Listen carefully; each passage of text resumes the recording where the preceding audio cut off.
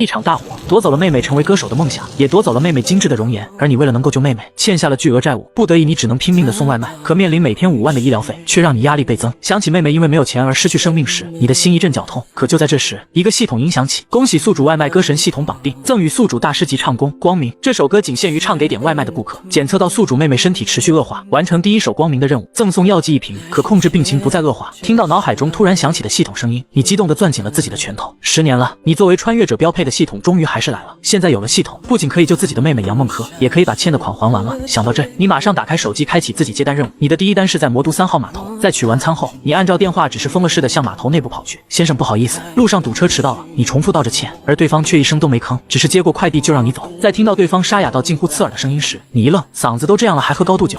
因为对方外卖点的是1瓶衡水老白干和1包花生米。你抬起头看着对方，眼中带着一丝焦急与果决，身上有股熟悉的气息。军人，这是一种直觉，属于同类的直觉。前世你也是一个入伍8年的老兵，所以你相信自己的判断。只见对方拿着酒与花生米，举起酒杯对着嘴就是猛吹了一大口。虽然对方的动作很快，但是你还是看见了一个微型的设备被吞进了肚子里。这是一个微型定位仪，此刻你的大脑不停在运转。军人，定位仪，码头，看来这人身上似乎有故事。刘磊在看到你仍待在原地，眼神瞬间变得无比的犀利。你怎么还不走？刘磊是某某诈骗集团的卧底，最开始还有几个战友跟他一起，但是现在只剩下他一个了。只要自己这次跟着他们的船走，就有机会找到这个集团的老窝，就能解救那无数被抓起来的大夏国人。你似乎明白了，系统让自己给这位顾客唱光明的意义了。紧接着你开口道：刘先生似乎心事很重啊，虽然你隐藏得很深，但是你的骨子里还是透露着一股军武气息，再加上刚刚你吞进去的微型设备和你急匆匆想要离开的神色，以上种种都说明了一件事，你要去执行一件绝密任务。刘磊闻言猛地一个箭步窜出，下一秒一把匕首抵在了你的脖梗处。你到底是谁？你与某某诈骗集团是何关系？尽管一把刀架在你脖子上，但你还是很淡定。刘先生，以你的这个状态去卧底的话，怕是不出1天就会被干掉。不要怀疑我的话，因为从某种意义上讲，我们曾经是同类人。刘磊内心大震，有些不可思议地看着你。那你倒是说说，我应该怎么办？我给你唱首光明，听完你的心境或许就不一样了。唱歌？刘磊不确定自己听完外卖小哥的歌，心境会不会有变化，但是想到自己现在的状态确实不适合上传，需要调整下自己现在的心态。万一被发现端倪，那之前的一切努力都将付诸东流。随着你点开已经从系统同步到手机上的光明，前奏响起。当灰烬查封了凝霜的屋檐，当车菊草化作深秋的露水，我用固执的苦藤做成行囊，走向了那布满荆棘的他乡。当大地铺满了悲泣的落叶，当杜鹃花化作月空的雾霭，祝福我吧，我最思念的情人，那就是我向你告别的身影。也许迷途的惆怅会扯碎我的脚步，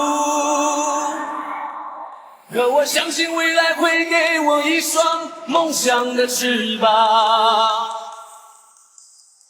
虽然失败的苦痛让我遍体鳞伤，可我真心光明就在远方。最后一句结束，直接把刘磊的情绪燃到了顶点，让刘磊瞬间破防了。内心那压抑了多年的情绪再也控制不住，瞬间迸发而出。这一刻，刘磊觉得这一切都值了，他的内心不再感受到沉重，释放过后再次燃起无限的光芒。谢谢你，你唱的实在太好了。刘磊深深地向你鞠了一躬，这一躬是代表自己，也是代表那某某集团内部无数的被骗少女。恭喜宿主获得顾客 SSSSS 评价，超额完成任务，奖励宿主神秘药剂1瓶，可以遏制宿主妹妹病情的持续恶化。此外，奖励宿主奖金20万，并获得宗师级唱功。你激动不已，这下妹妹终于有救了，而且20万的奖金也有了持续治疗的费用了。拿到药剂的你没有再接单，拼了命的往医院赶去。当你慌慌张张的推开病房的门的时候，看着浑身缠满绷带的杨梦珂再度戴上了氧气面罩，你那颗心瞬间又提了起来。你知道，只要杨梦珂戴上氧气面罩，就说明她的病情又持续恶化了。你大步来到杨梦珂床前，往外掏药剂的手都有些颤抖。而此时，杨梦珂似乎感受到了你的呼唤，微微睁开眼看了你一眼，用力的挤出了一抹笑容，有气无力的说道：哥。似乎仅仅一个哥字，就几乎抽空了杨梦珂所有的力气。看着你伤心的样子，杨梦珂几次想抬起手握住你的手，但是都没能成功。妹妹，哥哥找到解药了，你把药吃了，病就好起来了。杨梦柯闻言开心的笑了，他也知道自己的时日不多了，这段时间以来也足够连累哥哥。他知道，但凡有一点可能，你就会想尽办法给自己医治。尽管知道这种在野外求来的解药不靠谱，但是杨梦柯不想让你失望，还是乖乖的把药吃下去了。而这一幕恰巧让进来的护士看见，这位家属你怎么回事？为什么私自给病人取下氧气面罩？你知道护士误解了自己，但是现在的自己也无从反驳。护士拉着你走到病房外，破口大骂：你知不知道你刚才的行为是在加速他的死亡？连我们医院都还没有放弃，你作为他的哥哥就这么轻易放弃了？你被护士喷的一口气也说不出来，想反驳却又无从反驳，只好解释道：不好意思，护士小姐，我没有想要放弃，我现在就去交钱，你帮忙跟医生说我们用最好的药，一定要帮我照顾好杨梦柯，剩下的我来想办法。说罢，等你推开门走进房间的时候，被眼前的一幕彻底的震惊了，因为杨梦柯坐在了病床上，精神气也好了很多。哥，你刚给我吃了什么呀？那药剂吃进去以后，我就感觉自己体内出现了一股热流，之前被火烧伤的地方竟然在一点点的恢复，而且我感觉我现在浑身充满了力量。本以为自己已时日无多，就要跟哥哥天人两隔，但现在杨梦柯又对活着充满了无限的希望。随着系统音响起，请宿主尽快完成第2手系统任务。现在病情的好转只是暂时的，只有连续吞服7种药剂，病人才能完全康复，恢复正常人模样，并且每剂药剂的吞服的间隔时间不得超过48小时。看完系统提示，你瞬间呆在当场。虽然系统没说如果间隔时间超过48小时会是怎样，但是你不会让杨梦柯受到一丁点的潜在危险。你再次穿上自己身上的黄色战袍，脚蹬电动车踏板，一路风驰电掣。片刻后抵达了第2单的外卖地点——神宫600周年纪念真歌汇演现场。蔡徐坤，蔡徐坤！现场无数的女粉丝疯狂的尖叫着。这个蔡徐坤你知道，是一个流量明星，随便一个话题就会变成超话，成为某国的热搜榜第一。只是你听着他刚刚唱完的英语歌，内心就有些膈应。这是神宫600周年的宣传歌曲，你整一个英文歌，这不是打节目组的脸吗？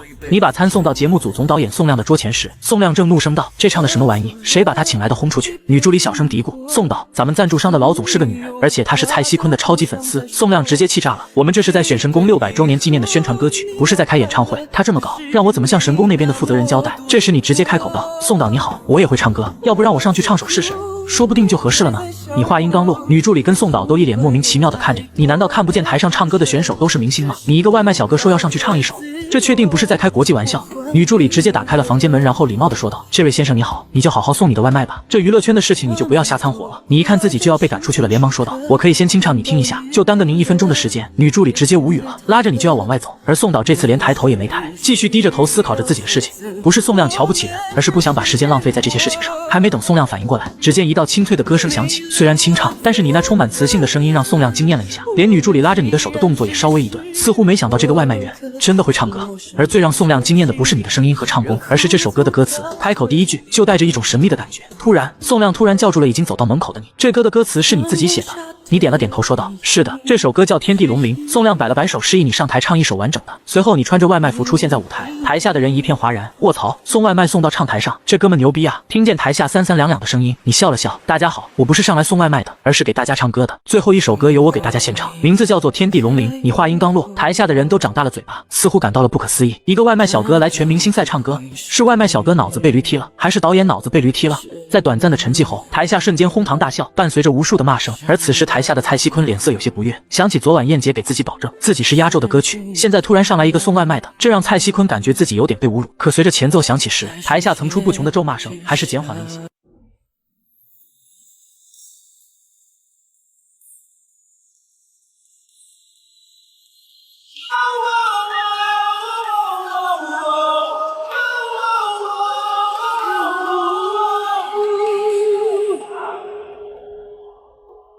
这江山我起笔，民族血脉有几万里，几世纪600年你弄得传人历经风雨，这荆棘中周地，一如君子气节不移，这龙壁瓦上流离，你是从这衰落又崛起，这龙鳞却曾经铿锵落地犹如碎冰，一片灵一寸心，故事飘摇我不忍听，人手里心手记，悠扬古琴弹君子心，我清醒等回忆，盘旋泱泱华夏文明。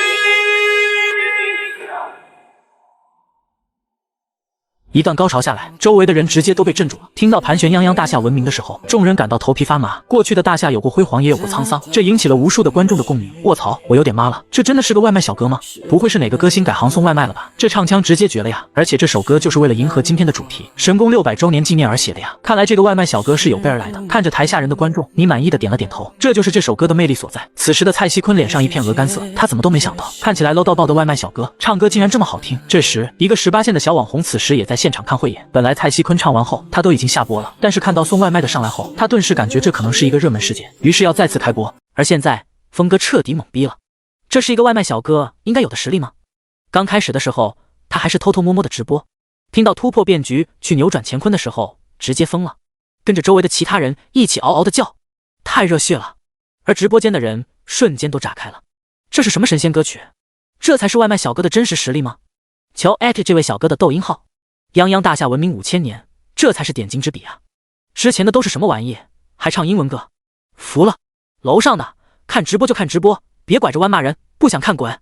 那位提英文歌的观众一下子捅了坤坤窝，瞬间被蔡徐坤的粉丝淹没了，整个直播间一片骂声。这龙鳞却曾经铿锵落地，犹如碎冰，一片灵一寸心，以小成其大，我坚信将民族的命运昂首抬起，再次复兴，由天地寻龙鳞，龙的血脉蔚然成灵。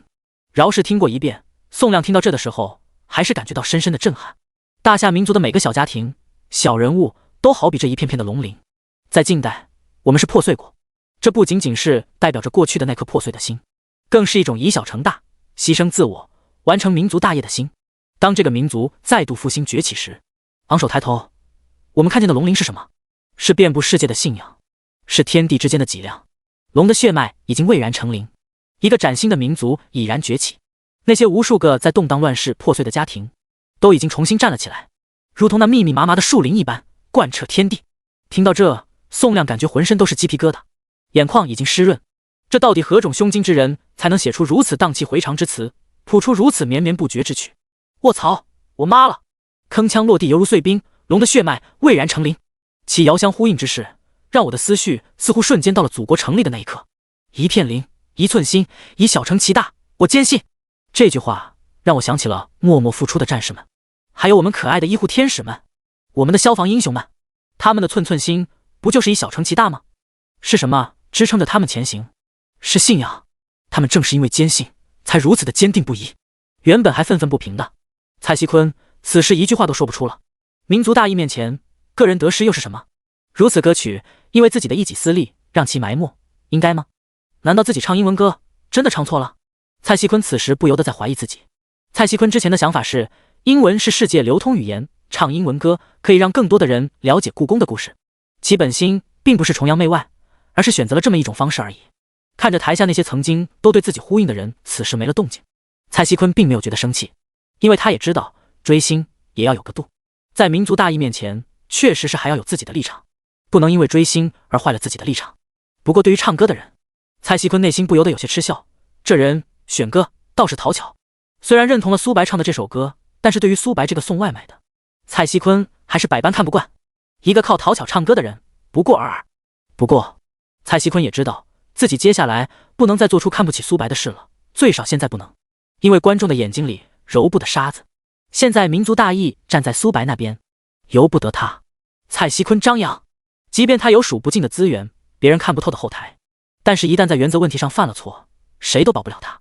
进军娱乐圈的那一刻起，蔡徐坤就明白一个道理，原则性的问题不能犯，所以还需要迂回战术。这龙鳞却曾经铿锵落地，犹如碎冰，一片灵一寸心。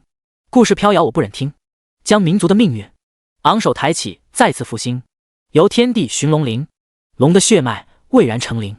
伴随着最后一个尾音，苏白结束了天地龙鳞的演唱，整个现场陷入了一片沉寂。就在苏白纳闷为何反应这般平淡时，现场响起了响彻天地的欢呼声。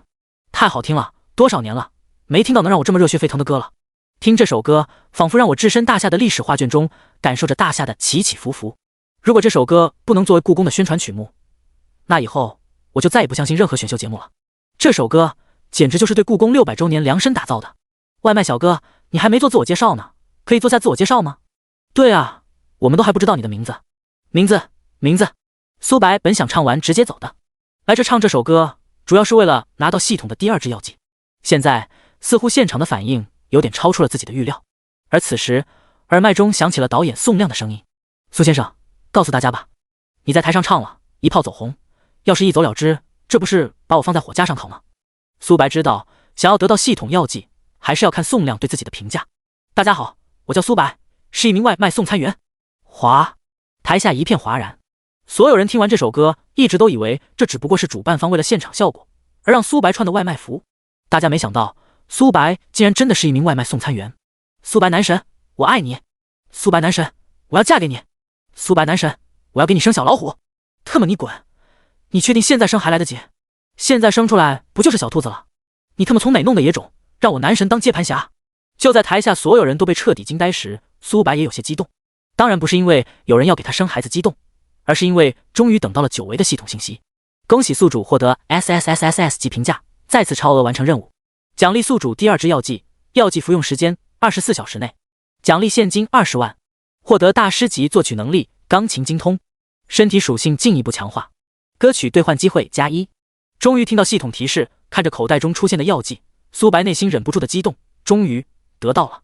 拿到药剂的苏白想立刻出现在小柯的身边，把药剂给他服用，片刻都不想耽搁。看着苏白唱完就跑，宋亮直接急眼了，什么联系方式都还没留呢，怎么能让从天而降的福星跑了？哎，苏小哥，等等，你等等！苏白一下子止住了自己的步伐，看着突然出现在自己眼前的宋亮，有些后怕，自己要是晚1秒钟，宋亮就会被自己强壮的身体直接撞飞了。强化完的身体可不是闹着玩的，到时候怕是不死即重伤。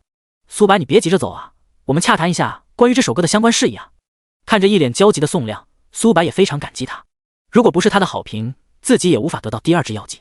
飞快地掏出纸笔，然后写上一串电话号码，跟宋亮说道：“宋导，我现在真有急事，等事后再联系。”看着身穿黄色战袍的苏白骑着电动车扬长而去，宋亮站在风中无比的凌乱。宋亮不敢想，到底是何事比这件事更重要？家里有人生小老虎，还是怕超时着急送下一单？呸呸呸，什么乱七八糟的！第8章，有必要见见这位草根英雄。苏白走后，宋亮看着手里的来电显示，脸色变得阴沉下来。本次选秀节目的总负责人李喜光最终纠结了很久，还是按下了接听键。宋导，你那边什么情况？那个送外卖的是你安排的？宋亮暗叹，该来的还是来了，但是还是硬着头皮说了句，觉得歌不错，临时安排的。胡闹，宋亮，你临时安排人经过我的同意了吗？蔡西坤为什么安排在你的那组？你自己心里没点数吗？燕姐的能量你也不是不知道，得罪了她，后面的事你自己担着，到时候别找我。挂断电话的宋亮有些哭笑不得，为什么华语乐坛一首又一首的好歌被埋没，有这些人从中作怪，能好才怪了呢？要怎么处理这件事，让宋亮一下子犯了难？魔都医院病房内，小哥，快，这是第2支药剂。杨梦柯有些疑惑地看着自己的哥哥苏白，这么快就研制出第2支药剂了？虽然内心有疑惑，但是为了不让哥哥担心，杨梦柯还是一口把药剂全部吞了下去。哥，怎么这么快就出来第2支药剂了？苏白知道，通过今天这么一出，自己再想隐瞒也已经不可能了，况且也没有隐瞒杨梦柯的必要。苏白笑了笑，说道：“小柯，你看一下抖音。”杨梦柯吃完第2支药，之前的那种浑身充满热量的感觉再次袭来。有了第1支药的经验，杨梦柯知道，在几个小时内，药效没解除前，自己会一直都是这种状态。拿出手机点开了抖音，刚开始刷还没觉得傻，但是当刷到第3条的时候，刷到一个外卖小哥在台上唱歌的视频，动听的歌声一下子就把杨梦柯吸引进去了。突然，杨梦柯感觉到这个声音有点熟悉。正在此时，拍摄视频的那人把镜头拉近，杨梦柯一下子瞪大了双眼，不可思议地看了看自己的哥哥，又看了看手机，那个外卖小哥竟然是哥哥。他知道苏白送外卖，但是却从来不知道苏白唱歌竟然这么好听，因为苏白从来没在杨梦柯面前唱过歌。苏白知道杨梦柯在等他的解释。那个科研机构的投资人也有个娱乐公司，我们之间有个约定，那就是我如果红了，要做那家医药科研机构下属的医药公司的代言人。代言人？红？这些词在杨梦柯听来是那么的熟悉，又那么的梦幻。曾几何时，这都是自己的梦想。现在自己成了这副样子，难道上天让自己的哥哥来替自己完成自己的梦想？看着发布几个小时就有了几万的点赞，也许真的有可能会红，但也仅仅限于网红吧。宋亮再次看着手里的来电显示，表情有些复杂，也有些惊喜。这次是故宫文化宣传的负责人张明科，他不知道张明科是来问罪，还是……宋亮知道，虽然李喜光是总导演，但是最终歌曲拍板还是张明科说了算。也就是说，只要搞定张明科，一切都好说。小宋啊，喜光说你这边要给我一个惊喜，你那边的汇演应该也结束了吧？惊喜呢？呵呵。听到张明科的话，宋亮就知道李喜光嘴里所说的惊喜是蔡徐坤，而不是苏白。但是蔡徐坤的那歌实在是……况且苏白的歌不能就这么埋没了。想到这，宋亮直接说道：“是啊，张主任，现在抖音上应该都传疯了，你也可以自己去看看。一会的时候，我也给你传过去节目组录制好的视频。这是一个草根，不过却唱出了大夏的信仰。哦，你这么说，我就有兴趣了。你宋亮的眼光，我还是信得过的。”电话那边传来张明科爽朗的笑声，宋亮暗自松了口气，还好，还好。挂断电话的张明科直接打开了抖音，看看是不是如宋亮所说的那样都传疯了。这龙鳞却曾经铿锵落地，犹如碎冰，一片灵一寸心，以小成其大，我坚信，将民族的命运昂首抬起，再次复兴。由天地寻龙鳞，龙的血脉蔚然成灵。视频一开口就是王炸，直接把张明科炸懵了。这龙鳞却曾经铿锵落地，犹如碎冰，由天地寻龙鳞，龙的血脉蔚然成灵。好，很好，非常好，一连三好。这霸气的歌词让张明科直接拍手叫绝，同时张明科内心好奇心一下子就被勾起来了，这首歌的完整版会是多么惊艳呢？由此开始期待，连刷了几个视频都是一段一段的，虽然只是听了几段，就已经让张明科拍手叫绝，连续撬动了张明科那沉寂的心，开始变得骚动起来。张明科有种预感，这首歌就是冥冥之中自己想要的感觉，实在等不及了，直接拨通了宋亮的电话，声音有些亢奋：“宋亮，赶快把完整版发过来，立刻，马上！”宋亮闻言一愣，然后会心一笑，知道这事十有八九要成了。到时候有了张明科的支持，即便是刘思燕再怎么施压，李喜光即便权力再大，也不敢太明目张胆了。他宋亮，他们可以不在乎，但是张明科这个故宫文化宣传的总负责人的面子，他们还不敢服。别看张明科这个职位不显，但是因为其特殊性，张明科拥有着常人所想象不到的人脉关系，得罪了张明科，就等于断了在燕京的道路。即便你刘思燕再手眼通天，还能把手伸到燕京去？张明科点开宋亮发过来的完整视频，这江山我起笔，民族血脉又几万里，由天地寻龙鳞，龙的血脉蔚然成灵。震惊，震撼，非常震撼。张明科感受到自己的整个身体都在热血沸腾，多少年了，没听到这么能让他心潮澎湃的歌曲了。作为故宫文化宣传的负责人，没有人能比张明科更能理解故宫的文化。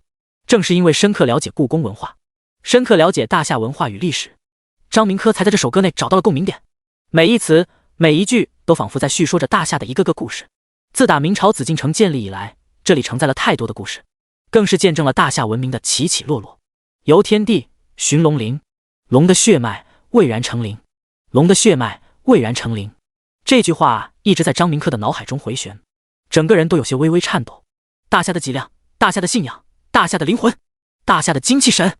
好，太好了，有必要见见这位草根英雄。在张明科眼中，能唱出大夏的精神的就是英雄。第9章，堵上门的记者。有了第2首歌的经验，苏白知道自己还是必须在短时间内去接第3首歌的任务。毕竟杨梦科服用第3支药的时间不能超过48小时。不过现在还有一件事要做。就在刚刚，苏白收到了导演宋亮的电话，说等苏白的事情忙完了，见面谈一下关于那首歌的事。在唱这首歌的时候，苏白就想过，这首歌献给故宫也无妨。现在宋亮要谈，去见一面也好。不为自己，为了给以后杨梦科在这条道路上铺路，自己也应该趟一趟这滩浑水。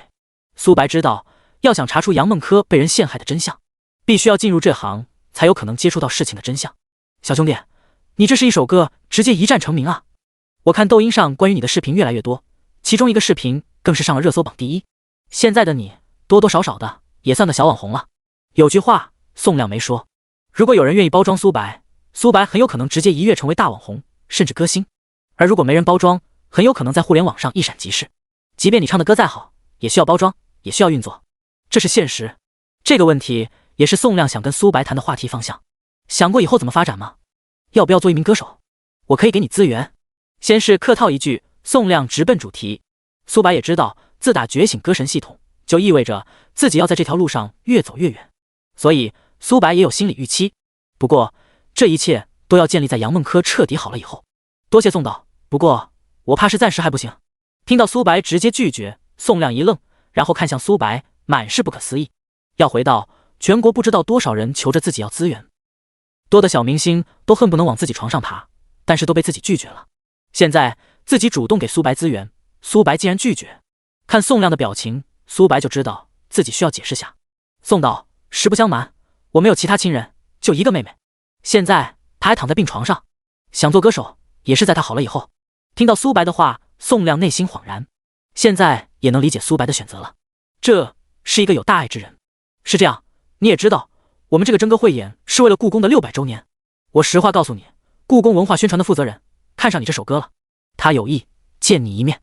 你别着急拒绝，这不影响你照顾你妹妹的。宋亮的话，苏白也懂，内心也很异动，打算等把剩余的5首歌唱完，拿到剩余的5支药剂，就跟宋亮谈相关事宜。就在苏白想要表明自己想法的时候，外面突然传来一阵嘈杂声，砰，门一下子被打开了，有几位保安在前面拦着，却拦不住众人的步伐。各位记者朋友，大家看到了吗？我当初跟你们说，那个送外卖的就是宋亮导演在自导自演，你们还不信？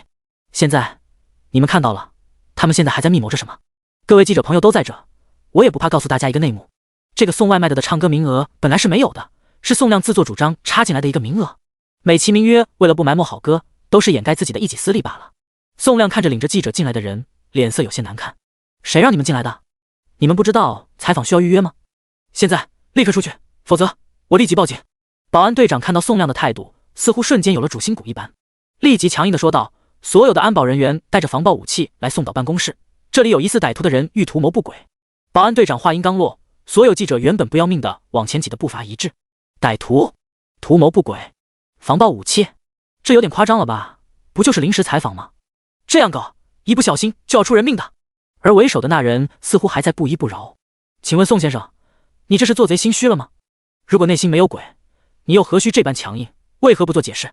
那人话音刚落，无数的闪光灯对准了宋亮。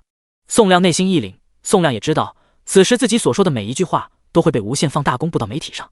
苏白往前走了一步，说道：似乎我才是这件事的当事人，你们更应该问我，是吗？苏白话音刚落，原本那无数对准宋亮的镜头一下子对准了苏白。然后为首的那人继续尖锐地问道：你跟宋亮到底是何关系？为何你没有在此次演唱的名单中，却能出现在舞台上？请如实回答我们的问题，你的每一句话我们都会用事实去验证。不得不说，这人的问题很犀利，一再地攻击着人的心理防线。苏白面带微笑问道：我可以回答你们的问题，不过我在回答你们的问题之前，你是不是应该先告诉我你是谁？总不能是个人冒充记者过来，我都要跟他解释一番吧。在你们没有解释清楚你们的身份之前，我们有理由相信你们是戴着记者的帽子前来欲行不轨。我想带着防爆装备的特种安保人员很快就能到达现场，你们如果解释不清你们的身份，吃苦头是小，吃牢饭怕是也逃不了。苏白话音刚落，几个记者陆陆续续地亮明自己的身份。这个身份没有什么好怀疑的，只是为首的人一直却迟迟没有亮出自己的身份证明。苏白的目光一下子对准了那个为首之人，眼神也变得犀利起来。你的身份证明呢？而此时无数的带着防爆装备的保安已经把这围了起来，连同苏白一起紧紧地盯着这个带队之人。强大的压迫感瞬间袭来，那人声音有点颤抖地说道：我只是个见证人，我要什么身份证明？对，我是见证人。苏白闻言立马转头看向了无数的记者。好了，各位记者朋友，这位先生只是事实的见证人，也就是意味着什么也不知道。现在你们告诉我，你们要采访什么？你们的消息来源出自何处？我想作为记者，你们的职业素养应该是实事求是吧，而不是捕风捉影。周围的记者一下子哑口无声，他们哪有什么证据？不过是有人出钱带他们过来而已，想着既有钱拿又有大爆料，何乐而不为呢？但是现在却无法开口。苏白再次转头看向了带头的人，那人不知什么时候已经悻悻地走了。第10章被骂上了热搜。随着那人跟着记者的离开，保安也都纷纷散了，宋亮也跟着松了一口气，同时给苏白竖起了大拇指。公关意识可以啊。苏白闻言笑呵呵地说了句，之前也算半个圈内人，言语中带着无尽的苦涩。宋亮表情惊讶地看着苏白，圈内人？难怪唱歌这么好听，之前受过专业培训。我就说呢，一个外卖小哥怎么会唱出如此优美的旋律？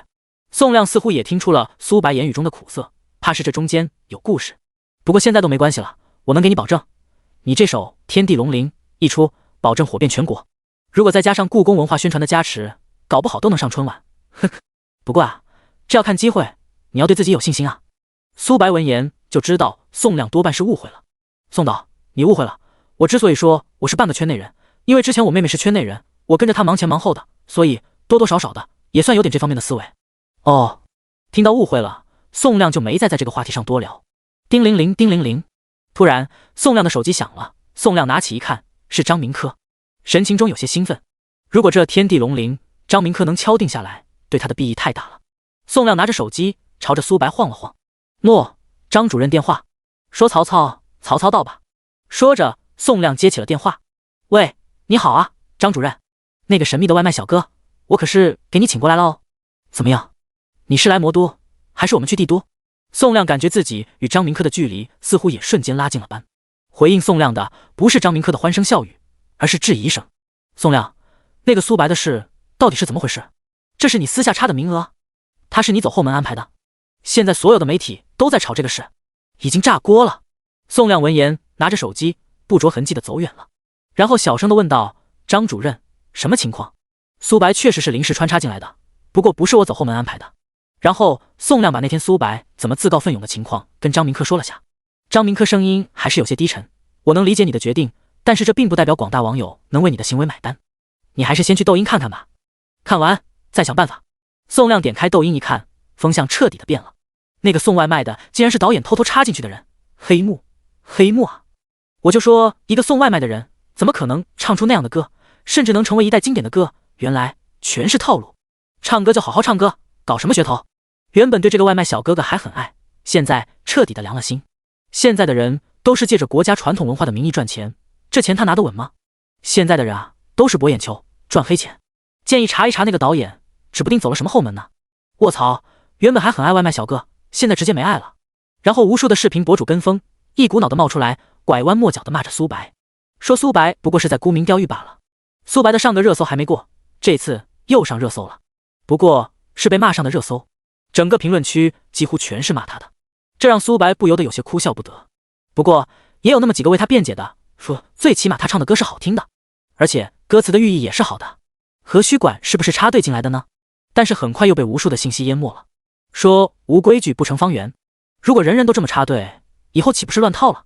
苏白看着全是在黑他的，心情也沉到了低谷。不过是想为了妹妹拿到救命的药剂而已，自己甚至都想直接把歌捐出来，自己不拿一分钱。结果现在还是有人拼了命的黑他，连想都不用想，绝对是有资本力量在后面操控着这一切。想到这，苏白有些愤怒，当初杨梦科就是被资本的力量毁了，现在又来毁自己。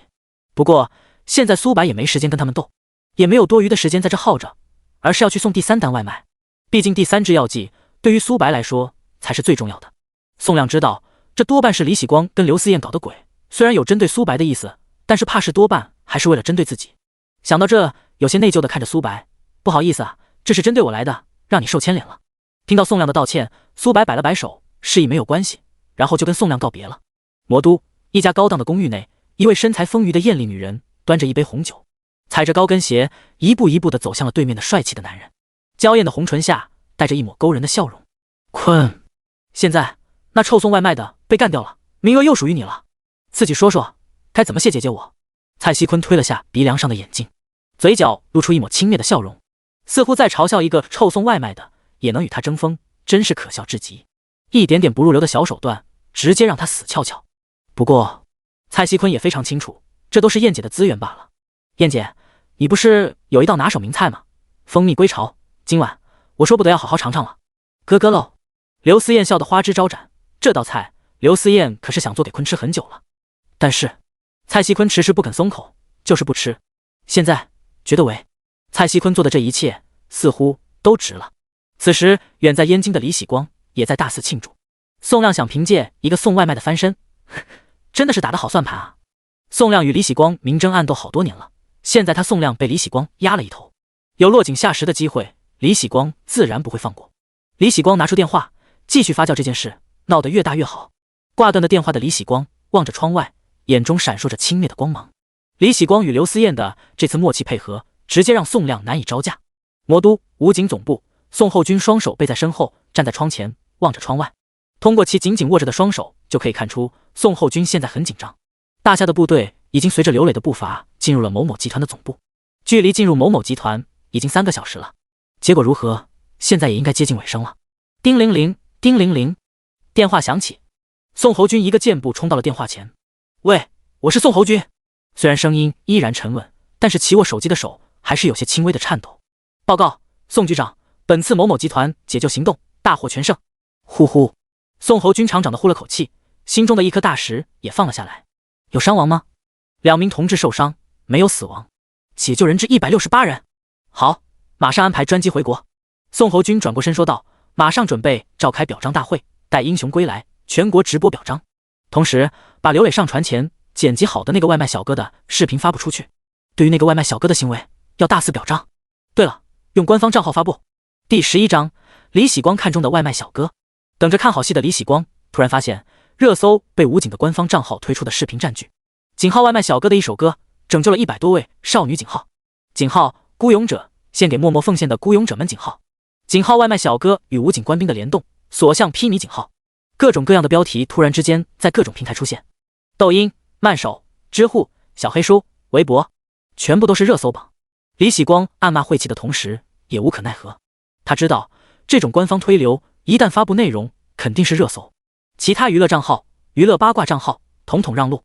当他好奇地点开视频内容的时候，震惊地发现所有的热搜的视频同出一源。大夏武警官方平台为一名外卖小哥推流，到底是何人物竟有如此之大的能量？同时李喜光嘴里还嘀咕，又是外卖小哥，怎么全都是外卖小哥？这几次的热搜离不开外卖小哥了。突然李喜光灵光一闪，不会是同一个人吧？说完李喜光自己自嘲地摇了摇头，怎么可能呢？点开视频，先是一段前景介绍，恭喜我国警方破获前段时间华北某网红所在的某某集团的人口贩卖集团大案，本次共解救被关押大夏人168人，他国有人数百人。在此之前，先让我们悼念之前卧底在某某集团牺牲的3人，国家决定授予他们革命烈士称号，同时对下面的这位外卖小哥的行为表示感谢。是他的一首歌让我们唯一的一位卧底警察坚定内心，从而破获大案。单纯的这一段独白就让李喜光内心充满了好奇，到底是怎么样的一首歌才能让一个坚定如卧底警察那颗飘摇不定的内心再度沉寂？坚定内心，因为大家都知道卧底警察的心理素质是最强的，能让卧底警察心理活动比较大的，那么唯有一件事了，怕是就是开头所说的那3人牺牲的事了。你的心不平，我给你唱首歌吧。歌曲的名字叫做《孤勇者》，都是勇敢的。你额头的伤口，你的不同，你犯的错，都不必隐藏。你破旧的玩偶，你的面具，你的自我。他们说要带着光驯服每一头怪兽，他们说要缝好你的伤。没有人爱小丑，为何孤独不可光荣？人只有不完美，值得歌颂。谁说污泥满身的不算英雄？仅仅是前半阙就让李喜光感受到了震撼，略显深沉的声音中似乎蕴含着一种强大的力量，给人以莫名的鼓舞。爱你孤身走暗巷，爱你不跪的模样，爱你对峙过绝望，不肯哭一场，爱你破烂的衣裳，却敢赌命运的枪，爱你和我那么像，缺口都一样。去吗？配吗？这褴褛的披风，战吗？战啊！以最卑微的梦，致那黑夜中的呜咽与怒吼。谁说站在光里的才算英雄？听到这，李喜光也感觉自己的头皮发麻，太热血了。纵然这个外卖小哥仅仅只是一个背影，但给李喜光的感觉却是那么伟岸。这大抵就是这首歌赋予他的力量吧。现在李喜光似乎能够理解为什么这个外卖小哥能够以一首歌安抚那个卧底警察的心了。想到这，李喜光脑海中突然冒出一个想法，宋亮能够找来一个外卖原唱天地龙鳞，自己也能找个外卖原唱孤勇者。虽然那首天地龙鳞的质量很高，但是这个孤勇者的质量丝毫不差，而且现在天地龙鳞的那个外卖员是一致差评，而这个外卖员却是正能量的代表。想到这，李喜光突然想到，这么抢手的歌手，如果自己慢一步，怕是直接会被人抢了去。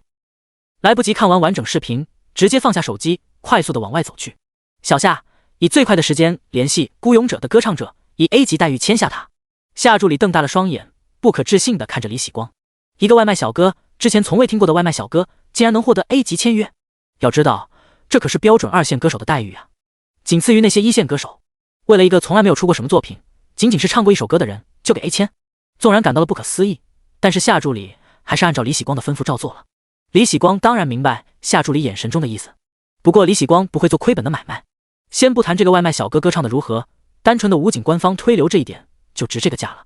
有了这个基础，稍微一包装，保证火的发紫，哪怕只是火一阵子，也足够捞回10倍100倍的报酬了。这点投资眼光，李喜光还是有的。既然决定狙击宋亮了，李喜光决定直接来个一击毙命。斗了这么多年，也是时候画上一个圆满的句号了。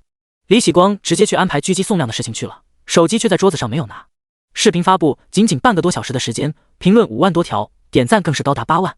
致敬大夏警察，致敬行走在夜间的孤勇者们，爱你孤身走暗巷，爱你不跪的模样，歌词写得太好了，我大夏威武霸气。你们难道没有发现吗？这个孤勇者的演唱的外卖小哥跟天地龙鳞的外卖小哥好像是同一个人。这人的评论一出，底下彻底炸翻了。卧槽，你不说我还真没注意，这完全是2种风格迥异的唱腔啊，不太可能吧？2种风格驾驭的都这么好，而且还都是原唱歌曲，真的是同一个人？之前骂我苏白男神的，现在都给我滚出来！不是说我男神苏白是沽名钓誉之辈吗？你不沽名钓誉，你也帮警方破获的大案试试。有如此胸襟的男人，应该不至于走后门，提前串通好来博大家眼球吧？我觉得这中间是不是有什么误会？苏白本人是不是出来澄清一下？我们大家都是相信你的。李喜光没有看完完整的视频，夏助理可是一丁点都没有落下，全部都看完了，就连评论区也大致看了看。看到这个唱孤勇者的外卖小哥，竟然是最近正在热搜上的外卖小哥天地龙鳞的创作者苏白的时候，夏助理似乎明白了李喜光的战略眼光。在他身处黑暗的时候抛出橄榄枝，这种雪中送炭才是最让一个歌手感动的。有了2首歌做基础，相信这个苏白也值这个价了。想明白这些，夏助理也有些佩服李喜光了。第12章被争着签约。李喜光看着手中的证据，残忍地笑了笑。人们只相信最终的胜利者，所以宋亮对不起了。即便知道自己手中的证据是伪造的，但是李喜光还是充满了自信。当正义属于自己这边的时候，人们会相信正义一方的证据的。而想要掰倒宋亮，只是让他彻底的臭名昭著，这就够了。魔都医院的病房内，苏白坐在病床边，正在温柔地削着一个苹果。杨梦柯放下手中的手机，一脸崇拜地望着眼前的哥哥。他一直都幻想他的哥哥是个超级英雄，在他内心也一直把哥哥当成超级英雄，但是他从来没想过自己的哥哥竟然有一天真的变成了超级英雄。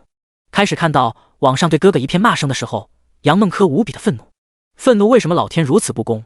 自己哥哥只不过是唱了一首歌，火了就要遭人如此妒忌。他愤懑自己帮不上哥哥任何忙，变得无比的懊恼。现在看到网上对哥哥的评价变成了一致好评，都在惊叹哥哥惊人的才华。完全2种风格的歌曲竟然能够如此完美的驾驭，杨梦柯由心的感到开心，似乎比自己取得如此成绩还要开心。哥，你说的那个药剂的科研机构都是杜撰出来的对不对？听到杨梦柯的话，苏白削苹果的手瞬间停止，内心不由得变得有些紧张。对于系统的事，他不知道该跟杨梦柯怎么解释。那是军方的科研机构对不对？你是因为帮了警方的忙才有资格获得那个药剂是吗？听到杨梦柯的问话，苏白松了口气，佩服杨梦柯脑洞大开的同时，也顺应着杨梦柯的话点了点头。小哥，对不起啊，之前怕你担心，所以……不过你不需要想那些，你安心养伤，相信我，你很快就会好起来的。苏白望着杨梦柯的眼神满是温柔与关怀。杨梦柯似乎很享受这个过程，甜甜的一笑。哥，你怎么这么淡定啊？你都火到没边了，你还一点感觉都没有，也不看手机。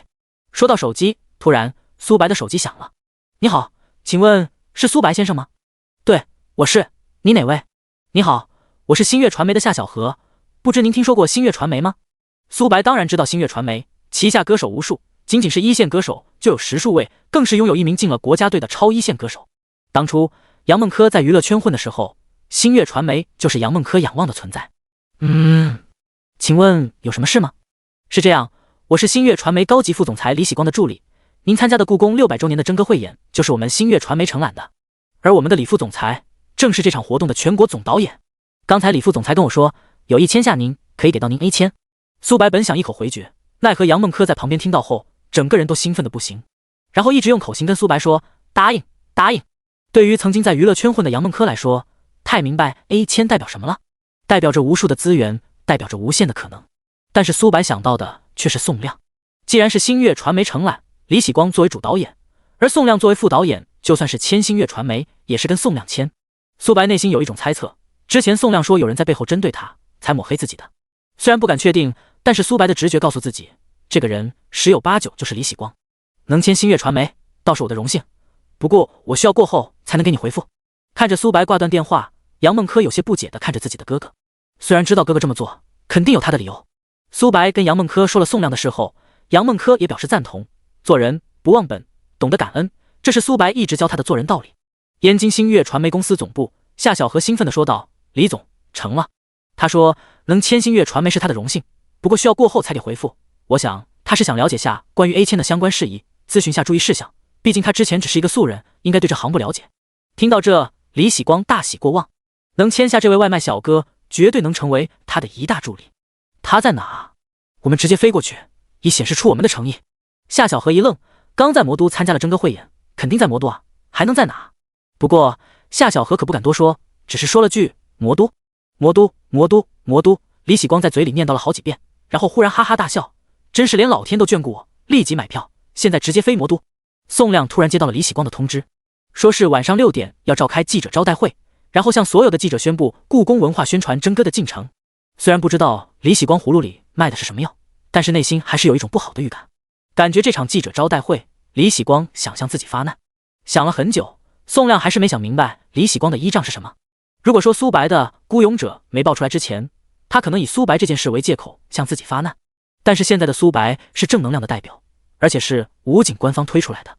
李喜光敢冒天下之大不讳来声讨苏白，声讨自己，他没有那么傻。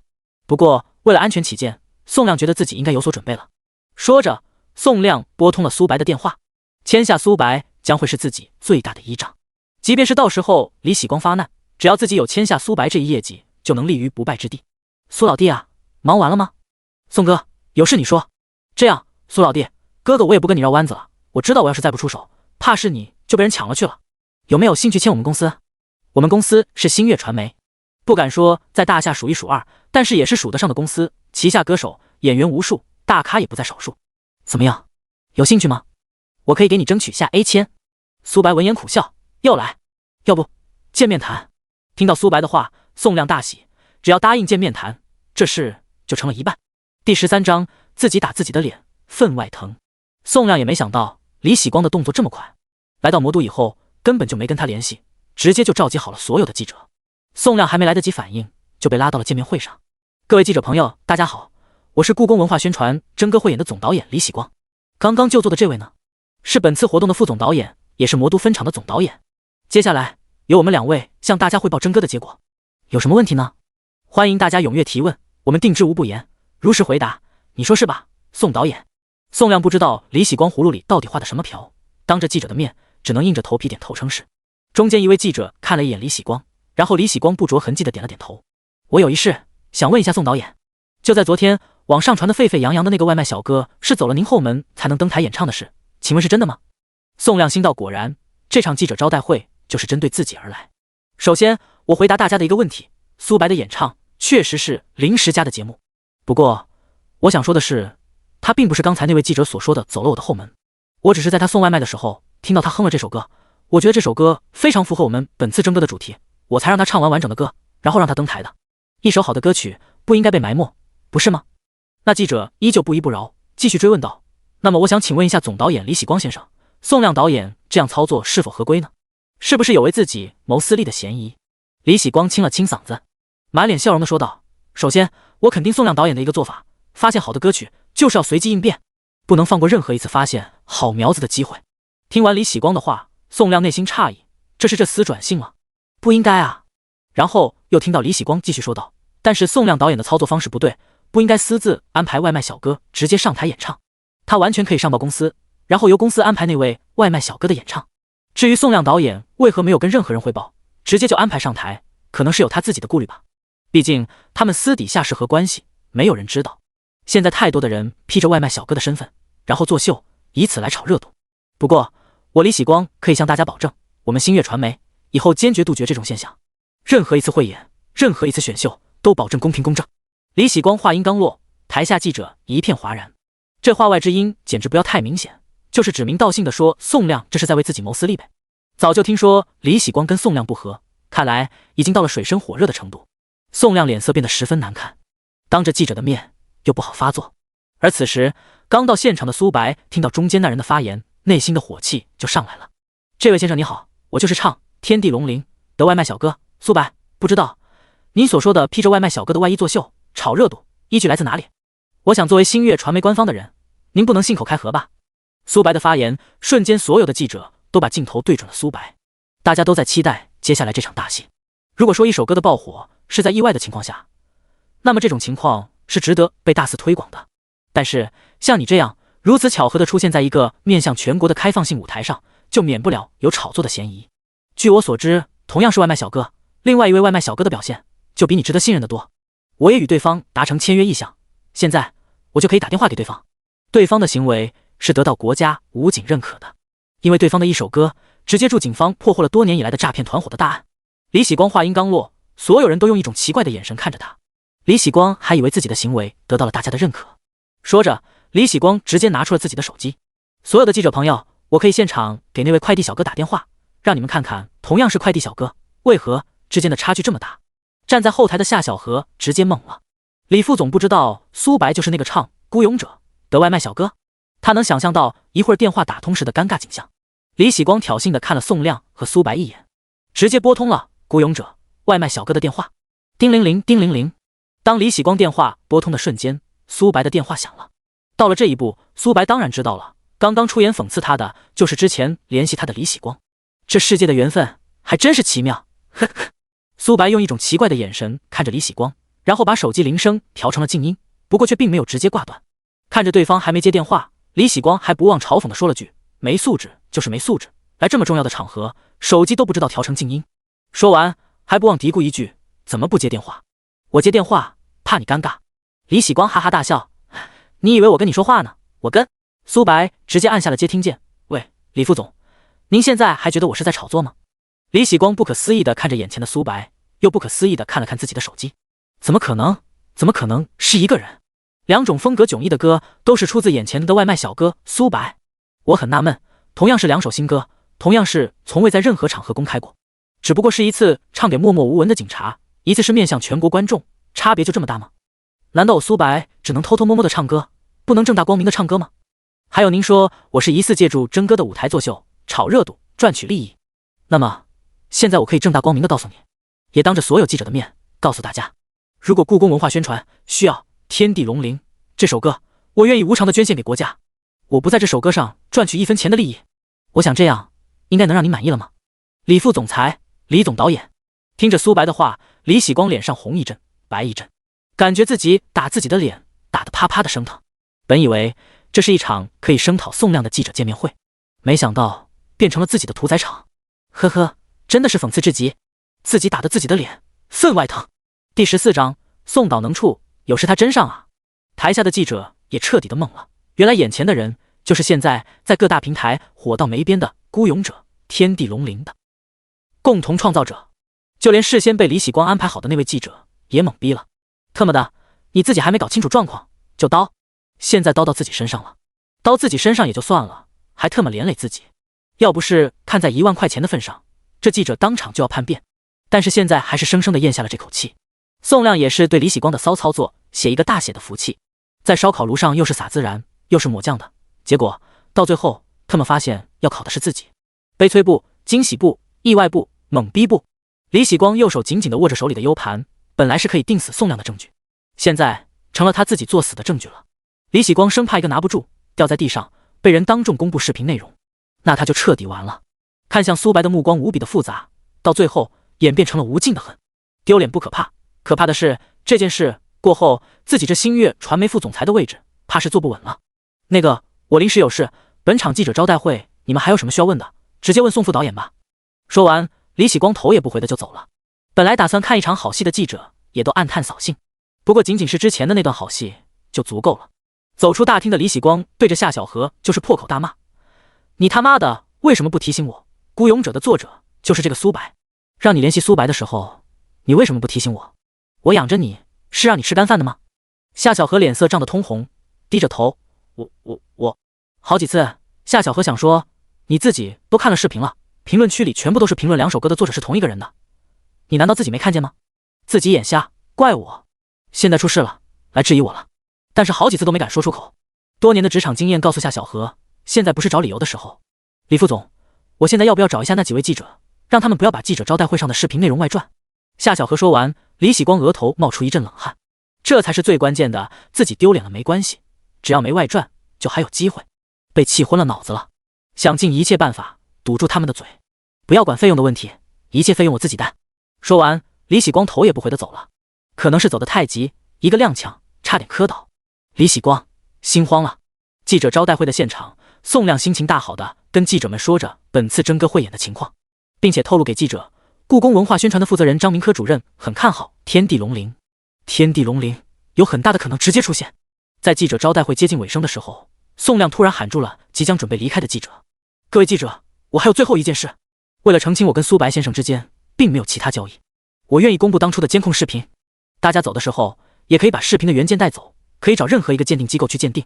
我可以保证，这是原始视频，没有经过任何剪辑跟加工。不过，请大家在看视频之前，先把手中的录像设备关闭。苏白闻言有些意外地看着宋亮。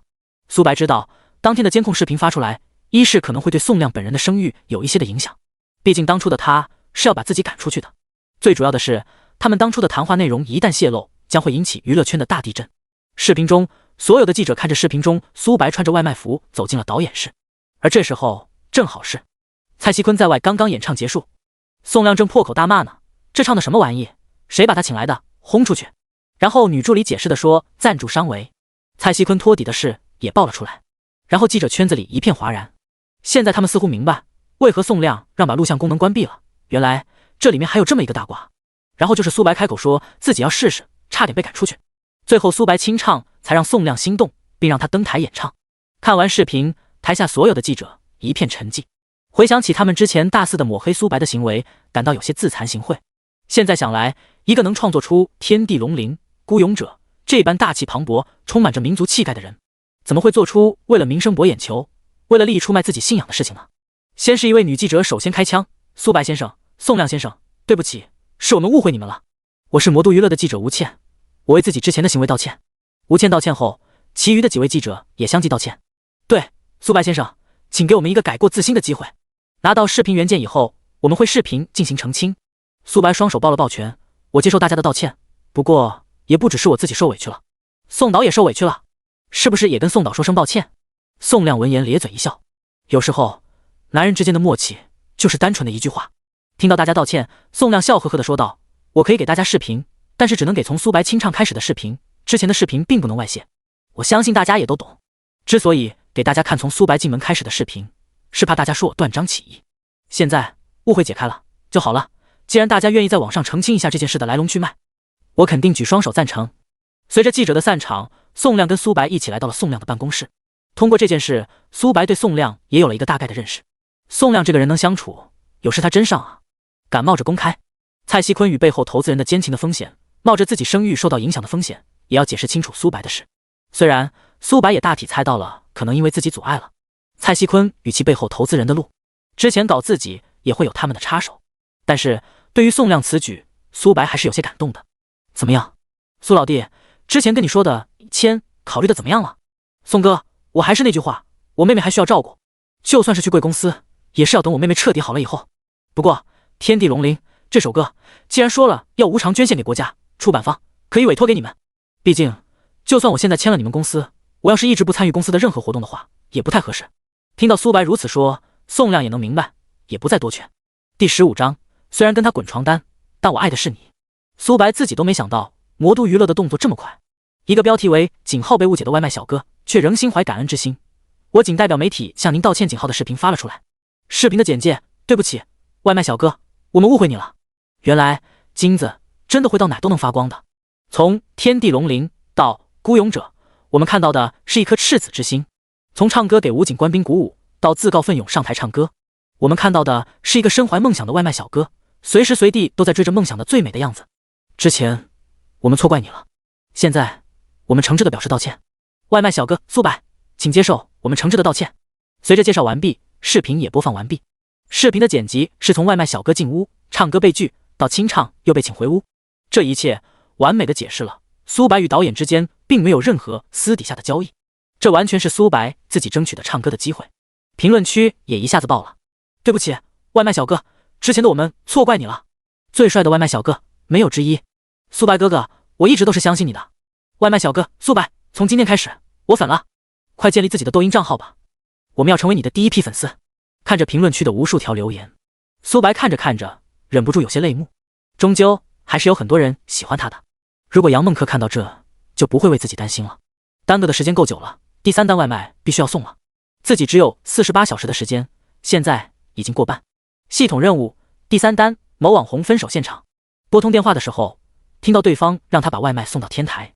虽然有些纳闷，但是苏白还是照做了。没办法，这是自己的第3个点餐员，是否能拿到药剂，还要看他对自己的评价。走到天台一看，地上摆满了蜡烛，蜡烛周围被无数的花瓣围绕。不远处的桌子旁坐着一男一女，只是这气氛看起来有些尴尬。男人穿着一身帅气的西装，脸上全是复杂的滋味。女人身穿晚礼服，精致的妆容下可以看出这是一个漂亮的女人。先生，您点的餐。男人拿过外卖，从外卖袋子中拿出红酒、牛排、沙拉、甜点。男人有些绅士的说道：这位外卖先生，请问可以耽误您的时间，帮我们2个做一下见证吗？见证？求婚吗？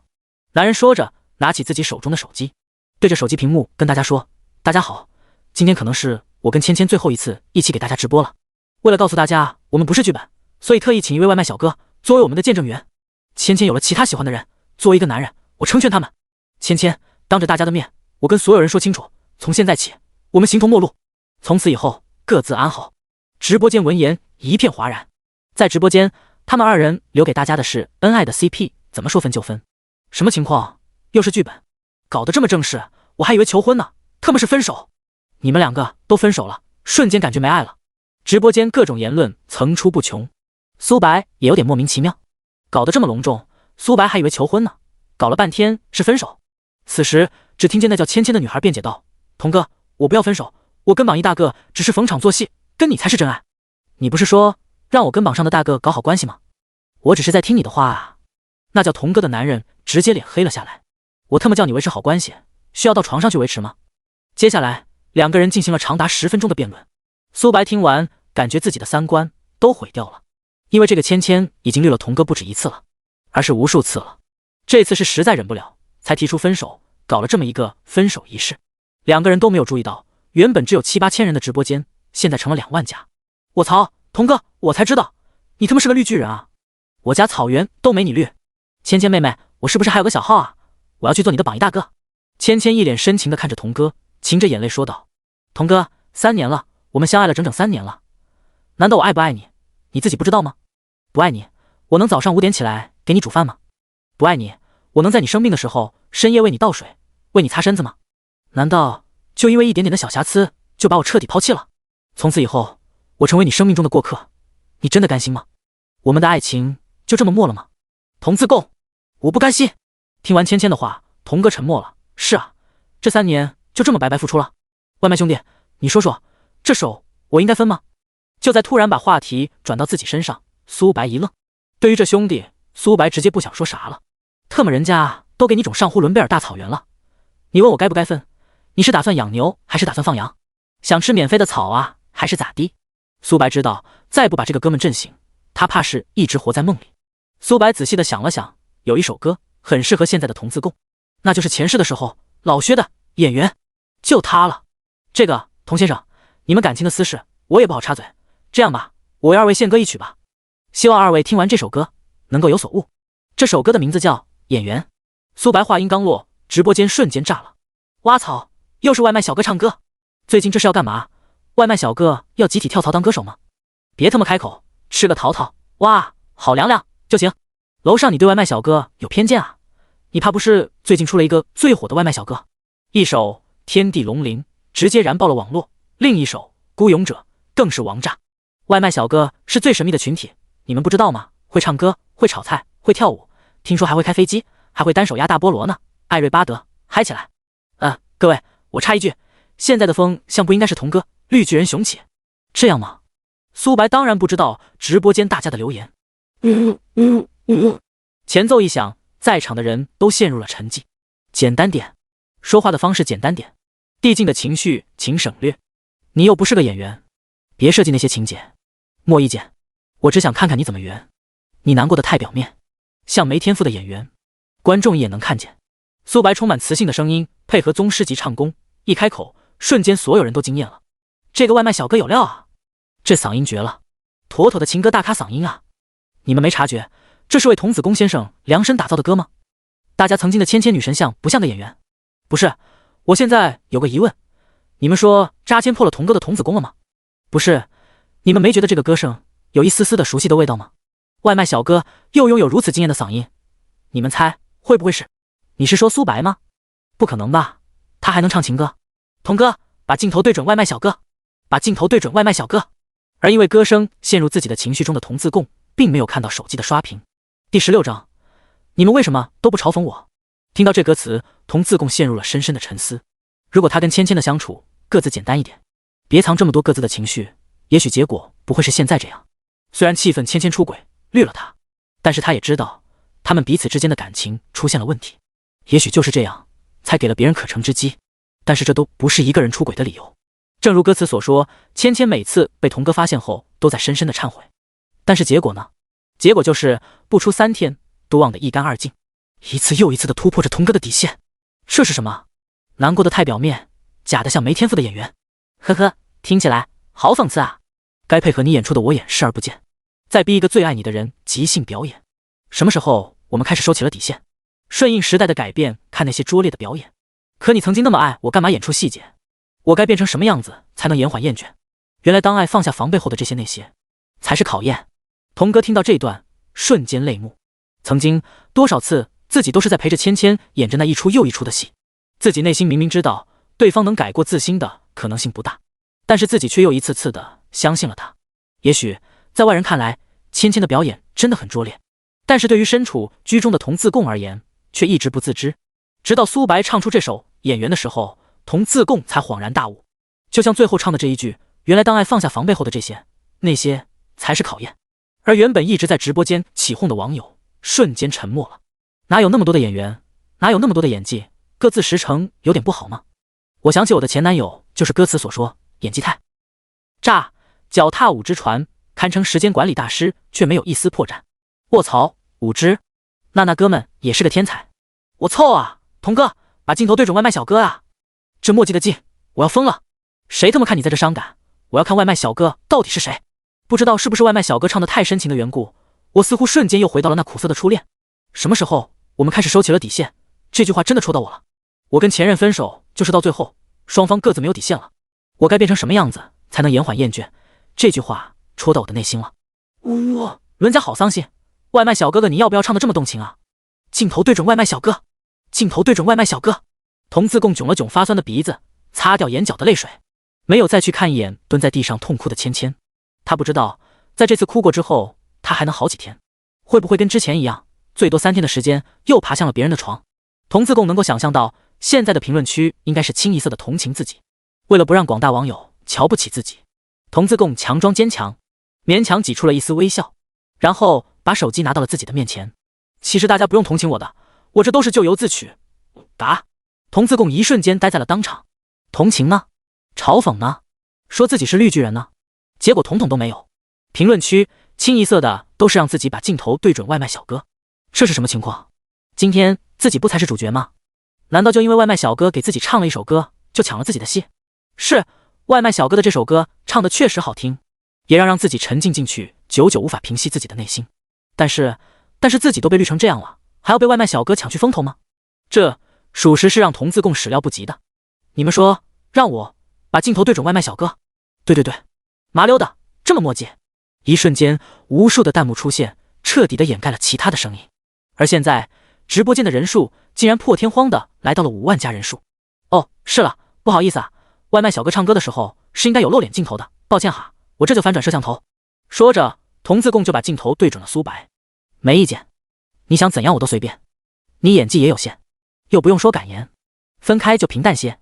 该配合你演出的我演视而不见，别逼一个最爱你的人即兴表演。什么时候我们开始没有了底线？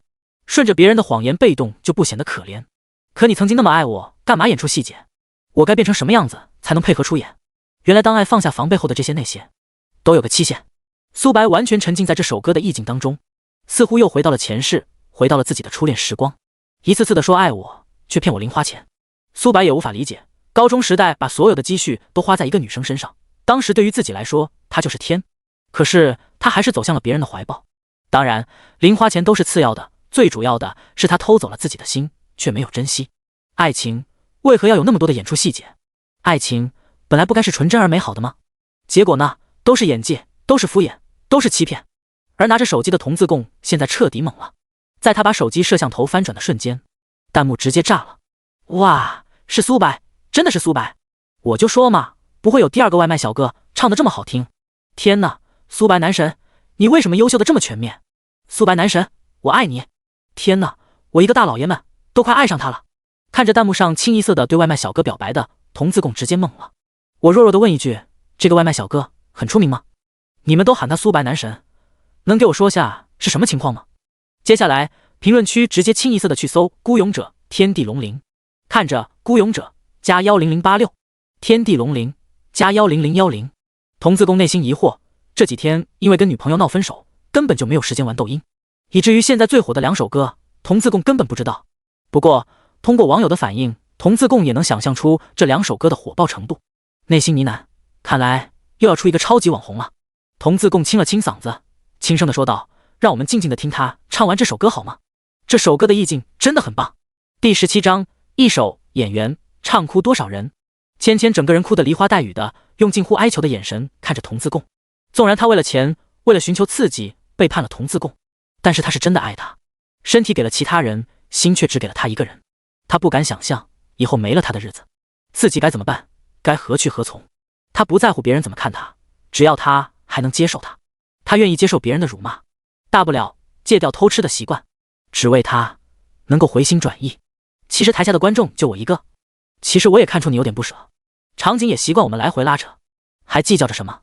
其实说分不开的也不见得，其实感情最怕的就是拖着，越演到重场戏越哭不出了，是否还值得？该配合你演出的我尽力在表演，像情感节目里的嘉宾任人挑选，如果还能看出我有爱你的那面，请剪掉那些情节，让我看上去体面。可你曾经那么爱我，干嘛演出细节？不在意的样子是我最后的表演，是因为爱你我才选择表演，这种成全。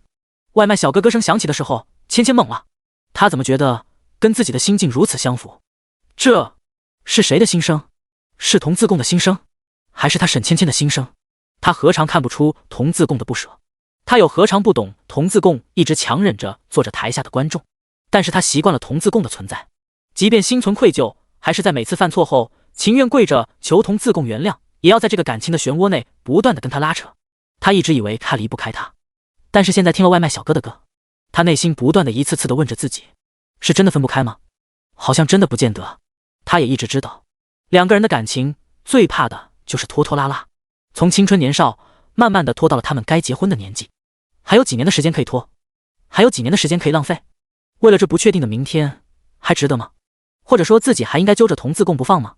也许还爱，也许还有丝丝的不舍，但是两个人的缘分真的到了，走到了尽头了。如果还能看出我有爱你的那面，请剪掉那些情节，让我看上去体面。可你曾经那么爱我，干嘛演出细节？不在意的样子是我最后的表演，是因为爱你我才选择表演，这种成全。听到这段，沈芊芊彻底的嚎啕大哭。罢了罢了，之前的你卖力的在我面前表演，你累我也累，也许放手也是一种成全。沈芊芊大声的喊道，童自贡，请你记住，我沈芊芊对不起你，但是也曾经深深的爱过你，谢谢你，因为爱我才选择表演，谢谢你的这种成全。今天过后我们一别两宽，此生不见。说完，沈芊芊拿起桌上的钥匙转身离去。就在门关上的一瞬间，童自贡一下子想被抽走了所有的力气，无力的瘫坐在地上。纵然内心有百般恨，纵然内心下定决心这次一定要分手，纵然之前的自己表现的是那么决绝，但是真的等到分手到来的那一刻，童自贡感到自己的内心是那么的痛。明明知道是彼此成全，可是为什么灵魂却变得那般空虚？看着童自贡空洞的眼神，苏白低声呢喃，世间文字千万个，唯有情字最伤人。此时的弹幕一下子变得无比的伤感，哭了。听完这歌，让我想起了我的初恋，曾经是那般甜蜜，可结局是那般苦涩。吃一堑长一智啊，兄弟们，不要急着付出自己的真心，要先弄清楚什么是喜欢，什么是爱。老子没文化，但是老子此刻好像眼睛里好像进了沙子。对，老子是进了沙子，老子没哭。我也不懂什么华丽辞藻，也说不出什么动听的话，我只想说，外卖小哥牛逼，苏白牛逼。童自贡看着已经10万加人数的直播，却一点都开心不起来。直播间华子一个接一个的不断，之前从来没有进过全榜前10，而现在却成了全榜第1。没有 PK， 没有回流，凭借着无数网友的真性情，凭借着无数网友被打动的心，让自己登上了全榜第1。但是童自贡知道，这些华子都不是冲着自己来的，而是冲着那个唱歌的外卖小哥，自己刚刚重新认知的外卖小哥苏白，被无数网友奉为神的外卖小哥。苦涩的笑了笑，然后童自贡跟苏白说道：“你好，苏白先生，刚开始不知道你的身份，所以有所怠慢，不好意思啊。”苏白闻言不在意的摆了摆手：“直播间的哥哥姐姐们都想跟你说说话，你能过来跟大家打个招呼吗？”苏白闻言点了点头：“大家好，我是苏白。”哇，苏白男神终于露正脸了，苏白好帅，好帅，我要疯了！苏白男神，你什么时候开通抖音账号啊？我好喜欢你的孤勇者，我玩王者的时候听着这歌蹭蹭上头，感觉热血澎湃，直接五杀呀哥哥！你们知道男人什么时候最幸福吗？就是屏幕中出现5条白线的时候。天哪，我要幸福的晕过去！孤勇者确实热血，但是我喜欢你的天地龙鳞，我们大夏文明在这首歌中展现的大气磅礴，淋漓尽致，挥洒自如，七进七出。特吗？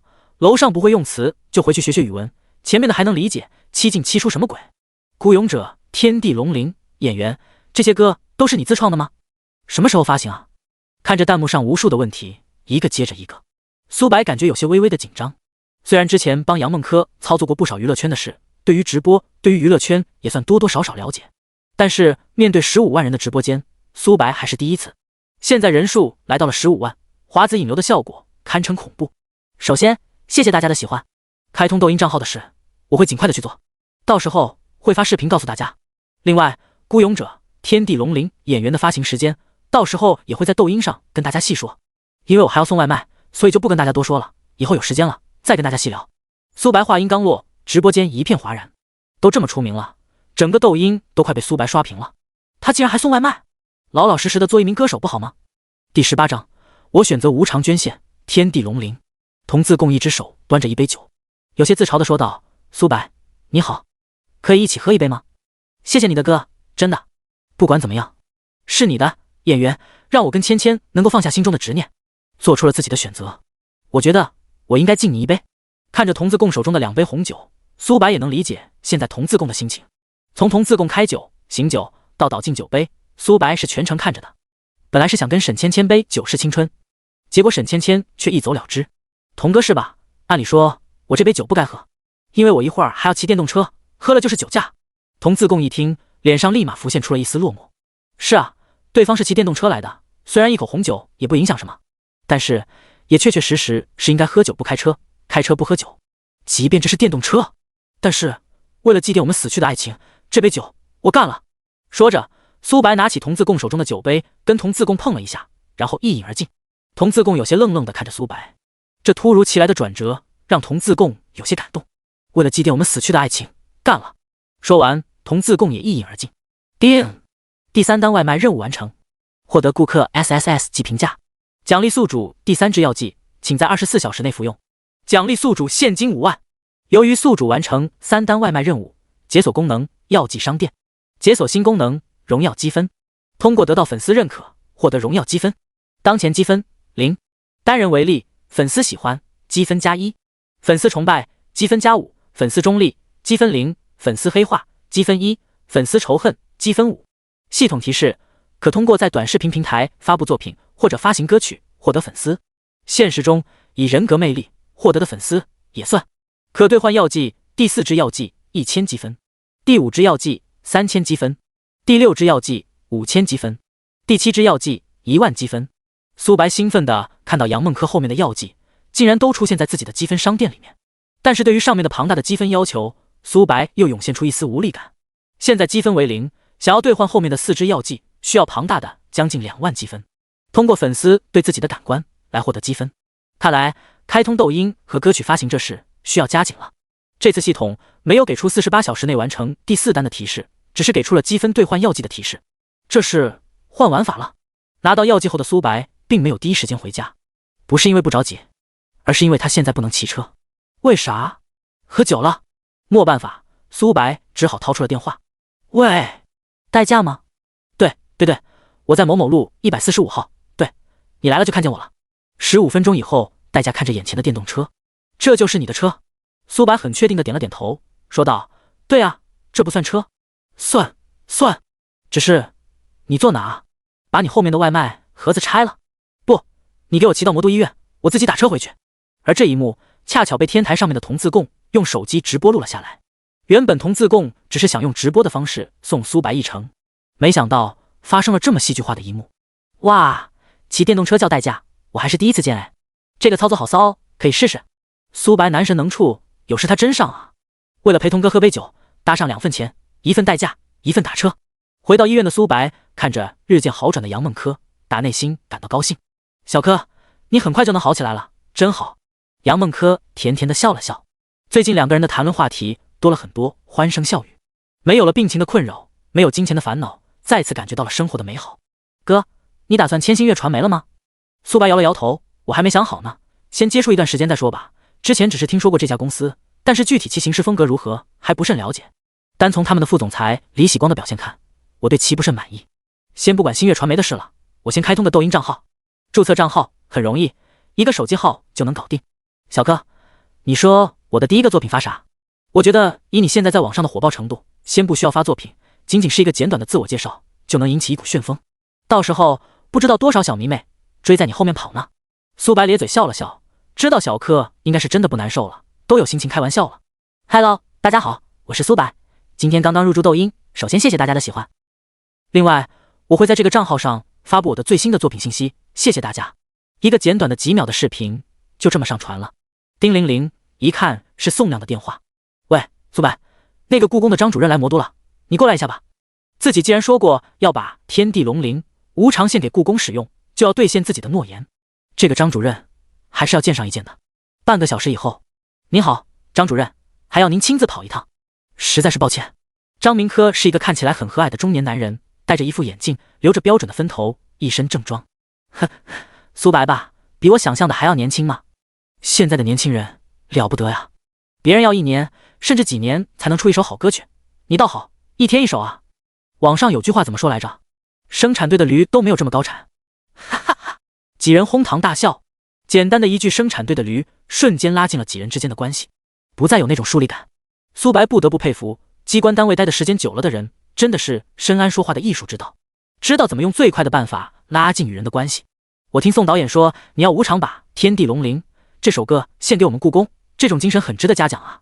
不过我也听宋导说了你的情况，令妹还在住院，我们说什么也不能免费拿你的歌。这样吧，原本我们对故宫文化宣传的录用歌曲设有50万的奖金，这个奖金你还是拿着吧。苏白摆了摆手，不了，说了无偿捐献就无偿捐献，不能言而无信。另外，我妹妹的住院的费用已经解决了。眼看着苏白坚持，张明科跟宋亮都眼睛一亮，然后笑了笑，没有再多说什么。他们都懂，无偿捐献给故宫歌曲跟收取报酬再把歌曲贡献出来，效果是完全不一样的。对于其前途，无偿捐献要比收取报酬大得多。年纪轻轻就能想到这点，不容易。第19章，苏白并非天地龙鳞，原唱。哎，女士，没有经过允许，你不能进，你不能进。砰，门被一脚踹开了。苏白、张明科、宋亮3人齐刷刷地看向了门口的不速之客。刘思燕怒气冲冲地说道：宋亮，你有什么资格把故宫的宣传歌曲直接定稿？你经过专家评审了吗？你召开全体会议了吗？突然，刘思燕看见了旁边的苏白，大声地怒斥道：好啊，宋亮，你口口声声说跟这个苏白没有其他任何关系，他唱那首歌也是意外情况，那为什么他总是会出现在你的办公室？你们到底在密谋着什么？这一切是不是都是你们串通好的？你们用这种方式博眼球、博流量，我不管，但是别欺负到我刘思燕头上。我就直接告诉你，如果定稿结果没有，蔡徐坤的那首歌，新月传媒将会因为违约直接赔付我5000万的违约款。刘思燕的这一番言论彻底的惊呆了在场的几人。张明科有些不解的看向宋亮，不知道这来人到底是何种身份，竟然这么大的口气。宋亮有些苦笑着跟张明科解释道，他是新月传媒的战略合作伙伴，我们新月传媒的一些外场演出都是由他们进行组织赞助的，对于演员跟歌手，他们有优先推荐权。但是也仅仅限于推荐权。张明科脸色有些奇怪地问道：“那他说的蔡西坤是怎么回事？不是只有推荐权吗？怎么还牵扯到最终定稿了？”闻言，宋亮也是百般无奈。当初星月传媒遇到困难，差点资金链断裂，是刘思燕代表的惠思资本伸出了援助之手。当初星月传媒的创始人给了刘思燕允诺，每年之中惠思资本有一个一锤定音的名额，如果星月传媒反悔，那就是星月传媒违约。对于这件事，宋亮也没有任何办法，毕竟这是公司高层的决定，而他只不过是本场活动的副导演。张明科听到宋亮的解释，火气瞬间就上来了。胡闹，这是在给故宫选歌，这是代表着国家的形象，岂能如此儿戏？一个资本说是谁就是谁。然后张明科一脸怒气地看着刘思燕：“天地龙鳞，是我拍板的。”刘思燕看张明科气质不凡，也猜到他可能是故宫文化宣传方面的负责人张明科，但是想到蔡西坤不仅仅是他的痉挛，更是他疯狂的敛财机器，绝对不能放弃。蔡西坤，蔡西坤所能给他带来的商业价值，甚至可以比肩整个星月传媒。没办法，现在就是流量为王的时代，蔡西坤的变现能力太恐怖了。如果能让蔡西坤成为故宫文化的宣传大使，其商业价值更是直线飙升，届时将直接超过星月传媒所能带来的利益。即便知道对方是故宫方面的负责人，也只能装傻了。哼，哪里来的老家伙？你说拍板就拍板，你算个什么东西？滚！刘思燕没有留丝毫的余地。常年在圈内混的刘思燕非常明白一个道理，一开始走在对立场上的人，要缓和的可能性不大，即便是能够缓和，也需要双方各自做出让步，而自己一旦让步，怕是宣传的名额就会直接被割走了。所以几乎在一瞬间，刘思燕就做出了决定，那就是既然得罪了，就得罪到底。双方对抗，取胜方式除了以势压人星月传媒外，还有另一种结果，那就是通过其他力量让本次博弈的对象换人。现在是张明科说了算，等明天换个人说了算不就好了？身在资本圈子，这种事情见得太多了。张明科也没想到这个女人这么嚣张跋扈，开口就是满嘴脏话。哼哼，宋亮，你这地方治安看起来不太好啊，怎么随便放狗进来乱咬人？既如此，我们还是换个地方吧。张明科也知道跟对方吵也没什么好吵的，说完就往外走。老东西，你骂谁呢？怎么，你们蛇鼠一窝，还不允许别人说了？提前串通好，然后你自己搞一言堂，真是打得好算盘。怕是你选的《天地龙鳞》这首歌早就准备好了吧？然后推个你的人出来，以这种博眼球的方式唱，你信不信我一纸举报信交上去，我看看你这位子还能不能坐得稳？原本想要离开的张明科瞬间停下了自己的脚步，他可以对脏话视若未见，但是对于往其身上泼的脏水不能视而不见。刘思燕说话要讲求证据，而不是像一条狗一样在这乱吠。你说我们串通好的，你的证据呢？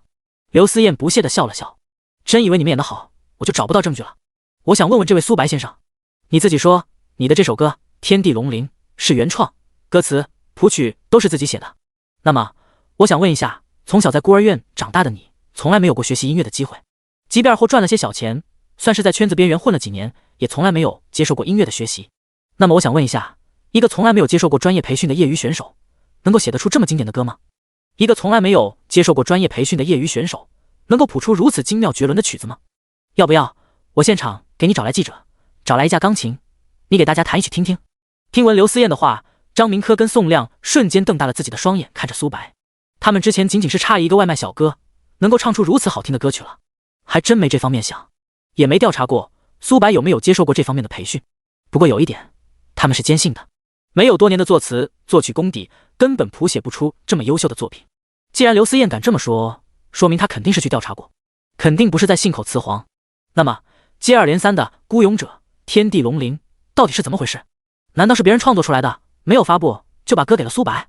如果是这样的话，那苏白说自己是原创，将会造成很不好的影响。一时间，二人内心有种风雨欲来的感觉。第20章，苏白的身世细思极恐。刘思燕看见张明科跟宋亮的反应，心道果然被自己猜对了，内心更是坚定了自己的想法，一定要把三人的名声彻底的搞臭，这样蔡西坤才有出头的可能。宋亮跟张明科看着气定淡闲的苏白，内心有些着急，都什么时候了，还在这高深莫测。之间苏白咧嘴一笑，说道：好啊，你直接召开记者发布会，既然你执意要选蔡西坤，我看不如届时把蔡西坤一起喊上，当着所有记者的面，当着全国观众的面，我们来个即兴创作，如何？苏白说完，张明科跟宋亮齐刷刷地看向了苏白，听到苏白如此说，内心那担忧的心思才算稍微缓和了下。这么有信心，应该是有真才实学的。刘思燕也被苏白这强大的自信冲击到了，内心不由得怀疑，难道真的是他自己所创，是有真本事的？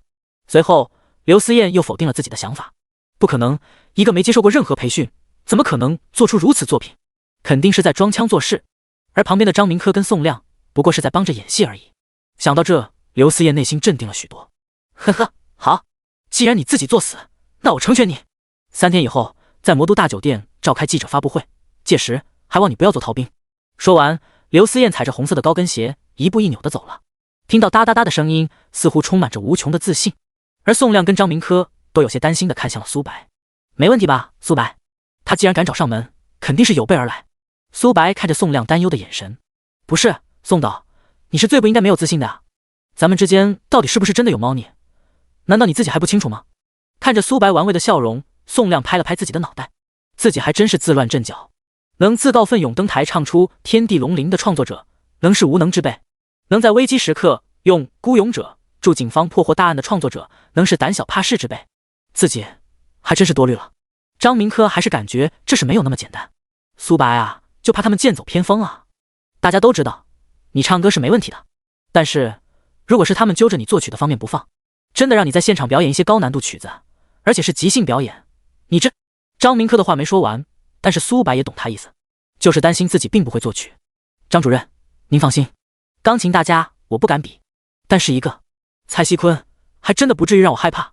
听到苏白如此有自信，张明科便没有多说什么，毕竟钢琴这东西不是3天恶补就能起作用的，需要的是天长地久的积累。与其杞人忧天，不如鼓足精神，好好的观摩3天后的那场好戏。回到医院的苏白点开了自己的抖音，苏白感觉到有些不可思议，仅仅半天的时间涨粉6万多，点赞的更是将近10万，而评论区下方更是直接爆了。哇，终于见到苏白男神的正脸了，好帅，有没有？心动，心动，砰砰砰！爱你没道理，傻傻甜又甜，我要吃肉肉，我爱吃鸡排，姐妹们快来快来，男神上线！整个评论区被无数个霸屏。与此同时，系统提示直接炸了，爱你没道理对你的荣耀值达到崇拜，积分加5；傻傻甜又甜对你的荣耀值达到崇拜，积分加5；我要吃肉肉对你的荣耀值达到崇拜，积分加5。当前积分为26852积分。叮！积分突破5000，奖励技能大师级吉他弹奏技能。叮！积分突破1万，奖励技能大师级小提琴演奏技能。叮！积分突破2万，全乐器精通，大师级水准。叮！额外赠送5首歌曲兑换机会。看到这一连串的系统提示，苏白直呼好家伙，真的是雪中送炭，3天后就要跟蔡西坤进行才艺大比拼，结果现在直接送来全乐器精通。凭借这些水平，想要拿下蔡西坤简直就是信手拈来。心情大好的苏白开始刷着抖音，刷着刷着，脸色突然阴沉了下来，看见一个标题为景浩被奉为神的外卖小哥不为人知的那一面景浩。然后视频的内容是从刘思燕质问苏白开始剪辑的，然后录到张明科跟宋亮脸色大变的那，视频截然而止，最后附上了一段旁白的解释。据我所知，外卖小哥苏白从小在孤儿院长大，根本就没有机会接受音乐方面的教育，而且据之前认识苏白的人透露，都说并不知道苏白还会唱歌这事。当他们看到唱歌的是苏白的时候，也感到了无比的震惊，感觉到了不可思议。大家试想一下，一个从来没有接受过专业教育，身边的朋友也不知道其受教育经历的人，即便他是业余爱好，真心喜欢，是自学的，但是大家觉得一个靠偷偷摸摸自学的人能够创作出像《天地龙鳞》《孤勇者》这样脍炙人口优秀的作品吗？欢迎大家共同探讨事情的真相。然后苏白点开了那个人的主页，发现这人的最新视频，紧接着跟着一个采访的视频。大家好，我是苏白以前孤儿院的院长，我确实不知道苏白还有这方面的天赋，在孤儿院期间他从来没有表现出来过。大家好，我是苏白从初中到高中的同班同学。苏白这人是不错，但是唱歌嘛，我还真没想到。之前大家去唱 K 的时候，他都是自己待在一边嗑瓜子的，从来不唱，还说自己五音不全，没想到啊，深藏不露啊。大家好，我是苏白的大学同学，苏白会唱歌这事我还真的不知道。大家好，我是之前苏总公司的员工，苏总会唱歌这事我们还真的不知道，他也没时间去接受一些专业培训吧。当时忙得不行，可惜啊，后来苏总公司遇到变故，公司就解散了。不过苏总的妹妹会唱歌，这是我知道，好像曾经混过娱乐圈，苏总公司的落败也是因为其妹妹。细思极恐啊，真的是细思极恐。从苏白在孤儿院一直采访到了苏白公司解散，所有的人都证明了一件事：苏白不会唱歌，也没有接受过什么专业的培训。不过苏白也不恨他们，因为他们也不知道采访他们的人到底是何意图。而这两个视频一出，抖音上直接炸锅了。第21章，两个庞大粉丝群体之间的战斗。不可能吧？苏白看起来不像是那样的人啊！天哪，我的价值观再次被刷新了。好不容易粉一个草根歌手，结果却是这样。这个世界还有真理吗？我总觉得不太现实，我还是选择相信苏白。毕竟歌唱的好听，这是事实。我也选择相信苏白。当初苏白唱《天地龙鳞》的时候，峰哥追星正在直播，这可做不得假吧？苏白唱的是真的好听啊！我也选择相信苏白。昨天童自贡直播的时候，苏白唱《演员》，我也在现场支持。不谈苏白会不会作曲，但是唱功是实实在在摆在这的。是不是苏白太火了，动了某些人的蛋糕了？切，你们不知道这个世界上有声卡这种东西吗？还有调音师。然后评论下方，清一色的键盘侠，滚！你去故宫真歌汇演现场搞个声卡试试。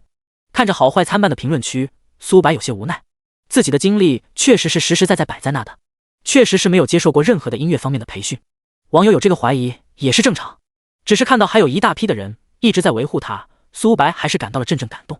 叮，粉丝 XXX 粉转黑，积分5，当前系统积分为16482。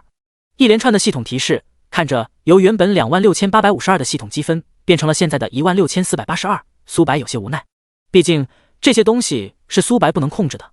为了保险起见，苏白先兑换了3支药剂，花去了9000积分，当前积分余额7482。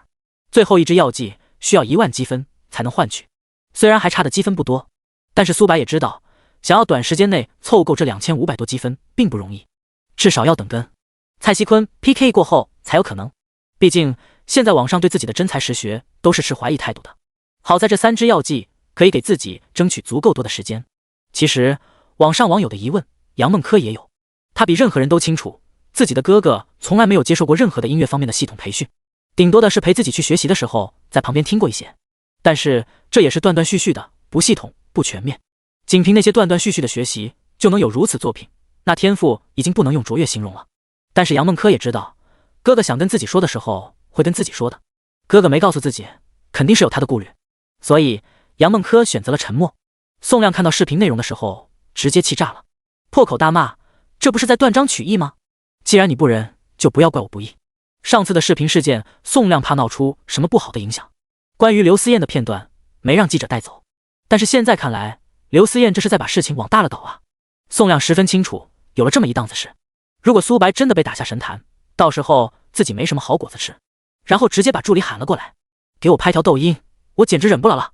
大家好，我是故宫文化宣传真歌汇演的副总导演，也是魔都分场的总导演宋亮，也是上次视频中大家谈论的主角。看到有人又发出一些关于苏白问题的视频，我觉得我不该再沉默了，我应该为了这件事发声。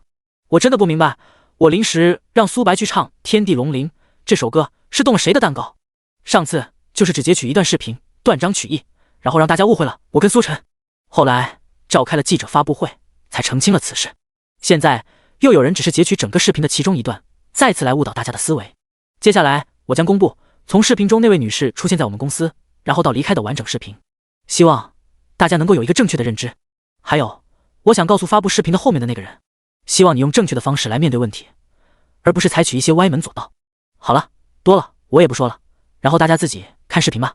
然后后面直接附上了从刘思燕推门而入到苏白说要跟蔡徐坤现场比一比，再到刘思燕定了一个3天后转身离去的视频。众人看完恍然大悟，同时网上再次炸了。我说怎么一个劲的一而再再而三的搞苏白，我倒是谁有这么大的能量，原来是动了蔡徐坤的蛋糕。哼，现在的流量明星啊，真的看不懂，真的是好大的排场啊，直接让人跟节目组说内定了。蔡徐坤，卧槽，这都能内定？那位中年男人说的对，这是官大厦的文化宣传，岂能儿戏？原先就地，蔡徐坤不感冒，不过他的这个操作属实惊爆了我的眼球。我还有一个问题，你们猜那位大姐为何为了蔡徐坤这么强出头呢？这基本上都是抨击蔡徐坤的一群人，而也有一群蔡徐坤的铁粉，或者可以称之为脑残粉。凭什么这么说我们坤坤？我们坤坤是实至名归，坤坤是最棒的，有颜又会跳舞，还会唱歌，如此多才多艺的艺人担任故宫的形象大使怎么了？就是，我们坤坤最帅了，就算不内定，这名额也应该给我们坤坤。我觉得坤坤的个人微博上说的那句话说得很好啊，英文是世界通用语言，用一首英文歌介绍我们的故宫，不是更能把我们大夏故宫的文化传扬给全世界吗？永远支持坤坤。我也插一句，现在整个大夏，我们坤坤的流量是最高的，每次超话第一都是我们坤坤的，而且坤坤是新一代年轻人的偶像，让他带领我们年轻人走进大夏的传统历史，走进故宫文化的宣传，不是很好吗？对啊，黑我们家坤坤的，怕是脑子有残吧？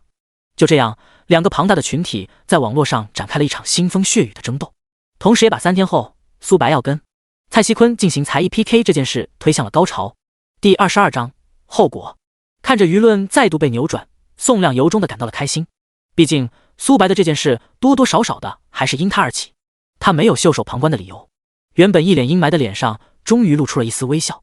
叮铃铃，星月传媒的总裁周嫣然，星月传媒创始人周文斌的大女儿，一个典型的女强人。喂，周总。宋亮，发布那个视频，你考虑过后果吗？不是，周总，他们欺人太甚，是他们先坏的规矩。如果不是他们一次次的在网上断章取义的截取视频，然后引起网友们的误会，我怎么会如此气愤的拆穿他们？然后电话那边保持了沉默。过了好大一会儿，周嫣然才说道：我明白你的气愤的心情，但是你有没有想过，你解释事情的缘由的同时，也揭露了整个行业的内幕。你知道，因为你的这一举动，让业内对我们星月传媒怎么看吗？我们旗下那么多艺人，怎么看自己的公司？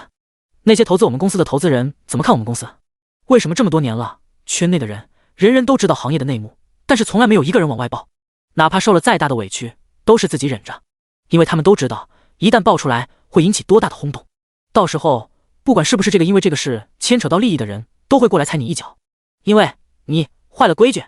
宋亮还想解释什么，但是突然感觉一切都那么无力，现在似乎说什么都晚了。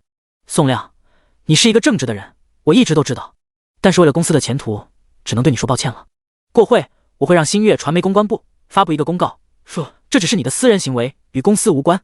周嫣然说到这里，宋亮哪里还不懂周嫣然的话外之音，也就是说，从现在开始，他宋亮被开除了。呵呵，好讽刺啊！别人往我身上泼脏水的时候，公司视若未见，我只要一反抗，公司就出面把我踢出去。资本，呵呵。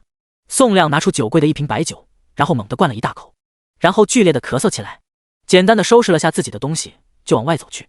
看着宋亮一身酒气的走出自己的办公室，助理心中纳闷，原先宋导上班时间从来不喝酒的，这是怎么了？宋导，你……宋亮摆了摆手，我以后不是你们的宋导了。说完自嘲的笑了笑。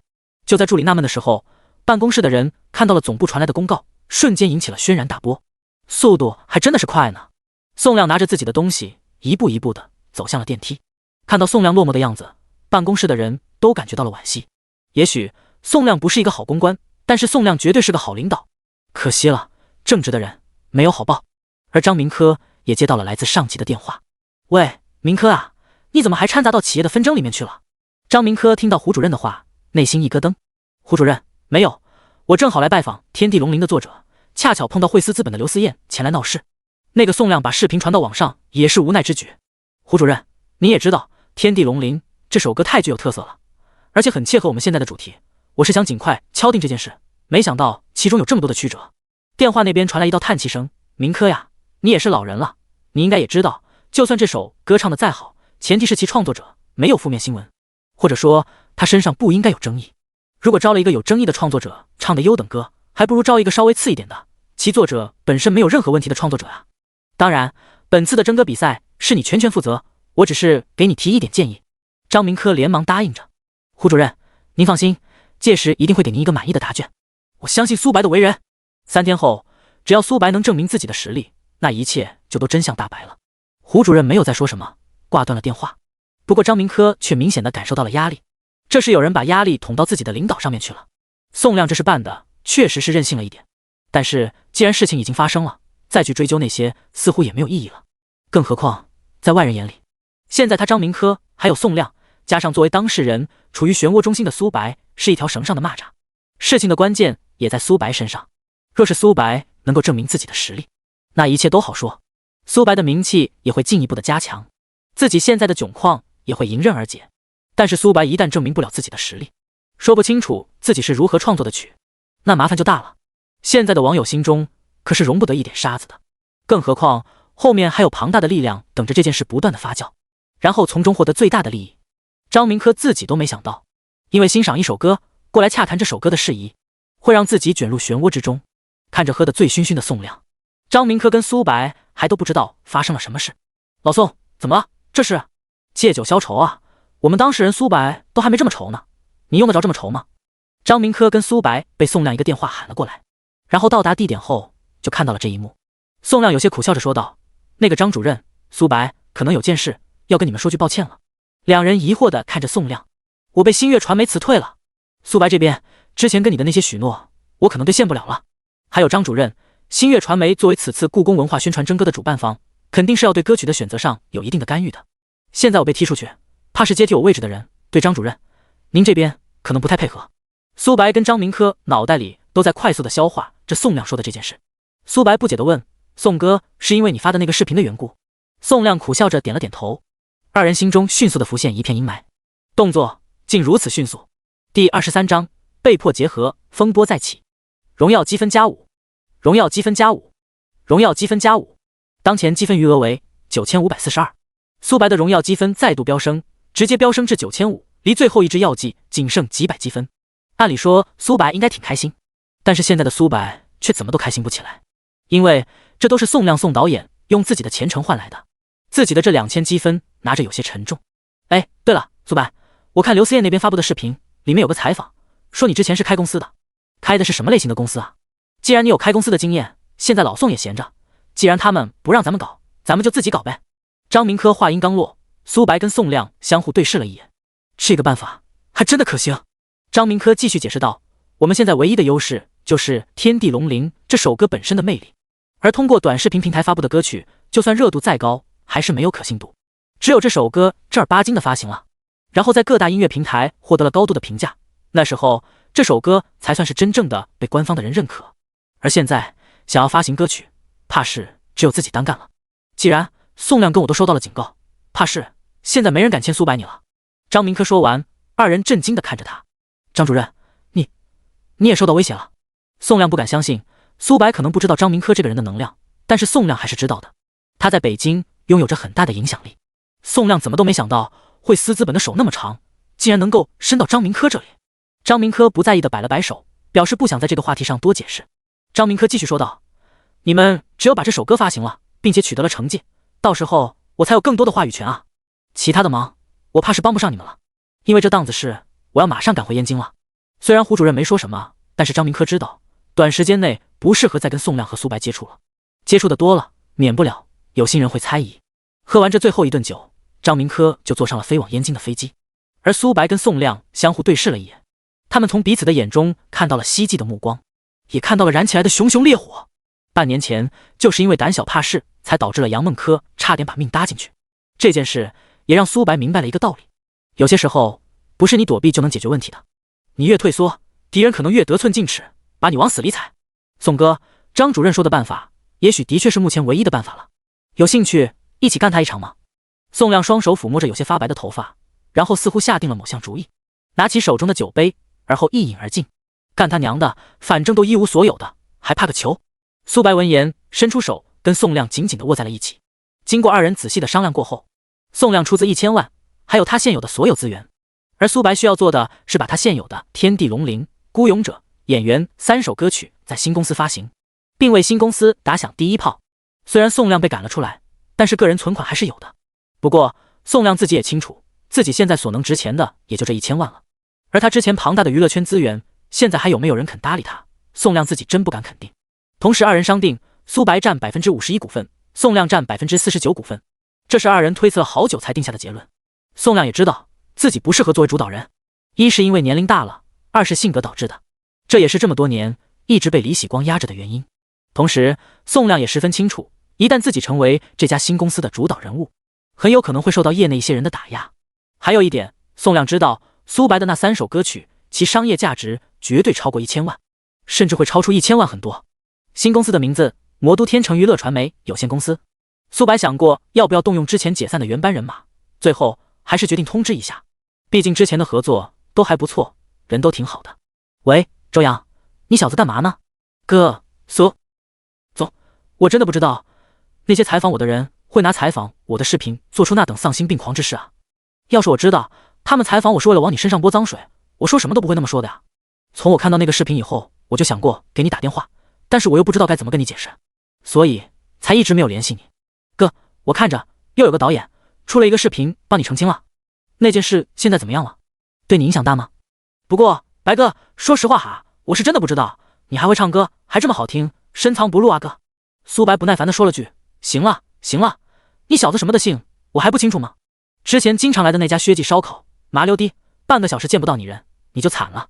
挂断电话的苏白冲着宋亮笑了笑，解释道，这小子是我之前公司的，人挺不错的，就是那段视频采访中的那个小子。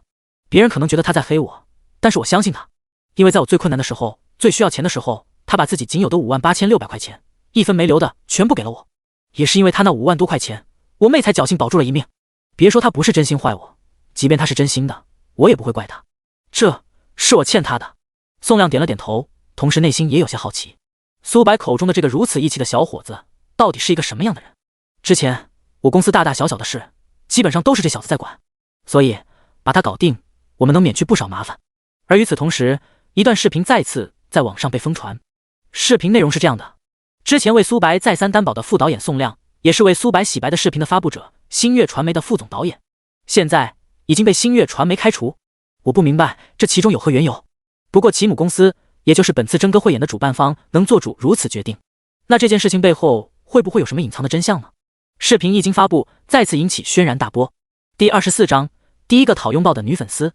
这下网友们彻底不淡定了，卧槽，这他妈是在极限拉扯吗？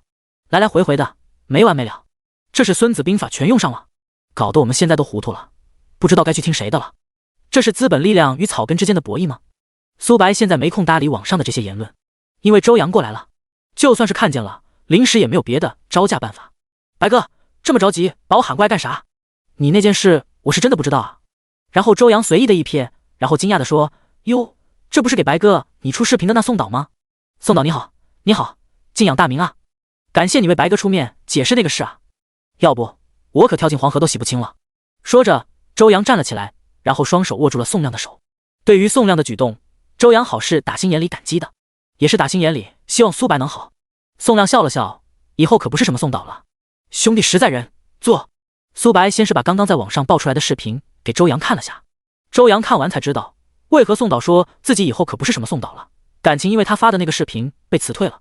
苏白直接解释道，我打算跟宋哥开一家传媒公司，这方面你也轻车熟路，接下来的工作你来搞吧。周阳有些不可置信地看着苏白，听见传媒2个字，周阳就有些条件反射的恼怒。之前跟着苏白干游戏的时候干得好好的，也风生水起，赚了不少钱，但是苏白就是因为想自己搞传媒公司，帮自己的妹妹杨梦珂，结果直接被人搞得连同母公司一起破产，到最后所有人无家可归。现在苏白竟然又想干传媒公司，周阳忍不住就有些火气。白哥，娱乐圈里水到底有多深？你已经体验过一次了，这次还来趟这趟浑水，你这伤疤好利索了吗？就已经忘了疼了？要是你说重组游戏公司，不管是网游还有页游，亦或者是竞技或者是手游，哪怕我不懂，我也愿意跟着你重新来过，但是传媒公司，对不起，我不干。苏白笑着拍了拍周阳的肩膀，杨子啊，你不是一直说吗？从哪里跌倒就从哪里爬起来，怎么了？怕了？周阳啪的一拍桌子，疼的一下站了起来。怕？我周阳什么时候怕过？特么当初要不是你拦着，我干死那鳖孙，仗着有钱有势就可以为所欲为，小柯妹妹的仇我早晚跟他算。因为周阳的这么一闹腾，所有人的目光都齐刷刷的看向了这边，苏白硬拽着才把周阳拉着坐了下来。周阳的脾气苏白最懂，这人就是不能激，有事一激准上当，当然也分谁激。杨梦珂的事周阳一直都知道，只是在被采访的时候有选择的说了而已。苏白耐心的解释，现在跟上次情况不同，上次我们手里没牌，所以打起仗来才没底气，但是我们现在不一样了啊。你自己说说，以我现在孤勇者、天地龙鳞这2首歌的热度来反向包装我们的公司，接下来的仗是不是一下子就好打了？而且宋哥之前是干嘛的，是这行里的前辈了，对于行业内的一些事情基本上都摸得一清二楚，这样我们也可以少走很多弯路。听完苏白的话，周阳一下子沉默了。他也知道苏白说的这些也是实情。如果上次手里但凡是有这么一首歌作为支撑，也不会被对方按在地上摩擦，一点都不能反抗，以至于拖累着游戏公司也一起破产。那个哥哥你好，请问你是苏白吗？苏白一抬头，一个扎着马尾辫15、16岁的小女孩有点怯生生地站在那，看起来有些局促不安。就在苏白抬头的一瞬间，小女孩一下子瞪大了自己双眼，然后一脸不可置信地看着苏白说道：哇，你真的是苏白？我特别喜欢你，我可以抱抱你吗？苏白被这突如其来的搭讪搞得有些懵，看着苏白犹豫，刘若彤脸上接着浮现出了一抹红晕，然后有些尴尬地问道：对不起，是我唐突了，我真的特别喜欢你的孤勇者，那你能不能帮我签个名啊？说着，刘若彤从自己的包里拿出了一本书，让苏白把名字签在那。刘若彤一脸希冀地看着苏白，苏白愣了一下，接过女孩手中的笔，然后在书上签下了自己的名字。谢谢你，对不起，打扰了呀。看着诚惶诚恐的刘若彤，苏白脑海中不由得浮现出杨梦珂这个年纪的样子，跟眼前的刘若彤很像。想到这，苏白冲着刘若彤微微一笑，没关系的，我刚刚只是有些意外，没想到会有人这么主动的找上我，还有些不太适应。呵呵，看着苏白微笑的样子，刘若彤感觉自己控制不住的心跳加速。至于苏白说的什么，一个字没听进去。也许追过星的人，在见到自己偶像的那一刻，能明白这种感觉。那个苏白，我想问问你的孤勇者什么时候发行唱片啊？届时我一定支持。苏白有些意外地看着眼前的女孩，是吗？谢谢哦，到时候发行了会在我的抖音账号上面说的。签完字的刘若彤有些不舍地看了苏白一眼，然后就准备离去了。等一下，刘若彤有些疑惑地回过头，看着苏白，不知道自己的偶像为什么叫住了自己，然后看着苏白站了起来，然后冲自己张开了自己的双手，拥抱一下吧，你是我的第一个现实中见面找我签字的粉丝。刘若彤夸张地握着自己的嘴巴，她不敢相信这是真的，她竟然又答应了。被偶像抱在怀里的感觉真好。一下子，刘若彤的脸蛋上红云密布，心跳似乎在这一刻止住了。第25章，英雄刘磊回归。魔都最繁华地段的一栋豪华别墅内，刘若彤窝在沙发上发呆。一位气质绝佳、浑身透露着华贵气息的少妇看着发呆的女儿，笑着问道：怎么了，彤彤？在这发什么呆呢？刘若彤一下子从沙发上跳了下来，然后兴奋地跟少妇说道：妈，你知道吗？我见到我的偶像了。少妇姬静贤似乎早已习惯了刘若彤这样。呵，你的偶像？你的偶像3天变一个，谁知道你说的谁？讨厌啊妈，这次不一样，你知道吗？我真的好喜欢他，他的歌中有一种神奇的力量，你知道吗？妈，我这几天一直在循环播放这首歌，我感觉我的灵魂都是放空的，我放给你听听。说着，刘若彤习惯地从自己的手机里找出孤勇者，都是勇敢的，你额头的伤口，你的不同，你犯的错，谁说站在光里的才算英雄？空气中的气氛一下子陷入了寂静。少妇似乎明白了刘若彤为何会这么喜欢这首歌，看向刘若彤的眼神满是心疼。3年前，刘若彤还有个疼爱她的哥哥，她的哥哥一直有个伟大的梦想，那就是成为一名警察，守护世界太平。他哥哥还是一个令他最为崇拜的缉毒警察，但就是在3年前，他最崇拜的哥哥在执行任务时牺牲了。自此以后，刘若彤一下子跟变了个人似的，变得不再活泼，变得沉默寡言，变得不再有自信。现在刚刚从失去哥哥的悲痛中慢慢的恢复过来，现在又被一首歌瞬间又带回到从前。妈，你知道我为什么这么喜欢这首歌了吗？听到这首歌的时候，我就能感觉到我的哥哥还在我的身边，还能给我力量。今天我见到了这首歌的创作者，说起来他出身跟我的哥哥天差地别，他之前仅仅是一个外卖小哥，因为这一首歌火爆全网。相比较而言，他比我哥哥更接地气，但是给我的感觉却跟我哥哥那么像。我鼓起勇气说跟他拥抱一下，那一瞬间我感觉3年前的那种归属感又回来了，我似乎又回到了哥哥的怀抱，这是我3年来最心安的一刻。听到刘若彤的喃喃自语，姬静贤似乎理解了刘若彤此时的心境，心里有些发酸，担心女儿陷入太深，对这个外卖小哥产生什么不该有的情愫。姬静贤开始从抖音上一条又一条的刷着关于这个叫苏白的视频，足足刷了将近2个小时，才看完了关于这个苏白的所有的视频。姬静贤感到有些不可思议，一个外卖小哥竟然牵动了这么多网友的心，同时他自己现在也深陷沦狱，能不能把自己摘得干净还两码说。通过为他发声的宋亮被公司直接辞退，姬静贤就大致猜出了可能是有资本力量介入这场无形的斗争中了。不过对于苏白这个人到底有没有真才实学，或者他这个人的人品到底如何，姬敬贤在内心还是打上了一个大大的问号。牵扯到自己女儿，容不得姬敬贤大意。女儿最近1年才从阴影中走出，开始像个正常女孩子一样，开始追星，开始追剧，开始逛街。姬敬贤打内心里感到开心，他可不想因为一个苏白，再次让自己的女儿变得不开心。就在姬敬贤刚要放下手机，突然手机上刷到一个直播，直播标题：井号5年了，我们的英雄刘磊回归，颁奖现场井号。悲壮的音乐中响起，无数的武警官兵用殷切的目光注目着门口的位置，同时在场的还有无数家媒体。是的，这是一场直播，一场面对全国观众的直播。仅仅开播几分钟，人数已达100万，而且还在不断的疯狂的增长中。这是抖音面向全国推流的直播。而此时，作为本场颁奖现场的主角刘磊，站在门外一遍又一遍地整理着自己的着装，确定一尘不染，没有一丝褶皱后，刘磊接过了旁边工作人员手中的托盘，托盘上面整整齐齐地放着3个井号。望着托盘上的井号，刘磊拿托盘的手有些抖。兄弟几个，我回来了。当初说好了一起回来喝庆功酒，而今却只剩下了我自己。兄弟们，你们不守信啊！呵呵。不过兄弟几个放心，咱们大夏民族的同胞我都安安全全的带回来了。下面我带兄弟几个一起见证下我们人生中的最为高光的时刻，这高光时刻永远属于你们。此时刘磊脑海中似乎又响起了那股熟悉的旋律，谁说站在光里的才算英雄，一直在不断的重复着。慢慢的，刘磊的心再度恢复了平静，端着托盘的手也不再抖动，目光正视着前方，然后在所有人的注目下一步一步的走进了大堂内。全体起立。随着局长宋侯军开口，所有人齐刷刷的站了起来，敬礼，刷刷刷，动作整齐划一。对着这位默默付出了5年，面对随时都有生命危险，却依然坚持到最后的警官，献出了最崇高的敬意。刘磊一个最标准的敬礼回礼，环绕了大堂1周，什么话都没说，却胜过千言万语。此时直播间的人们联想到之前武警官方发布的那条视频，再结合现在的情况，似乎明白了什么。上次说之前在网上因为网红高赛而牵扯出的诈骗集团的大案落下帷幕，同时解救了100多位大夏同胞，还有好几百位外国友人。而眼前的这位警官，应该就是卧底在某某集团的那位警官。而此时，人们都不由自主地想到了之前发布的那个视频的主角苏白。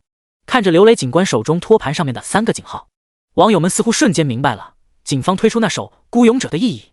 这么多年了，只有刘磊警官自己一个人存活下来了吗？明明是值得高兴的时刻，我怎么感觉心里那么难受？哪有什么岁月静好，哪有什么风和日丽，不过是有人在给我们负重前行罢了。向刘警官致敬，向为了护卫祖国大好河山而付出生命的3位战斗英雄致敬。谁说站在光里的才算英雄？你们都是英雄，默默着守护着我们祖国的英雄。在这一刻，我似乎才读懂了苏白那首《孤勇者》所代表的意义。去吗？去啊！以最卑微的梦。战吗？战啊！以最孤高的梦，致那黑夜中的呜咽与怒吼。谁说站在光里的才算英雄？这是我们大夏民族的信仰之光。第26章，全民合唱《孤勇者》。刘磊一只手拿着勋章，一只手拿着话筒，一时间有些哽咽，眼圈也变得通红。我左手拿着的这个勋章有点沉重，它不应该只属于我，而是应该属于张书豪、李庆明、王福勇他们3人。当他们3个在我面前牺牲的时候，我的心都是乱的。我惶恐因为自己的失误被某某集团的人看出端倪，这样一来，非但3个战友白白牺牲，就连被关押起来的168名大夏同胞都要受到牵连。我当时的状态很不好，非常不好。我知道自己的状态糟糕，我试过很多方法，无论如何都没法调整过来。当时的我不知道自己还该不该去，不是怕死，而是怕我去了反而害了那168名大夏同胞。到这，刘磊似乎又想起了当时的场景，整个人都控制不住的有些颤抖。而此时正在看直播的人数已经飙升到了1000万。刘警官，你是最棒的，我们相信你可以，最终你也不负众望，做到了。我有点控制不住的泪目了。大夏威武，大夏警官威武，刘警官威武，向可爱的人致敬。我们大夏正是有千千万万个像你刘警官这样的无私奉献的人，才会成为最安全的国度。刘警官，我们所有人都为你骄傲。同样泪目的还有正在拿着手机看直播的姬敬贤和刘若彤。现在他们似乎能理解为什么他们的儿子哥哥在明知道危险的时候还是奋不顾身的冲上去了。在危机关头，在紧要关头，总有那么一批人把个人情怀放在身后，放在第一位的是家国情怀。国家安定祥和了，才有幸福的子民。此时的刘磊肯定看不到无数的网友对他的鼓励。停顿了片刻后，似乎又想起了那个让他坚定信念的歌声。但是一首歌改变了我的心态，一个外卖小哥的一首歌《孤勇者》，让我的心彻底的变得平静。相信在座的所有人都听过这首歌了，这首歌真的有种神奇的力量。现在我想当着所有媒体的面，当着全国观众的面，跟外卖小哥说一声谢谢你，你不仅拯救了我，还拯救了我们168名大夏同胞，更是因为你的出手，才将某某集团连根拔起，为我们国家彻底的抹除一颗毒瘤。谁说站在光里的才算英雄？这句歌词献给我们在内的武警官兵，也同样献给你，以你自己的方式贡献着自己的力量的外卖小哥，最可爱的外卖小哥。刘磊的话音刚落，整个大堂内响起了热烈的掌声。刘磊知道这些掌声是给自己的，也是同样给那位外卖小哥的，都是勇敢的。你额头的伤口，你的不同，你犯的错，都不必隐藏。你破旧的玩偶，你的面具，你的自我。刘磊沙哑的声音响起，虽然没有苏白唱的那么好听，甚至有些歌词都没在调上，但是在所有的人听来却是那么动听。慢慢的，大堂内开始有人附着刘磊的声音，开始一起唱：爱你孤身走暗巷，爱你不跪的模样，爱你对峙过绝望，不肯哭一场，爱你破烂的衣裳，却敢赌命运的枪，爱你和我那么像，缺口都一样。响彻的声音回荡在整个大堂，此时似乎有一种万丈豪气冲上云霄。他们唱出了自己执行任务时面对敌人的坚定，唱出了为了心中的信仰斩破荆棘的信念，唱出腹背受敌时面对绝望也不肯退缩的执着。衣衫褴褛又如何，浑身是伤又如何，残破的身躯依然可以赌命运的枪，可以赌敌人的枪。直播间的网友更是看得热血沸腾，再也控制不住，疯狂地喊着吼着。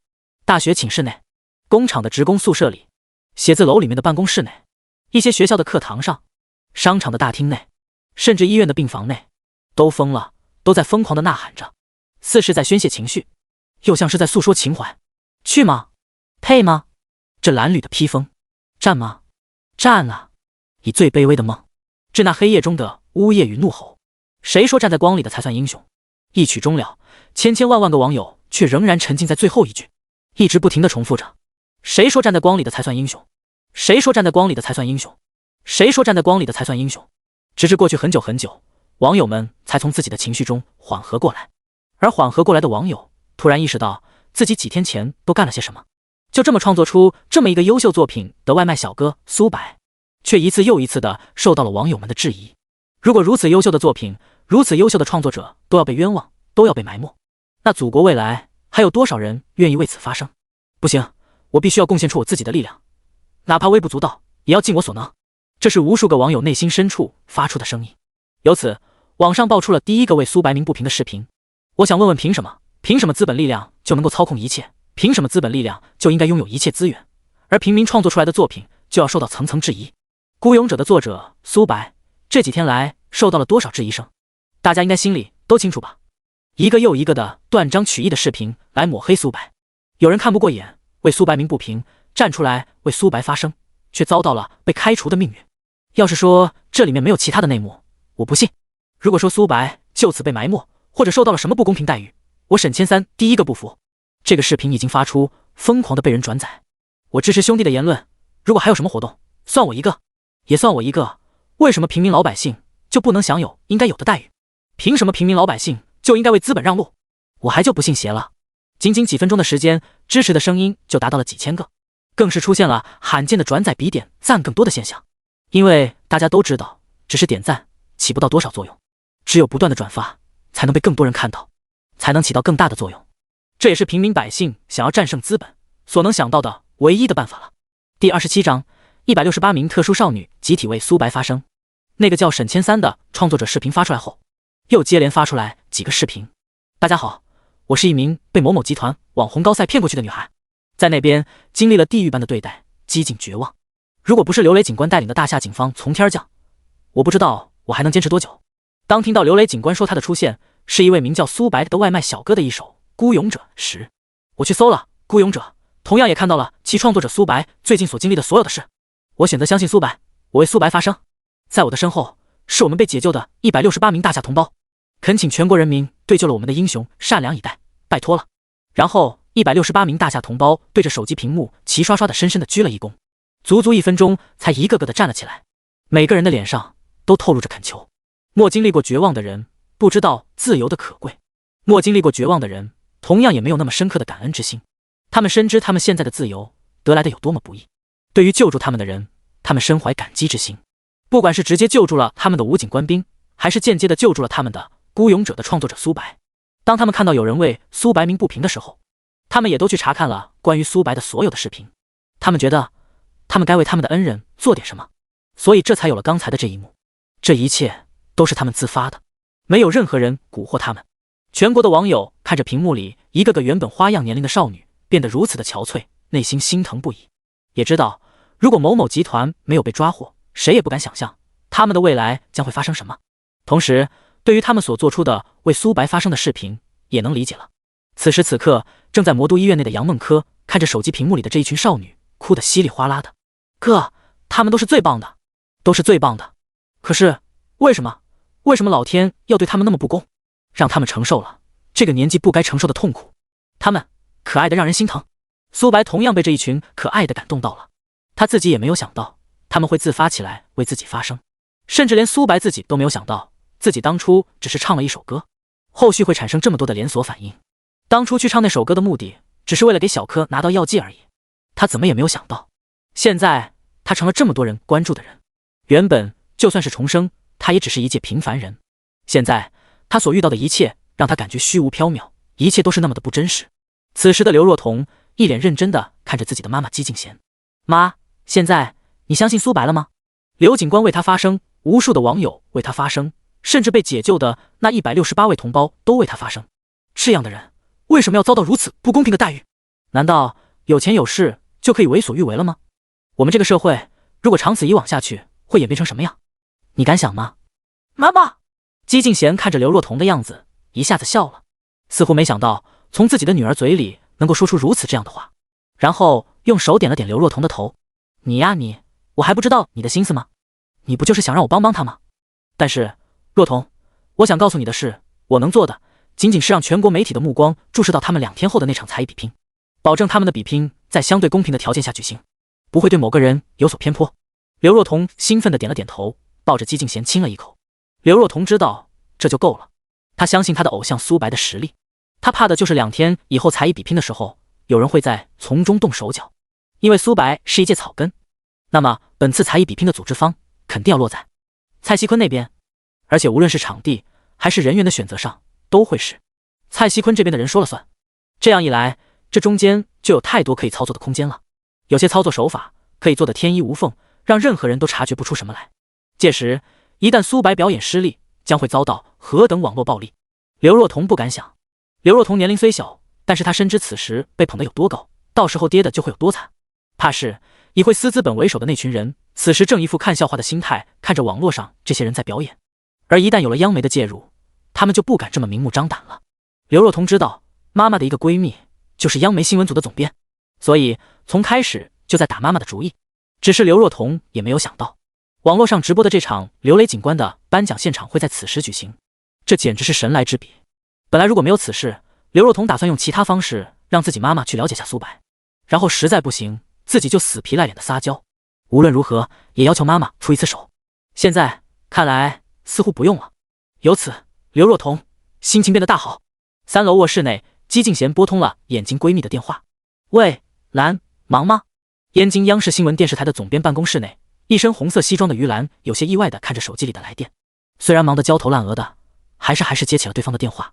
因为于兰的好闺蜜不多，对方算是一个。贤姐，你都多久没给我打电话了？都想死你了，早就想去魔都找你玩了，但是台里太忙了，一直没能去找你。兰啊，有个事要请你帮忙。你看，我刚还嘟囔呢，你是无事不登3宝殿，啥事啊？工作时间找我，你不是工作时间不给我打电话的吗？姬静贤也没有多余的废话，直接说道，那个现在网上传的沸沸扬扬的苏白你知道吗？苏白？于兰当然知道，他还让人重点关注了。没办法，这几天苏白的热度太大了，像这种热度如此大的人物必须重点关注。但是不知道这个苏白怎么就跟自己的闺蜜扯上关系了。当然知道啊，热度这么大的人我很难不关注。怎么看上那小伙子了？我可不认识啊，没法给你说没。说完于兰自己都笑了，平时一直严肃多了，难得遇上个能开玩笑的人，于兰忍不住开了个小玩笑，她都不知道自己多久没这么开心的笑过了。去你的，没个正形，要是让你台里人听见，有你受的。我女儿小童现在很迷恋他，你也知道，自从他哥哥离开后，他一直郁郁寡欢的。小童说从那个苏白的身上找到了哥哥的影子，可能是听了那首《孤勇者》带入的缘故吧。总之就是一个事，2天后他不是跟当红流量明星蔡西坤有一场才艺 PK 吗？小童让我找你的意思是，能不能你们新闻组介入一下，保证这件事公平公正？来，你也知道，热度这么大的事，后续一旦再爆出有人在里面捣鬼，那影响可就大了。听到姬敬贤说起正事，于兰也收起了他嬉皮笑脸的态度。贤姐你放心吧，本来这件事你不说，我们也在讨论要不要介入这件事。我们也深知热度如此大的事，而且是如此有争议的事，更是牵扯到了故宫文化宣传的真歌，一旦爆出弄虚作假的严重性，现在也不用讨论了，就这么定了。顺便讨个顺水人情，记得我去魔都的时候亲自下厨给我做好吃的哦。挂断电话的姬敬贤会心一笑，他也没问题于兰会什么采取何种方式介入，他知道只要于兰答应了，就一定会给办得漂漂亮亮的。第28章央媒介入。魔都的一所高档公寓内，刘思燕整理了下凌乱的头发，然后开始一件又一件的穿着衣衫，看着床上累得一动不动的蔡西坤。刘思燕邪魅的一笑，并低声呢喃，现在这么卖力的年轻人不多了，加油我的坤坤，你就放心吧，2天后跟苏白的对决我都给你安排的妥妥的了，不会出现任何意外。届时我会让全国的网友们看看，到底谁才是天选之子，到底谁才是才华横溢。现在就让那些网友可劲捧吧，捧得越高，摔得越惨。然后刘思燕再次扭着性感的腰肢走向了蔡西坤，然后俯下身看着身下俊俏的脸庞，忍不住亲了一下，然后轻声说道：等你成了故宫文化宣传的形象大使，可别忘了姐姐我给你使的力哦，你要更加用力的疼爱姐姐。蔡西坤似乎也幻想到了那一刻自己是何等的风光。蔡西坤十分清楚自己能有今天离不开刘思燕的运作，自己要想有更加辉煌的明天，必须讨好眼前的这个女人。想到这，蔡西坤强忍着身体的劳累，然后再度把刘思燕拽到了床上。10分钟后，蔡西坤靠在床头抽着烟刷着手机，突然猛地从床上坐了起来，手机都从手中跌落到了地下。怎么了？坤坤一惊一乍的，我还想睡会呢。姐，你看新闻，2天后的事，央媒介入了。蔡西坤说话的声音都在发抖，他不敢想象为何央媒会介入。蔡西坤就算流量再大，也没自大到央媒会因为他一个流量明星而对他进行专门报道。管他什么媒体，到时候只能远远的看着，在周围的都是我们自己的人。说完的刘思燕猛地从床上坐了起来。你说什么媒体？央媒？然后一把抢过了蔡西坤刚从地上捡起来的手机。央视新闻的抖音账号发布，为了响应广大网友的呼吁，央视新闻将会对2天后的当红流量明星蔡西坤与最近兴起之秀苏白的才艺比拼进行专题报道。为了保证此次才艺比拼的公平性，届时会对比拼现场进行现场直播，并且央视新闻组会对比拼项目进行提前核实，届时欢迎广大网友一起监督，确保此次赛事的公平公正。看着央视新闻发布的内容，刘思燕脸色苍白，她太知道央视新闻组的能量了，想要在他们的眼皮子底下弄虚作假，是嫌自己的命太长了。这样一来，之前的那些布置将会变得毫无意义，因为一向也不敢当着央视新闻媒体的面施展。蔡西坤声音有些颤抖地问道：燕姐，这怎么办？万一那个苏白真有真才实学怎么办？之前的那些猜想也仅仅是我们的猜想而已，通过这几天的事情，还有那个苏白的自信程度，我感觉他不像是在故弄玄虚。刘思燕眉头紧皱，你稍等，我先打个电话落下一下事情的真实性。虽然央媒官方账号已经发布了，就说明肯定假不了，但是刘思燕还是不死心。2分钟后，刘思燕铁青着脸从阳台回来。阿坤，此次事情怕是真的了。我朋友分析，可能是因为那168位被救回的少女集体发生的原因。现在整个大夏的目光都在他们身上，他们的集体呼吁影响力太大了，所以央媒不得不介入。蔡西坤闻言大骂一声：曹特马的，多管什么闲事！看着蔡西坤爆粗口，刘思燕内心闪过一丝厌恶，这不是他喜欢的坤坤。蔡西坤在他面前一直都表现得很乖很绅士，现在不是抱怨的时候，也不是分析什么原因的时候，你能做的只有把你现在熟悉的乐器再认真的练习一下，特别是你最拿手的曲目，必须保证不能有任何失误。剩下的我们只能祈祷那个苏白是虚张声势了。阿坤，你要明白一点，不管结果是赢是输，这场才艺比拼你只要发挥得好，让你的粉丝看到你的多才多艺，那我们就不算数。所以你心态一定要稳，最不济也要保住自己现有的粉丝。听完刘思燕的话，蔡西坤想大声咆哮，我只想把那只土鳖打得毫无还手之力。但是看到刘思燕的脸色，还是把话咽在了肚子里。蔡西坤知道刘思燕不喜欢一个遇事只会大呼小叫之人。好的，燕姐，我知道了，我先去练习去了。看着蔡西坤的离开，刘思燕眼神一点点的逐渐的变得冰冷，拨通手机，对着电话那边的人说了句动手吧，然后开车离开了这个公寓。魔都医院的杨梦科有些不可置信的看着央媒发布的公告，哥，央视都下场了，看来大后天的那场比赛你真的要彻底的出名了。现在的杨梦科几乎全部的心思都在苏白身上，每次看到关于哥哥的新闻，他都会第一时间告知旁边的哥哥。苏白看着身体已经基本恢复正常，但是脸上还是满是疤痕的杨梦科，内心突然变得有些莫名的惶恐。如果没有系统，那妹妹的这一生该怎么过？就算是治好了，以后每次照镜子看到自己的脸，怕是都会难过好久吧。也许是系统感应到了苏白的想法。叮，荣耀积分加5，叮，荣耀积分加5，叮，荣耀积分加5。一连串的系统提示过后，苏白看着最终的积分余额，手有些控制不住的发抖。当前积分余额为16483积分，破1万了，终于破1万了。小柯的第7支药剂终于来了。苏白有些颤抖的说道，小柯，等我，你的第7支药剂好了，我去取。说着，苏白疯了一样的跑出了病房，而杨梦科也有些不可置信的握着自己的嘴巴。最后一支药剂好了吗？我可以彻底恢复了吗？这段时间以来，虽然身体几乎恢复了行动能力，但是杨梦科一直不敢照镜子，也不敢去触摸自己的脸，他不敢接受这一切。当自己的哥哥跟自己说最后一支药剂能让他恢复容颜的时候，他虽然从来没有问过，但是他每时每刻不再期盼着第7支药剂的到来。现在终于来了。第29章，杨梦科彻底恢复。苏白也是没有办法，为了不暴露系统的存在，只能装作是来外面拿药剂，又不能紧接着就回去，苏白只好来到了附近的一处乐器行。对于大后天的才艺比拼，苏白有着足够的自信，这是系统赋予他的自信。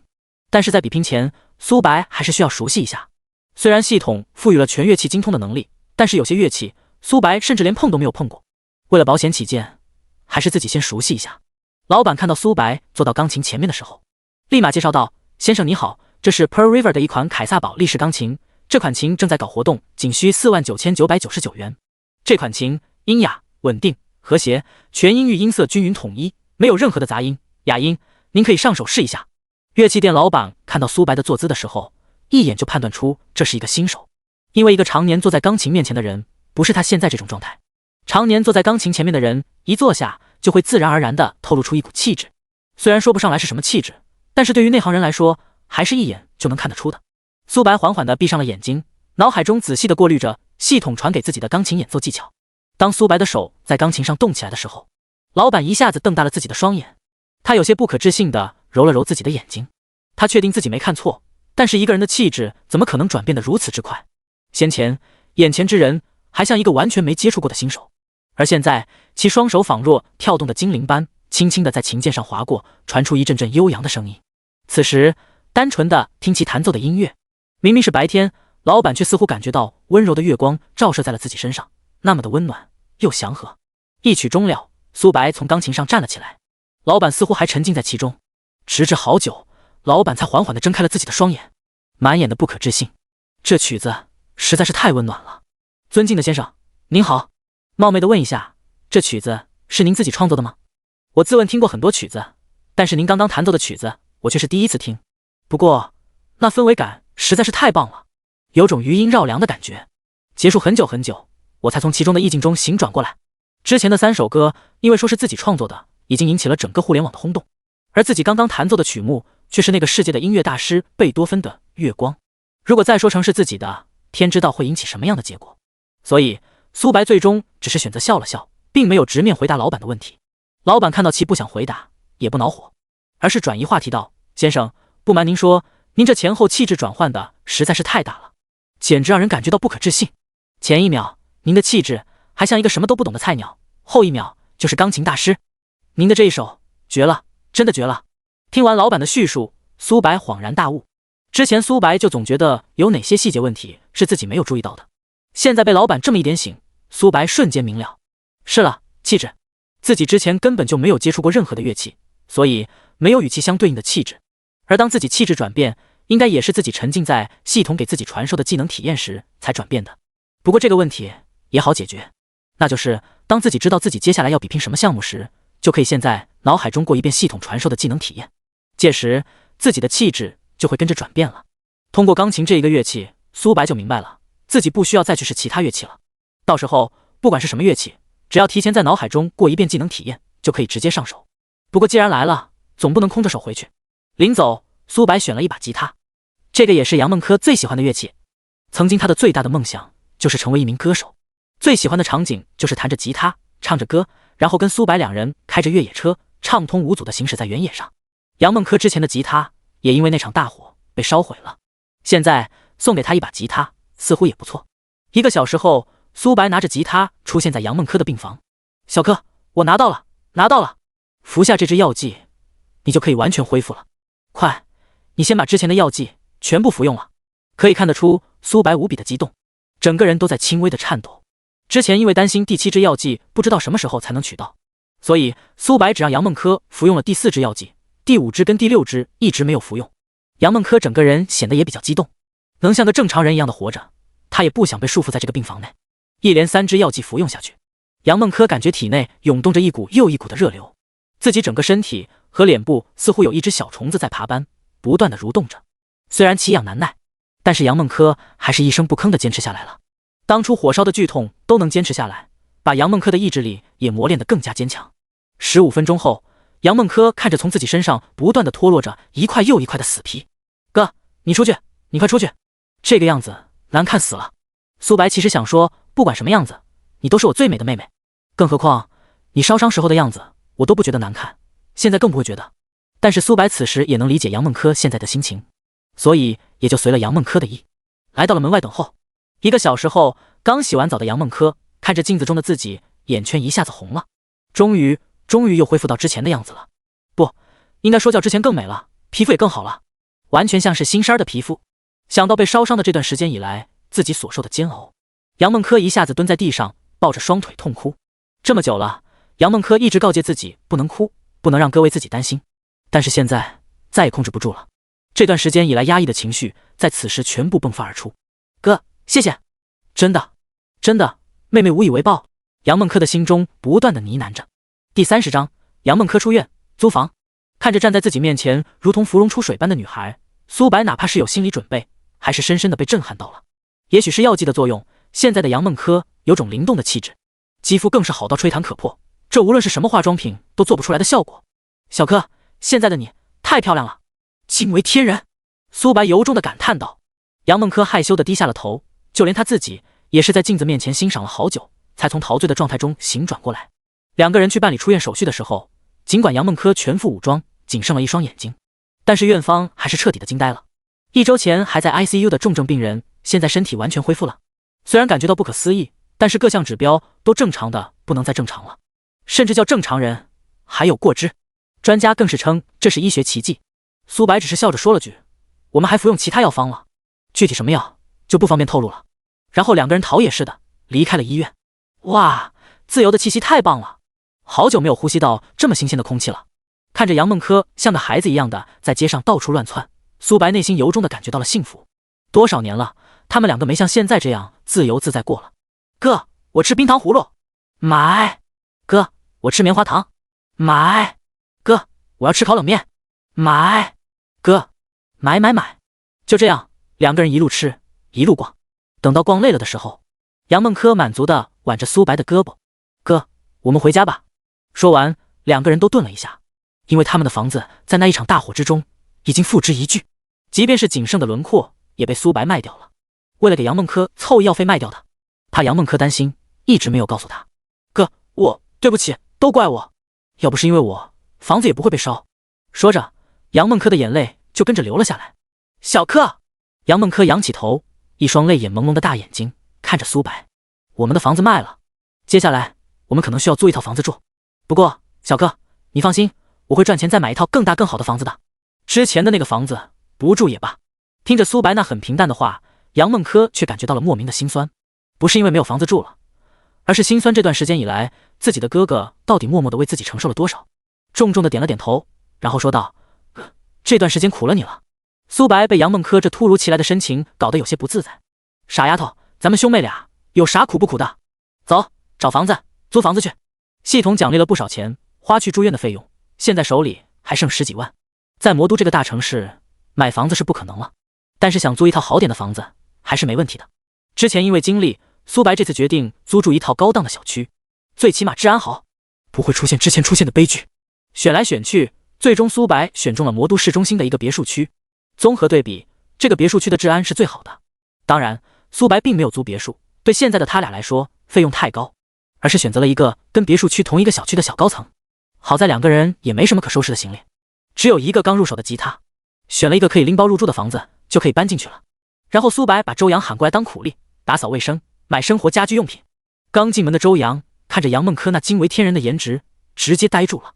小柯，周阳不确定地看着杨梦柯，不敢相信眼前的这个女孩就是那个浑身被烧伤的杨梦柯。杨梦柯甜甜地笑了笑：“周阳哥，你好啊！天哪，小柯，我怎么感觉你比之前更漂亮了呢？而且这个肌肤状态简直了，比美颜更美颜。这是什么？这是素颜女神啊！白哥，我感觉我们天成娱乐传媒有了颜值担当了。就小柯这颜值，不得吊打当红的所有明星啊！天成娱乐。”杨梦柯有些疑惑地看着苏白。杨梦柯知道哥哥与星月传媒闹掰了，或者说压根就没有好过，但是却从来没听哥哥说跟哪家传媒公司签合约啊。这是签了这个叫天成娱乐的公司，一家从来没有听说过的公司名称。之前宋亮导演不是因为我被星月传媒开除了吗？我们心想，既然资本力量不容我们就自己开一个公司。这是我跟宋哥自己成立的公司，名字叫天成娱乐。这不又把周阳这小子喊过来了。上家公司给我干倒闭了，还没找他算账，这次要是再给我干倒闭了，跟他新账旧账一起算。周阳嘿嘿的了2声，守着杨梦柯的面，周阳肯定不能多说。听苏白说话的语气，大概杨梦柯对苏白公司倒闭的原因知道的可能并不多。听到是哥哥自己弄的，杨梦柯才放下心来，自己弄也好，最起码不用受制他人。突然，周阳看到了客厅放着的那把吉他。白哥，你接着就要跟那鳖孙 PK 了，准备好了吗？话说，我还真的没见你露一手，正好这有把吉他，给我跟小柯露一手。看着杨梦柯也是一脸希冀的眼神，大概他内心也是十分好奇吧。为了不让他们担心，再说在他们面前也没有藏着掖着的必要，早晚自己的这些本事都是要公之于众的。要不我们去天台吧，在这怕影响到邻居们休息。杨梦柯跟周阳当然爽快地答应了，只要能现场看到苏白边弹边唱就足够了。而此时在卧室发呆的刘若彤突然看到了一道熟悉的身影，她甚至怀疑自己看错了，再次揉了揉眼睛，拿出手机放大一看，真的是苏白。他怎么会出现在对面天台？管不了那么多了，刘若彤换上鞋子，疯了一样的向着对面的天台跑去。第31章，因为刚好遇见你。苏白拿起吉他的时候，脑子里自动浮现出吉他精通技能，那种手到擒来的感觉再度袭来。我们哭了，我们笑着，我们抬头望天空，星星还亮着几颗，我们唱着时间的歌，才懂得相互拥抱，到底是为了什么？前奏响起的时候，两个人就发现苏白的气质在一瞬间变了，那是一种音乐人才特有的气质。低沉的声音出来的时候，他们两个一下子就沉迷进去了。这略显沧桑的声音中似乎有着很多的故事，每一句都带着沧桑感，让人一下子就带入其中，想要探寻到底是为了什么。因为我刚好遇见你，留下足迹才美丽，风吹花落泪如雨，因为不想分离。因为刚好遇见你，留下10年的期许，如果再相遇，我想我会记得你。这突如其来的转音让两个人瞬间起了一身鸡皮疙瘩，这丝滑的转音听着实在是太舒服了。杨梦柯更是被这歌词彻底的吸引住了。如果自己没有遇到苏白，那自己现在会是什么样子？或许从孤儿院出来后找一个不入流的技校，然后在工厂日复一日的度过着自己的一生，亦或者是早早的找个人嫁了，平平庸庸的度过了自己的一生，或者是碰上一个渣男，过着坎坷的一生，有着太多的不确定性。因为刚好遇见你，我生命的足迹才会变得如此美丽。尽管中间有些坎坷，但是现在都好起来了，不是吗？杨梦柯知道苏白给自己唱这首歌是要自己相信未来还是一片光明，内心不由得感动万分。而此时刘若彤刚好气喘吁吁地跑上了天台，看着正是自己的偶像抱着吉他坐在天台边轻轻地弹着吉他，优美的旋律仿若天籁之音。刘若彤兴奋地刚想上去打招呼，却突然停住了自己的脚步。我们哭了，我们笑着，我们抬头望天空，星星还亮着几颗。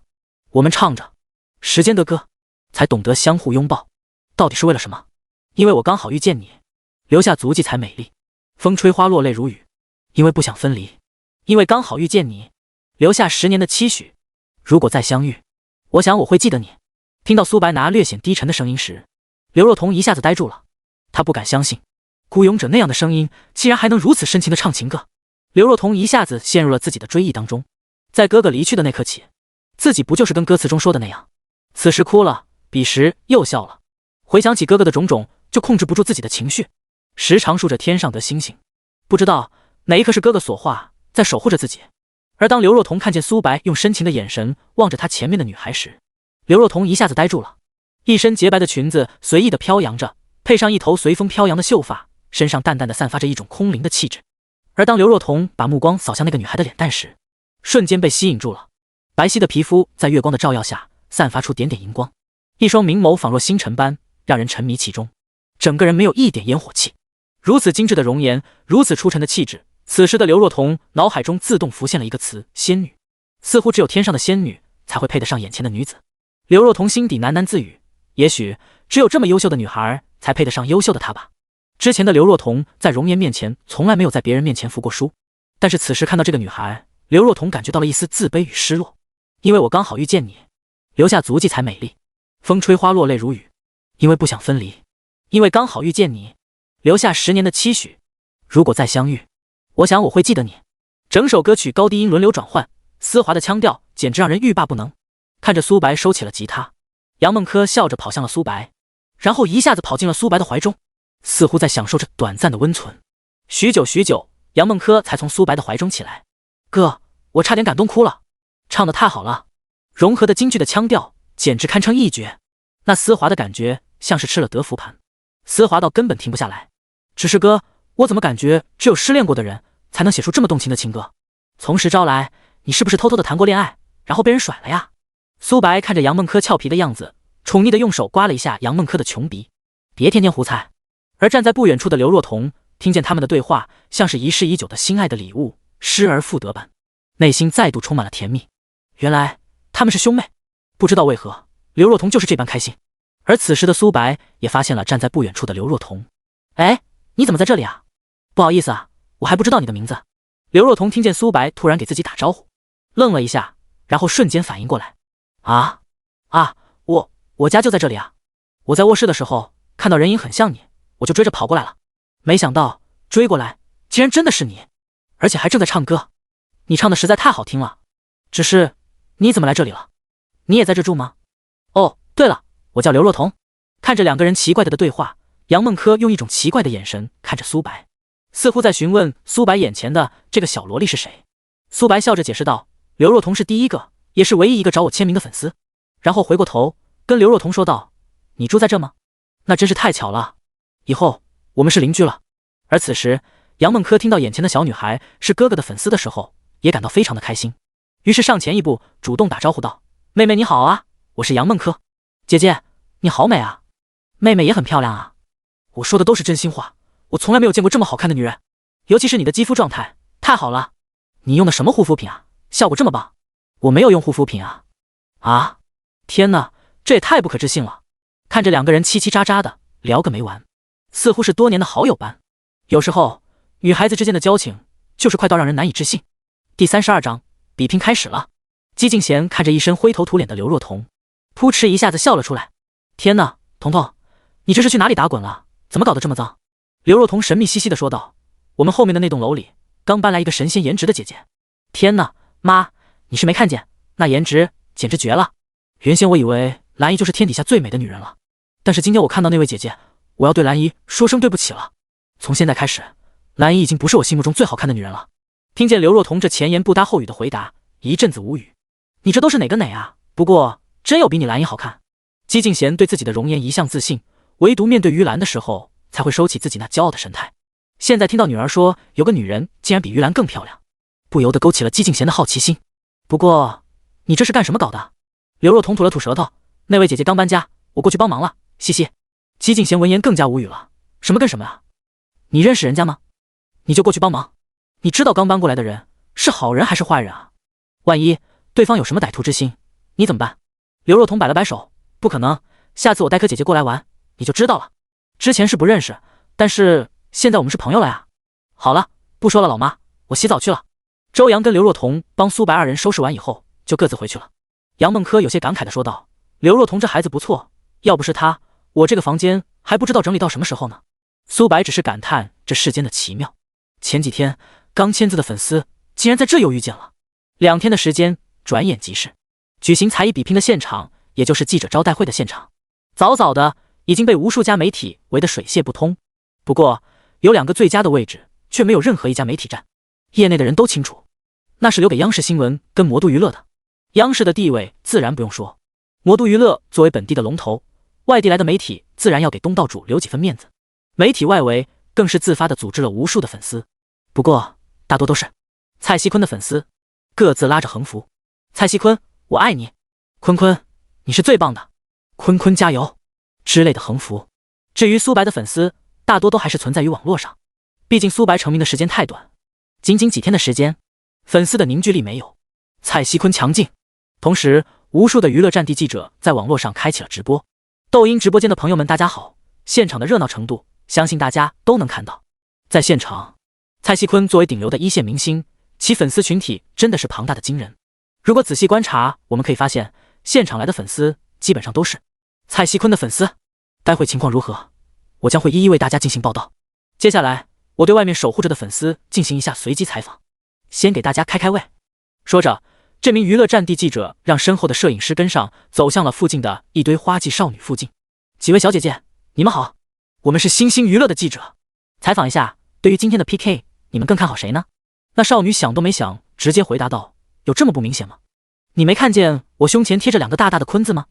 当然支持我们家坤坤了，坤坤最帅，坤坤老公，我爱你。”摄像没好意思把镜头往少女的胸口拍，娱乐战地记者尴尬地笑了笑，然后对着镜头说：“看来还是当红明星，蔡徐坤更加受欢迎一些。”然后直播间的网友直接就炸了，特么的，这记者有毒吧？就特么采访了一个人，就总结出答案来了。还有，人家胸口明明白白的写着是支持谁的，你还去问，你特么是冲什么去的？还需要我说吗？到底是你脑残，还是我们脑残？虽然在直播间骂，但是慢慢的网友们就察觉出不对劲了，因为逛了好多家在现场采访的娱乐记者，然后大家采访的模式都如出一辙，就是问问喜欢谁，然后大家的答案出奇的一致，都是蔡徐坤。难道苏白的粉丝一个都没有去现场，还是去现场了，碰巧一个都没有采访到？亦或者是这是一场有组织有纪律的采访？下一秒，几乎所有的娱乐记者都蜂拥而出，央视新闻的车停在了酒店门口，然后所有的摄像头都对准了印着央视新闻的车，都在好奇本次来现场支持的主持人到底是谁。车门拉开，先是下来一双娇艳的大红高跟鞋，随后是一双玉质般修长的美腿，紧接着一张精致的容颜出现在大家的视线中，众人无不震惊地捂着自己的嘴巴。天哪，是于兰，竟然是于兰亲自来到现场！一时间，无数的闪光灯对准了于兰。于兰似乎对于这种场面早已见怪不怪，微笑着向着大家打着招呼。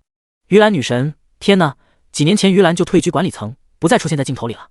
这场才艺比拼竟然把传说中的于兰女神召唤了出来。话说，于兰女神还是一如既往的美啊，40多岁了，看起来还跟20多岁一样。每次看到她，我都忍不住想起沉鱼落雁、闭月羞花，实在想不出别的形容词能够形容她的美。这就是我们大夏民族特有的知性美，是世界上其他任何国家所不及的。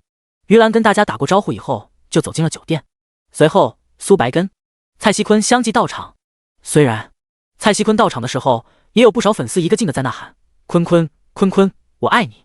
但是经过前面于兰的场面，再看现在的场面，似乎也没有那么震撼了。至于苏白，镜头更是少得可怜，拿着手机一直看着这一幕的刘思燕，脸色有些冰冷。本来好好的一场造势，因为于兰的到来被搞得上不上下不下的，李玉祥的效果直接打了6折。就这么一场非官方的活动，还值得于兰亲自到场。第33章，蔡徐坤在唱大夏金曲奖神曲。于兰拿着话筒，有些无奈地对着镜头说道：“朋友们，大家好，我是于兰，好久不见啊！本来我预想的是我做本场才艺比拼的见证者，但是奈何啊，现场的朋友太热情，非让我主持这场才艺比拼，那我也只好缺之不恭了。首先，我要给大家介绍的是本场才艺比拼请来的几位老师：国内知名的钢琴家李翔老师，国内知名的吉他演奏家林峰老师，还有国内知名的二胡演奏家周军老师，国内知名的琵琶演奏家杨雪琴老师。另外还有16位乐器点评员，几乎可以涵盖目前大家日常所能接触到的所有的乐器。当于兰出现在镜头上的时候，无数个网友都疯了，他们怎么都没有想到，一场连综艺都谈不上的 PK 竟然能把于兰请来，同时也意识到本次 PK 的影响力可能要出圈了。原本还在为苏白担心会被特别针对的网友，现在也放下心来，他们不相信别人，但是他们相信于兰。在央视做了20年的主持人，这就是公信力。另外看着竟然请了那么多的评委，这阵容较一般的综艺节目还要强大了吧？其实如果是一般的才艺比拼，根本不可能请得动那4位老师的，即便你有资本的力量，也不太可能。他们不愿意出现在大众视野过度的消费自己，怕娱乐圈的名利让他们失去了自己本该有的操守。这也是那些在专业领域有着很强的知名度的大咖很少出现在综艺的原因。但是现场出现的4位老师都是于兰的朋友，他们是受于兰所托，看在于兰的面子上才来的。本场才艺展比拼的双方主角呢，相信大家都知道了，但是我还是需要跟大家介绍一下当红流量明星蔡徐坤，还有新晋崛起的音乐创作人苏白。听到于兰说苏白是音乐创作人的时候，无数蔡徐坤的粉丝就不买账了。什么音乐创作人啊？发行了吗？有官方认证吗？唱首歌火了就是音乐创作人了？拜托能不能严谨一点？然后接下来苏白粉丝的回应让这些人瞬间打了脸，不知道就别瞎逼逼，自己去苏白的抖音账号上看，看看抖音官方是怎么定义苏白的。难道你比抖音官方还具有公信力？你说了比抖音官方还好使，直播间这么一闹腾，然后就有蔡徐坤的粉丝还有无数个路人转身去了苏白的账号。当苏白账号搜索出来的时候，那几个人都被震撼到了，因为苏白后面清楚地缀着歌手、新生代音乐创作人。震撼的不止这些，而是苏白注册抖音账号才几天的时间，粉丝已经高达500万，点赞更是破了1000万，而作品却是仅仅只有一个，那就是苏白的简短的自我介绍，点赞与粉丝的比例更是高到吓人。其实这主要取决于苏白的粉丝群体大多是被艾特过来的，或者是转发后吸引过来然后关注的。被艾特之前说明就已经是苏白的粉丝了，所以也就造成了粉丝与点赞的比例达到了惊人的1比2。但是也有一部分纷纷提出质疑，抖音官方小助手，为何苏白的歌没有在任何平台发布就能认证成功歌手、新生代音乐创作人？难道仅凭在网上火爆的几首歌曲就能被认可了吗？不过现在的质疑声没有人给他们回复，而才艺比拼的现场还是在持续当中。于兰用动听的声音说道，既然大家是来看才艺比拼的，现场又来了这么多朋友，不如2位先各自来一首最拿手的歌吧，算是个开场白，然后再正式开始我们的比拼项目。现场的朋友和直播间的朋友们，你们说怎么样？没等直播间的网友发话，现场都疯了，嗷嗷的大喊好好好，而后又传出了震耳欲聋的声音，蔡徐坤蔡徐坤蔡徐坤。刚要讲话的于兰被这突如其来的尖叫整得顿了一下，不过毕竟是见过大世面的人，看起来还是波澜不惊，然后笑着说道，看得出来现场的朋友热情很高涨，既然蔡徐坤的呼声这么高，那么就让我们的蔡徐坤先来好不好？蔡徐坤闻言一脸黑线，内心直骂，这谁特么安排的粉丝，这个时候瞎喊什么？对于于兰要求的开头先各自唱首歌，蔡徐坤内心有些郁闷，不是说好了只是比拼乐器吗？怎么还唱歌啊？但是当着全国观众的面，于兰都已经说出来了，自己总不能退缩吧。 Hello 大家好，我是蔡徐坤，今天带给大家的是一首我的拿手曲目 Let Me Wait， 希望大家喜欢。蔡徐坤话音刚落，场外再度爆发出震耳欲聋的尖叫声，蔡徐坤都要崩溃了，特么的，等我唱完了你们再叫行吗？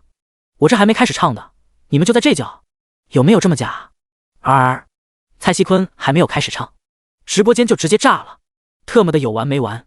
之前的大夏金曲奖就用的这首，现在又来，就是上次我就吐槽，特么的这是大夏金曲奖，一个个的拿着英文歌来充数，还特么的得奖了，真的是一个敢唱，一个敢颁奖。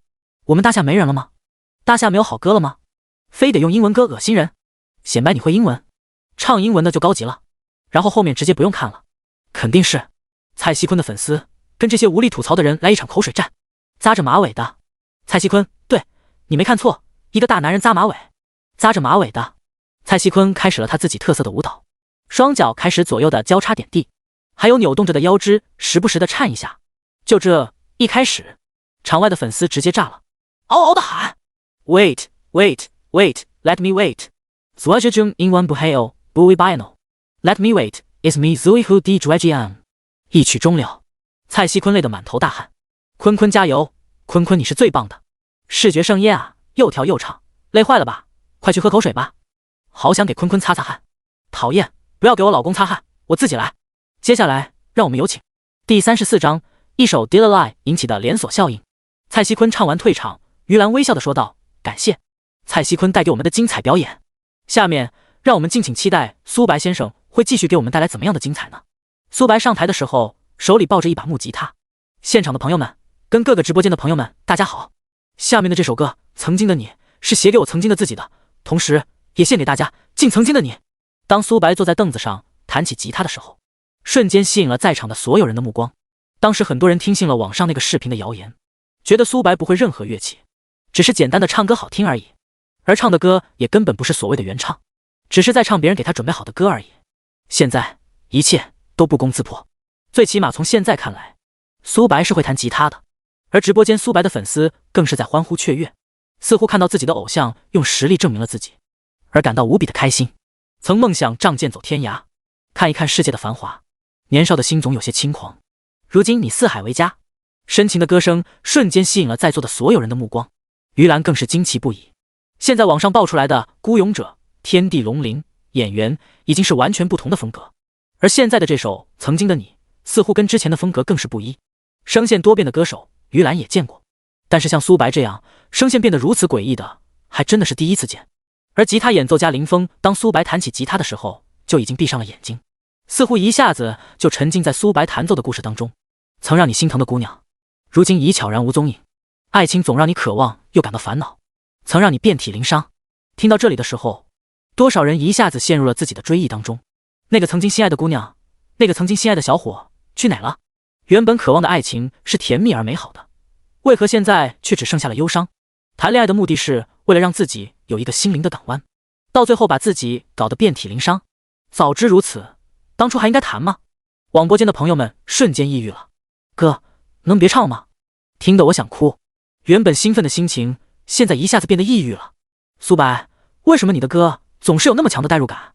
不经抑郁难为人，不经焦虑永天真。曾经沧海难为水，除却巫山不是云。这首歌只适合有故事的人听。仗剑闯天涯，多么美好的梦啊！被庞大粉丝群包围的角落里，两个女孩此时紧紧地握着彼此的手，可以看出她们的紧张。小柯姐姐，苏白哥之前是不是有个很喜欢的姑娘？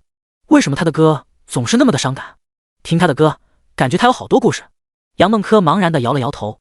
杨梦柯也不知道苏白之前是不是有喜欢的姑娘，但是苏白从来没有跟杨梦柯说起过。Dilla lily dilla lily danda, dilla lily dilla lily dada, dilla lily dilla lily dada。走在勇往直前的路上，听到这，杨梦柯跟刘若彤瞬间停止了各自的交谈，瞪大了眼睛，努力地看着前方。原本闭着眼睛正在享受音乐世界的吉他大师林峰，瞬间瞪大了自己的双眼。同样吃惊的还有另外3位大师。这个 Dilly Lily 简直是神来之笔，没有一句歌词，却让人瞬间感觉到了热血澎湃。从副歌到主歌的转折还能这么转，倒是见识到了。而直播间的网友们更是炸了，这是什么神仙歌曲？这个 Dilly Lily 让我猛地一激灵。哥，能不能别唱的这么简单，让我误以为我也可以？有多少听到这的时候猛地从凳子上坐了起来的？我感觉这段我也会唱了。你们看，快看，听到这个 Dilly Lily 的时候，我们的鱼兰女神眼中明显的发出了一道亮光。卧槽，你是来听歌的还是来看鱼兰的？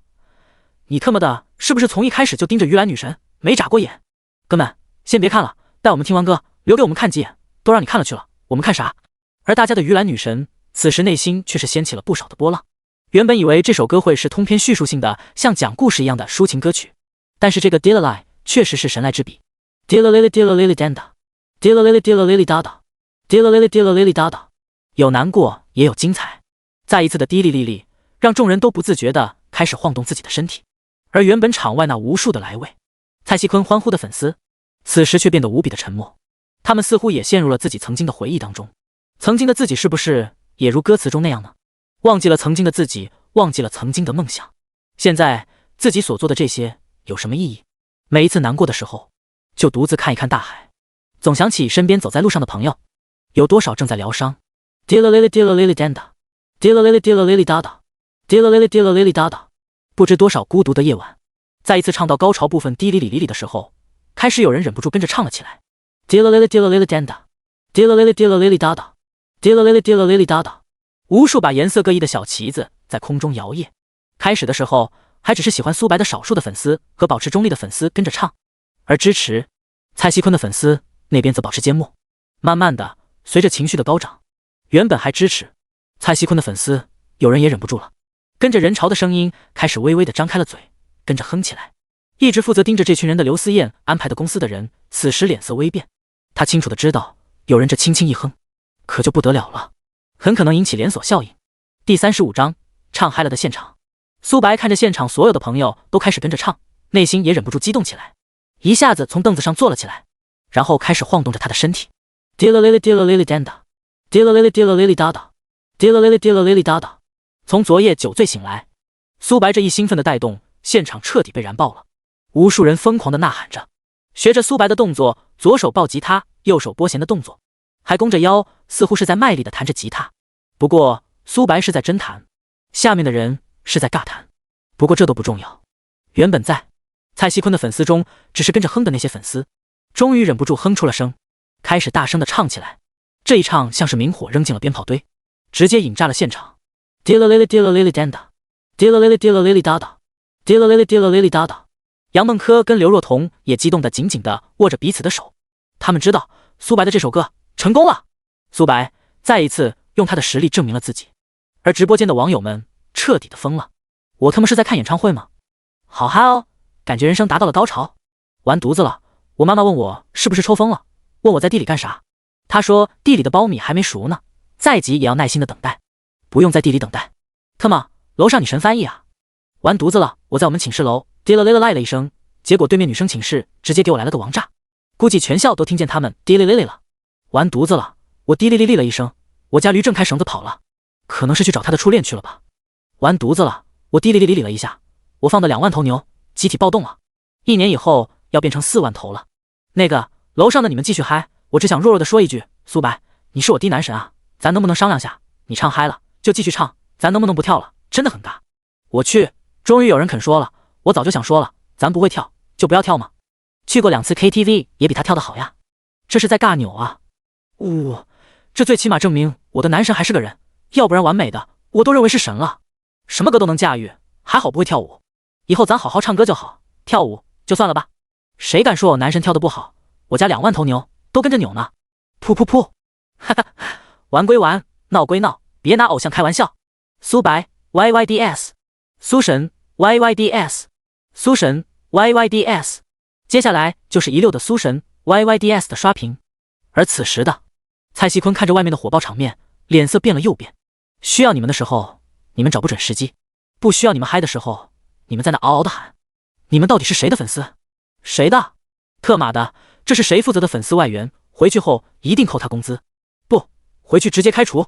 而此时的苏白唱完了高潮部分，再次坐到了凳子上，慢慢的弹着他的吉他。直播间的朋友们长呼了口气，终于不跳了。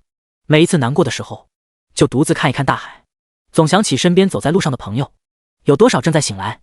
让我们干了这杯酒，好男儿胸怀像大海。经历了人生百态世间的冷暖，这笑容温暖纯真。沧桑的声音一开口，原本还嗨到不行的人瞬间再次变得沉默。这就是苏白所唱的这首歌的魅力，再次把人们的心思拉回来，然后静静地听他叙述他唱的故事。每一次难过的时候就独自看一看大海，多么真实的写照啊。看着海边海浪的起起伏伏，自己的杂乱的思绪也跟着浪涛回归大海了。再次回归已是重装待发，而现在的我们不正是走在奋斗的路上吗？累了就一起干了这杯酒，醒了继续起航，苦了就一起干了这杯酒，醒了再谈一谈梦想。好男儿胸怀像大海，怎么会装不下委屈，怎么会装不下眼泪？我们奋不顾身奔跑的原因，只因身后有个他，只因身后有个家。难过过吗？委屈过吗？愤怒过吗？开心过吗？尝遍人生百态的我们，只需微笑着面对未来，对生活报以微笑，生活便会回以温暖。每一次难过的时候就独自看一看大海，总想起身边走在路上的朋友，有多少正在醒来。让我们干了这杯酒，好男儿胸怀像大海，经历了人生百态世间的冷暖，这笑容温暖纯真。一曲终了，众人都有点意犹未尽，似乎还沉浸在苏白所讲的故事里，又似乎沉浸在自己追忆的故事里。我们奋不顾身地奔跑了那么久，终究还是要回归现实，不忘记曾经的自己，不忘记曾经的梦想，不忘记曾经的姑娘，就是对我们自己最好的嘉奖。有梦才会有动力，有梦才会有力量。而后现场响起了雷鸣般的掌声，现场的4位专家相互对视了一眼，这其中的眼神所表达的意思再明显不过，这似乎不用往下比了，实力相差太悬殊了，一目了然。一个是以夸张的舞蹈吸引人的眼球，看起来又唱又跳很卖力，现场气氛也很好，但是明眼人都看得出来，其唱的本身的音乐价值并不高。而后者虽然也跳了，并且跳得很尬，但是这都不重要，重要的是他唱的音乐本身所蕴含的意义不一样，让人一下子就陷入进去，并且陶醉在其中无法自拔。而且苏白是自弹自唱，尽管本次比拼的是乐器，但是对于这么优秀的歌手而言，就算不会任何乐器，只是单纯的这份唱功，就可以称之为新生代最优秀的歌手之一了。况且苏白的吉他演奏真的很好，能让人一下子就带入进去的音乐，能差的了吗？这点吉他演奏家林峰最后话语权，从其不断的点头，双手情不自禁地跟着比划，就可以看出他真的很陶醉，这就是对苏白的认可，似乎不用任何点评，结果就显而易见了。当然该有的乐器演奏比拼还是要继续，毕竟本场比拼的目的就是如此，总不能与初衷背道而驰。第36章截然相反的两派点评，舞台再度交到了于兰的手上。虽然于兰还是像往常一样微笑的样子，但是从其嘴角勾起的弧度可以看出，于兰现在的心情应该是不错。苏白的这场才艺表演可以说是前无古人了，一场记者招待会的文艺展示，愣是让你生生的开成了演唱会。不过这确实是一首令人振奋的歌，听到高潮部分的时候，我也忍不住跟着大家一起哼唱。我想这一点很快又会成为网络上大家茶前饭后的谈资了，估计大家也都想听一下在场的4位老师和在场16位乐器点评员的感受吧。几位老师有什么想说说的吗？于兰说完，然后把视线投向了在座的4位老师身上，其他的3位老师都把目光放在了林峰身上，因为林峰是吉他演奏家，苏白又是现场演奏的吉他，所以林峰是最有发言权的。看着大家都看向自己，林峰笑了笑，直接拿起了话筒。这位苏白先生的演唱，相信通过大家的现场表现就可以看出来了，很享受，像是娓娓道来的在诉说着他的故事，让人忍不住去听接下来还会发现什么。而这个 Dilla Lily Dilla Lily Danda 就是点睛之笔了，通过大家忍不住在现场集体大合唱，也能看得出来，直接把人的情绪引上了高潮。但是在我看来，这不是最惊奇的地方，最让我惊奇的是，他能在把所有人引向高潮的时候，他自己静下来，然后再娓娓道来的讲述他的故事。关键是他平稳的深沉的声线，还能让人迅速的再融入到他讲述的故事当中，这个就很考验功力了。当然大家让我首先做点评的原因是这位苏白先生自弹自唱，而且弹的是吉他的缘故吧。对于这位苏白先生的吉他演奏水平，林峰说到这顿了一下，在场的所有人，包括直播间的所有人都屏住了呼吸，毕竟这个评价才是今天这场才艺比拼的重点。所有人都忍不住有些激动起来，有的人担心最终结果与自己的心里有落差，有的人在隐隐期盼着快点来个大落差。非常高，真的非常高。单纯的以这首曲子可能看不出这位苏白先生的最高水平，但是从其弹奏的状态以及游刃有余的表现看，苏白的吉他演奏水平不下于大师水准。好了，这是我的点评。哗哗哗，林峰点评完，饶是现场没有几个苏白的粉丝，还是爆发出了热烈的掌声，似乎终于等到了自己内心想要的答案。能说的林峰基本都说了，剩下的3位老师也纷纷谈了下对于苏白的这首歌的感受，清一色的赞美之词。待最后一位老师谈完，现场陷入了一片寂静，尴尬，大写的尴尬，因为这4位老师对蔡西坤的表演没有做一个字的评价。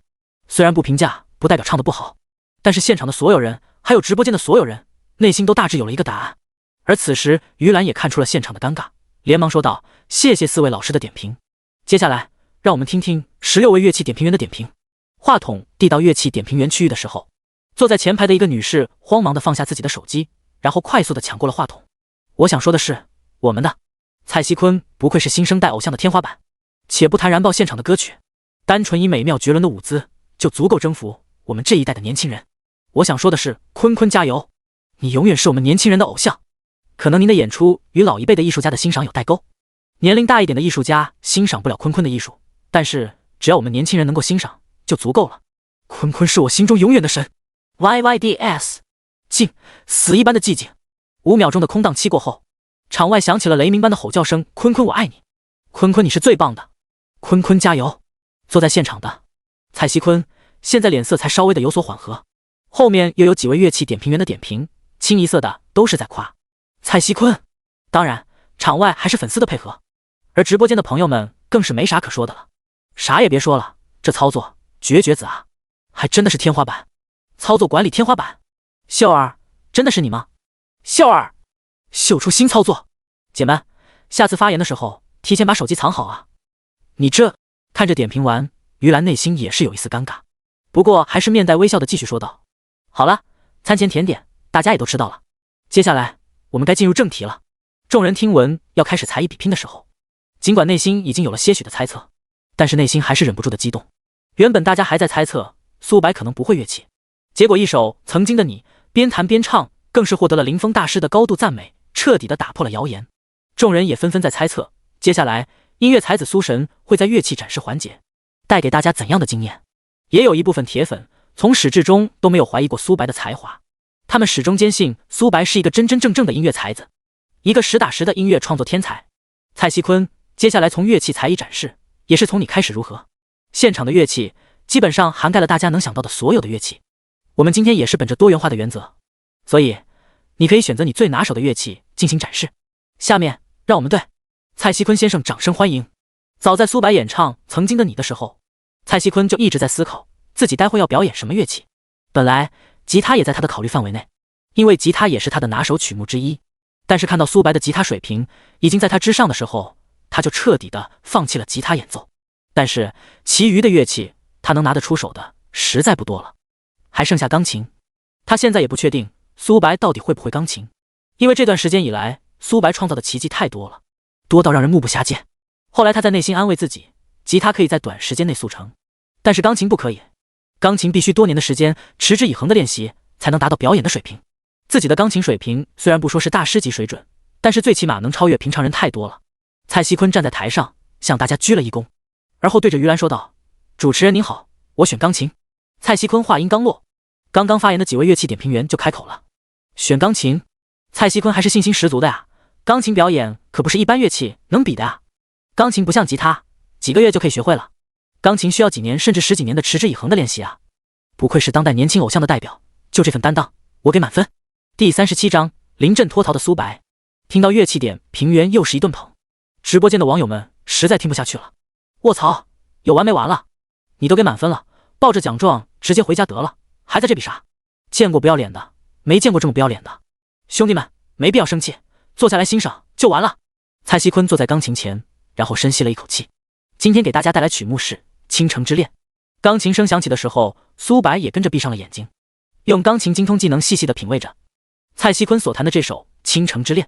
缓缓的，苏白睁开了眼睛，内心也有了答案。听蔡徐坤弹的曲子，能够看出他确实是有着扎实的钢琴功底，应该是练了很多年，但也就仅限于此了。弹钢琴这个东西需要持之以恒的坚持，不断的练习，但是更需要天赋。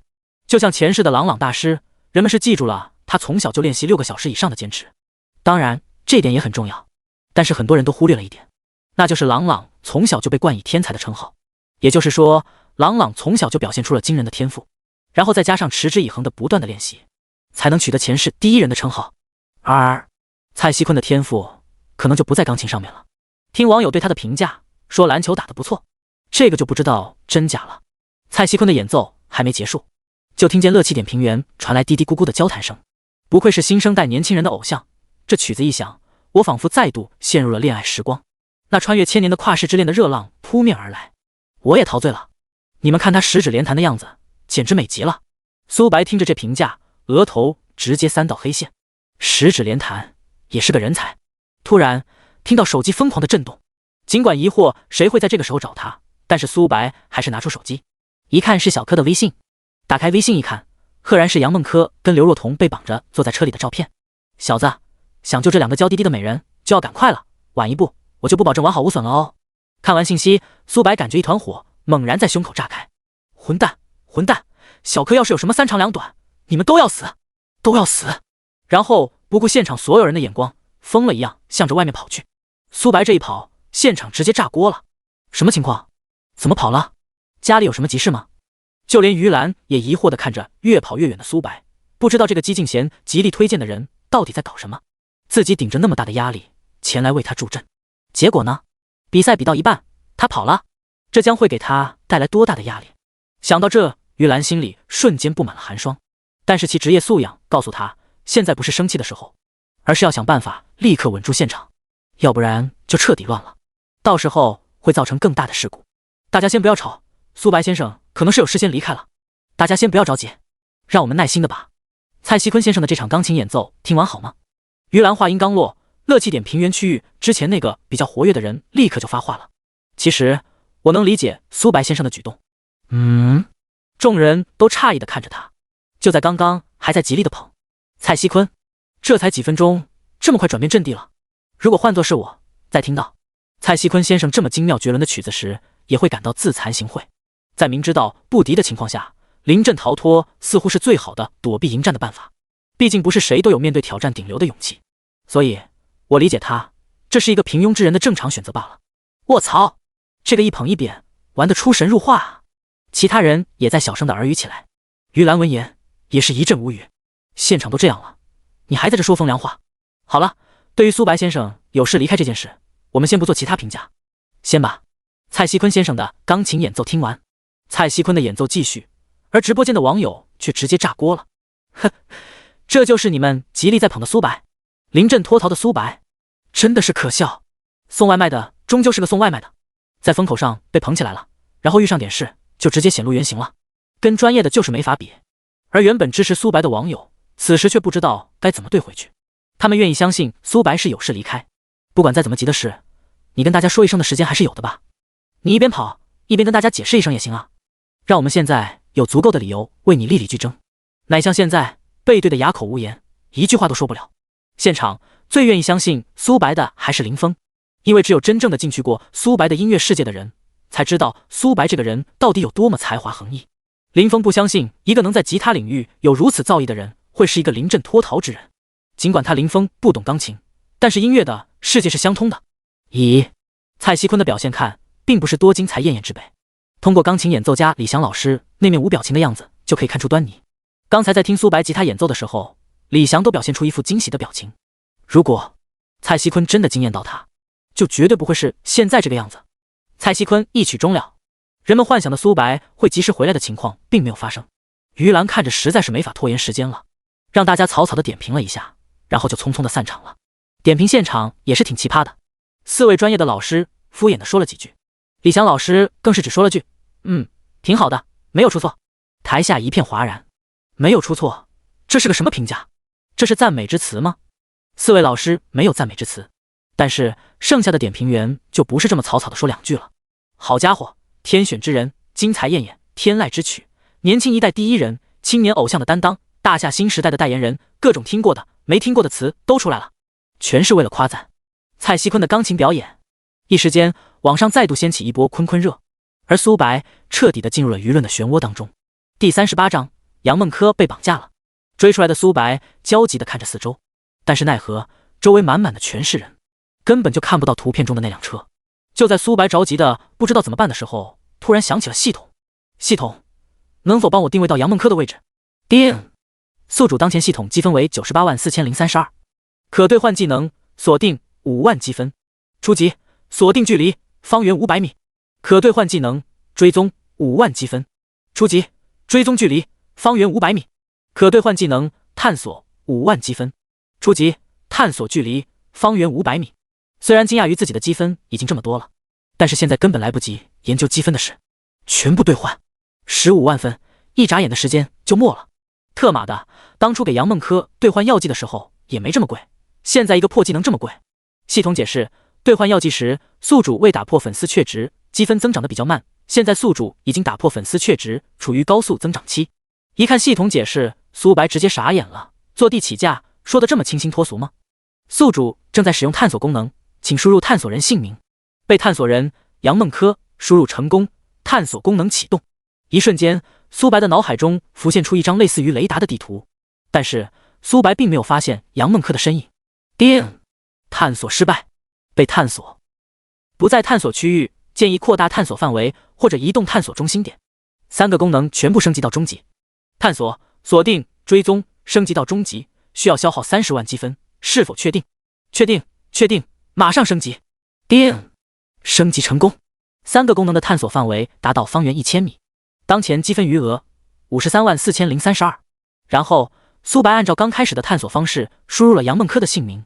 探索功能开启，苏白发现杨梦科跟刘若彤正被关在一个黑色的商务车内，而那辆黑色商务车刚刚疏通开周围的障碍，准备驶离。锁定，马上锁定。叮！系统锁定成功。叮！检测到锁定车辆即将驶离锁定范围，建议扩大锁定距离。苏白一边快速的向前跑，一块内心大喊：扩大，马上扩大。叮！锁定功能升级高级，锁定成功，锁定范围扩大至方圆3000米，消耗积分20万积分，当前积分余额334032。眼看着那辆黑色商务车即将行驶到公路上，苏白知道一旦行驶至公路上，自己就再也锁定不了对方了。看着路边听着的一排排等待拉人的出租车，苏白随便挑了一辆最近的，上车就大声的喊：跟上那辆黑色商务，快点！哎，你这人怎么回事？上车的时候关车门的时候不会小点力气啊？还有，你是干什么的呀？为什么跟踪人家车辆？听着出租车自己在那逼逼叨叨没完了，苏白从兜里顺手拿出1万块钱，大吼道：我让你跟上那辆商务，你他妈没听见啊？钱你的，别他妈废话！出租车司机一看那厚厚的一沓，瞬间改变了态度。好咧，好咧，先生您坐好，还没有我想跟不上的车，嘿嘿。说着，租出车一个急拐，猛地窜了出去。眼看着黑色商务越走越远，即将再次离开锁定范围，苏白急道：快点，再快点，不要跟丢了！帅哥你放心，老哥我以前就是专业干这个的，还能跟丢了？你就瞧好吧。苏白没有再搭理出租车司机，两只手紧紧地抱在一起，内心焦急万分。与此同时，姬敬贤接到下面人的电话：夫人，对不起，小姐被人抓走了，我们正在跟着那辆抓走小姐的车，但是我怕对方早有图谋，我们的人不够，请夫人派人增援。什么？听到下面人说彤彤被抓走的时候，姬敬贤脑海中一片空白，整个人差点晕倒。被人绑架了？他妈的都是废物吗？4个人跟着还让人绑架了，到底是谁干的？姬敬贤的脑海中迅速浮现几个人的面孔，又摇了摇头。姬敬贤强迫自己冷静，然后立马说道：跟好了，千万别跟丢了，阿福马上会联系你们。给阿福打完电话的姬敬贤整个人无力地瘫坐在沙发上。冲自己来的，还是冲瑞华来的？突然姬敬贤猛地从沙发上坐了起来，该不会是冲那个彤彤嘴里的那个自己从未谋过面的美若天仙的女孩来的？彤彤跟那个叫杨梦科的女孩今天去看那个吵得沸沸扬扬的苏白的才艺 PK， 这是姬敬贤是知道的，而且从彤彤的嘴里也得知了，那个叫杨梦科的美丽女孩是那个苏白的妹妹。甚至于兰刚到魔都的时候还开玩笑说，她为了自己都亲自来给苏白撑场面了，到时候一定要狠狠地搓她一顿。该不会是之前在网上搞苏白的那些人，今天为了让苏白输而使得手段？彤彤只是被殃及池鱼？如果是这样的话，姬敬贤反倒没有那么担心了，因为只要不是针对他跟瑞华来的，彤彤应该就不会有太大的危险。一般的危险跟着彤彤的那4个人也能解决，怕就怕是针对正在升迁的关键时刻的刘瑞华来的，那样的话事情就棘手了。不得不说，姬敬贤冷静下来，头脑还是很灵活的，一下子就猜到了事情的关键点。姬敬贤在犹豫要不要告诉自己的丈夫，也就是彤彤的爸爸瑞华。现在瑞华正在关键时期，姬敬贤不想让这些琐碎的事耽搁他的时间。最后想了想，还是忍住没有告诉刘瑞华。而正在此时，于兰的电话打进来了。我说贤姐，你介绍的那个苏白到底怎么回事？你知道我顶着多大的压力来给他撑这个场面吗？要不是看你的面子，我怎么会来这个连个综艺都算不上的记者招待会现场？他倒好，才艺比拼进行到中间的时候，一声不吭地拔起屁股就跑，直接跑没影了，撂下这个烂摊子让我处理。你知道这样一来对我的声誉会造成多大的影响吗？听到于兰在那咆哮，姬敬贤那颗忐忑不安的心彻底的放下心来。现在应该可以肯定，这次绑架事件是冲那个苏白去的，而不是冲自己女儿去的。那彤彤应该就没有危险了。想到这，姬敬贤的心情也稍微好了一些。兰子，彤彤被绑架了，跟苏白的妹妹一起被绑走的，你说苏白能不跑吗？还要在那耐心的跟你们解释一番。原本还拿着电话一顿牢骚的于兰闻言，内心一咯噔。刘若彤被绑架了，仙姐，你别着急，我马上来，你等我。挂断电话的于兰匆匆忙忙地往外跑去。负责录制的人员看着于兰连个招呼都没打，就这么匆匆忙忙地走了，内心不由得诧异，这到底都怎么了？一个个的这么急急忙慌的。第39章碰撞。出租车上，司机转过头问苏白：先生，现在怎么办？之前在大路上的时候我跟着，对方可能还察觉不出什么，现在对方即将拐到小路上，我跟一段时间还好，要是一直跟着，就是个傻子都知道我是在跟踪了。苏白面色冰冷，没有一句废话，只说了句继续跟。但是出租车司机内心已经在打退堂鼓了，虽然他喜欢钱，但是他更珍惜自己的命。开始只是以为普通的跟车，但是现在看来事情似乎没有想的那么简单。先生，你能先告诉我你是干嘛的吗？你为什么跟那辆车？这其中不会有什么危险吧？先说好啊，犯法的事我可不干。苏白没有废话，直接说道：收款码，再给你5万，继续跟。然后到了小路以后，你直接超过前面那辆车，逼停对方，这5万算你的修车费。逼停以后，你开车走，就没有你什么事了。5万。听到苏白大方的给出5万的高价的时候，出租车司机忍不住吞咽了下口水。5万啊，这可够自己没日没夜的开2个月的车了。但是想了想，还是迟疑的说道：先生，您还是告诉我您到底要干嘛，要不然多少钱我都不能跟。苏白知道不跟对方说明白，怕是很难让对方听自己的了。然后拿出手机调出杨梦柯跟自己的聊天记录。同时苏白打定主意，要是司机还不肯，那就只能抢车了。我妹妹在对方车上，你自己看信息。司机拿过苏白的手机一看，发现是2个漂亮女孩被绑架了，而车辆就是前面那辆车。作为退伍军人出身的司机一看，怒气冲天，光天化日之下岂有此理！小哥，你早说，这车我跟了，钱你拿回去。说着，司机猛地一踩油门，一股强烈的推背感袭来，然后整辆车猛地窜了出去。小哥，对方怕是有备而来啊！这样，我车驾驶座底下有2根拇指粗的钢筋，你拿出来，待会我逼停对方，我跟你一起下车。10好几年没活动筋骨了，今天老哥就陪你疯一把。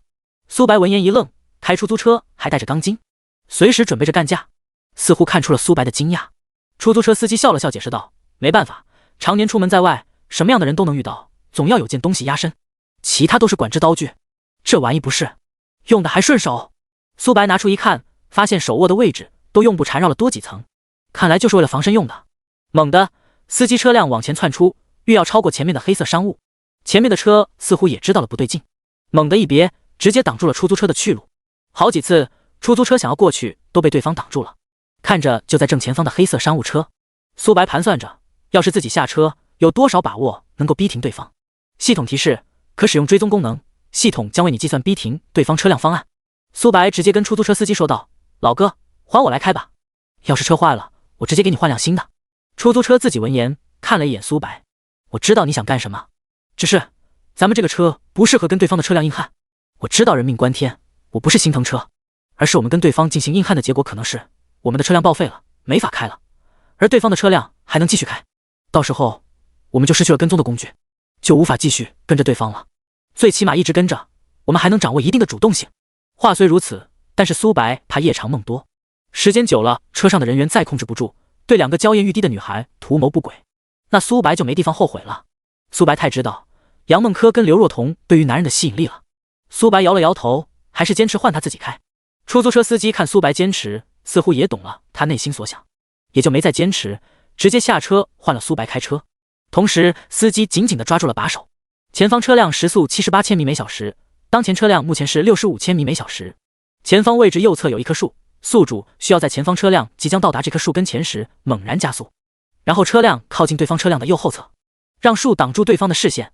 宿主需要在最短的时间内抵达到时速110千米每小时，现在即可加速，加速至80千米每小时，然后在对方视线被挡时猛然加速。说着，苏白连想都没想，直接按照系统所说加速至时速80迈左右。就在对方车辆即将抵达那棵树附近时，苏白一脚油门直接踩到底，然后松开再踩，时速85、90、100、110，左拐45度。就在离对方车辆还有3米的时候，按照系统提示猛地左拐，回转加速。就在车辆即将冲进旁边的沟里面的时候，猛地回转，然后以120迈的时速直接越过对方的车辆，并排齐驱。而黑色商务仅仅是听见突然的一阵轰鸣声，等再次发现出租车的身影，对方已经与他并排齐驱。想要加速超过对方时，发现已经晚了。因为对方的时速已经赶上来了，车头超出对方半米，开始减速，并小幅度碰撞对方车辆。苏白开始控制着出租车有一下没一下的碰着对方的车辆，对方时速正在减速70、60、50、45 km/h， 系统已经提示到这种程度了。苏白也不需要系统提示了，直接猛地一转弯，整辆车横在了黑色商务的前面，彻底的挡住了对方车辆的去路。出租车司机向着苏白竖起了大拇指：“兄弟，你这车技绝了！”说完，两个人拿着钢筋从车上直接下来了。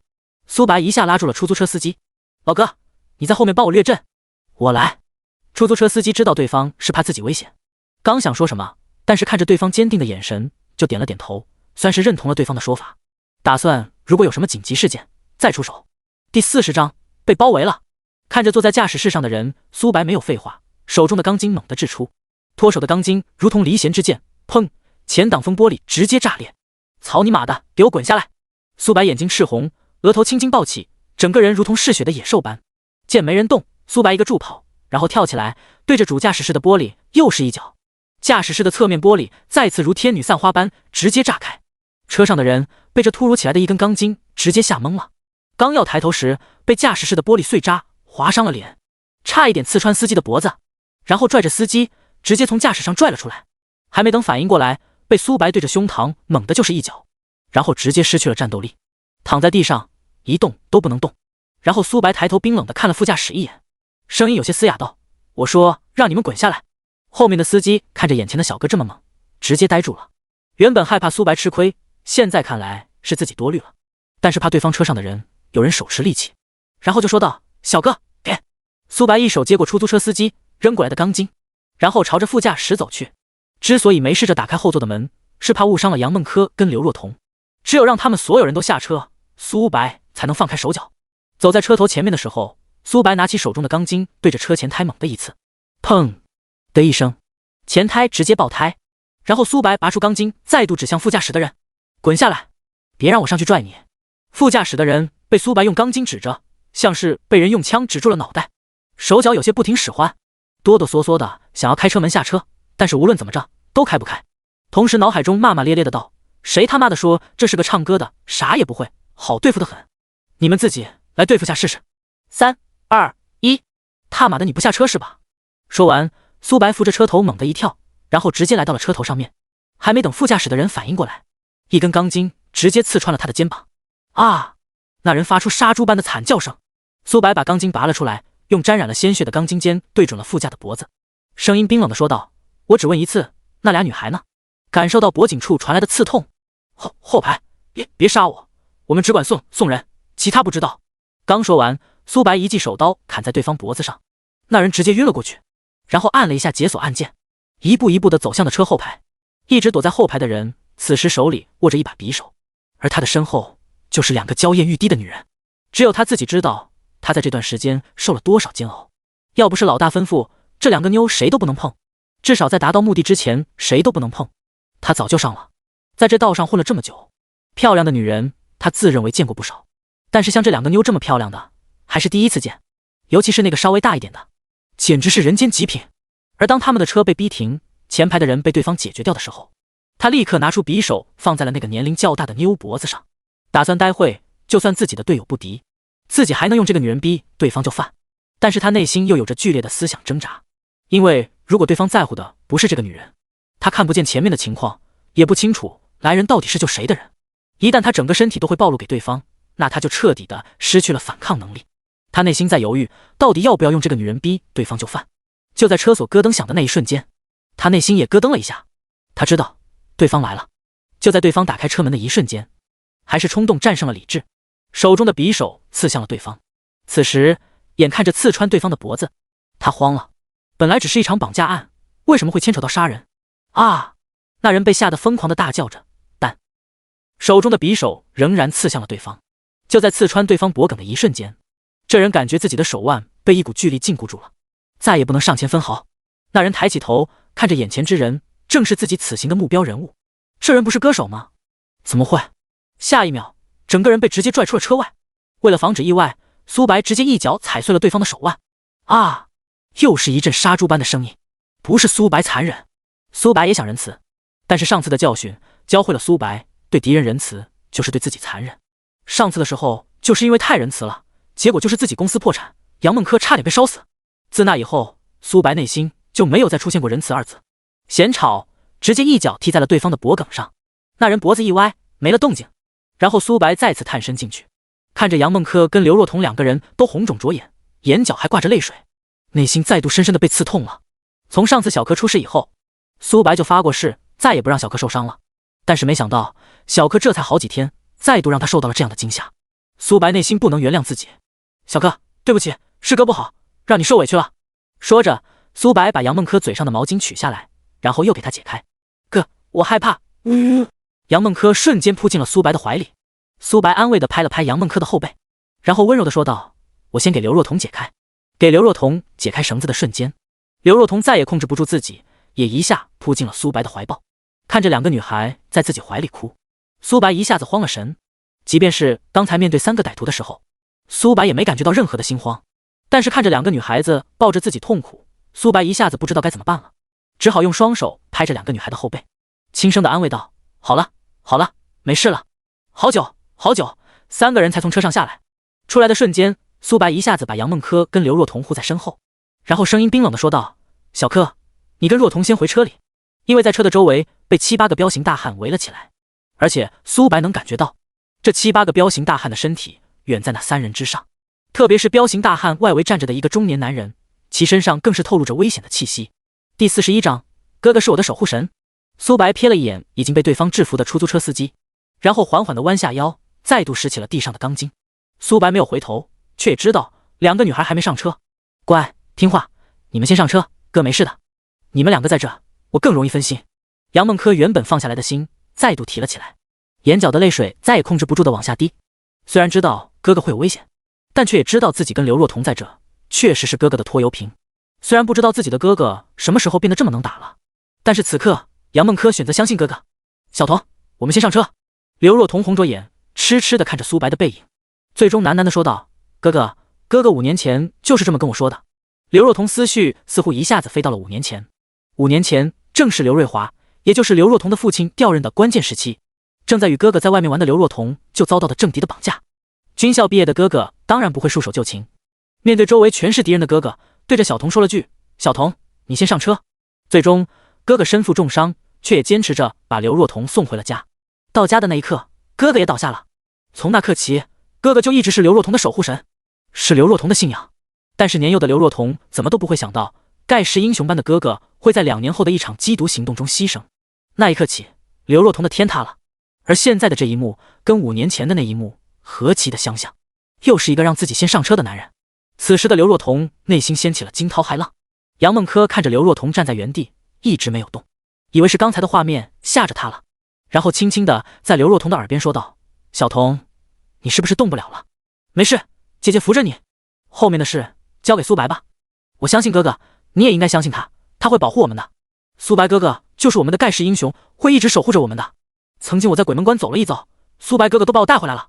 我相信这次苏白哥哥也一定能逢凶化吉，安安全全的带我们回家。刘若彤惊讶的看着杨梦珂，他们2个也有过如此经历吗？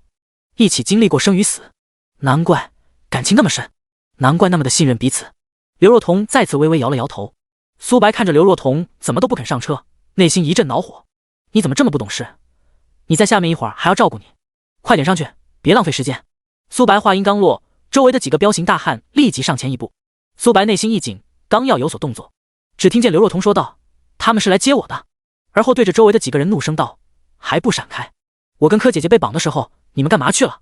苏白哥哥在跟歹徒搏斗的时候，你们干嘛去了？现在一切都结束了，我们安全了，你们出现了，你们自己跟我说，你们是来干嘛的？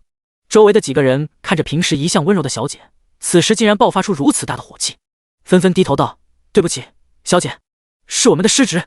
此时那个中年男人上前一步：好了，小童，你也别怨他们了，当事人太多了，你平时给他们立的规矩，又不让他们接近你10米以内，待他们发现的时候想要冲过去，但是人太多了。刘若彤一下子扑倒了中年男人的怀里。福伯，我也没有怨他们，只是我刚刚有些害怕，加上他们还想对刚刚救了我的苏白哥动手，我一时心急才发火的。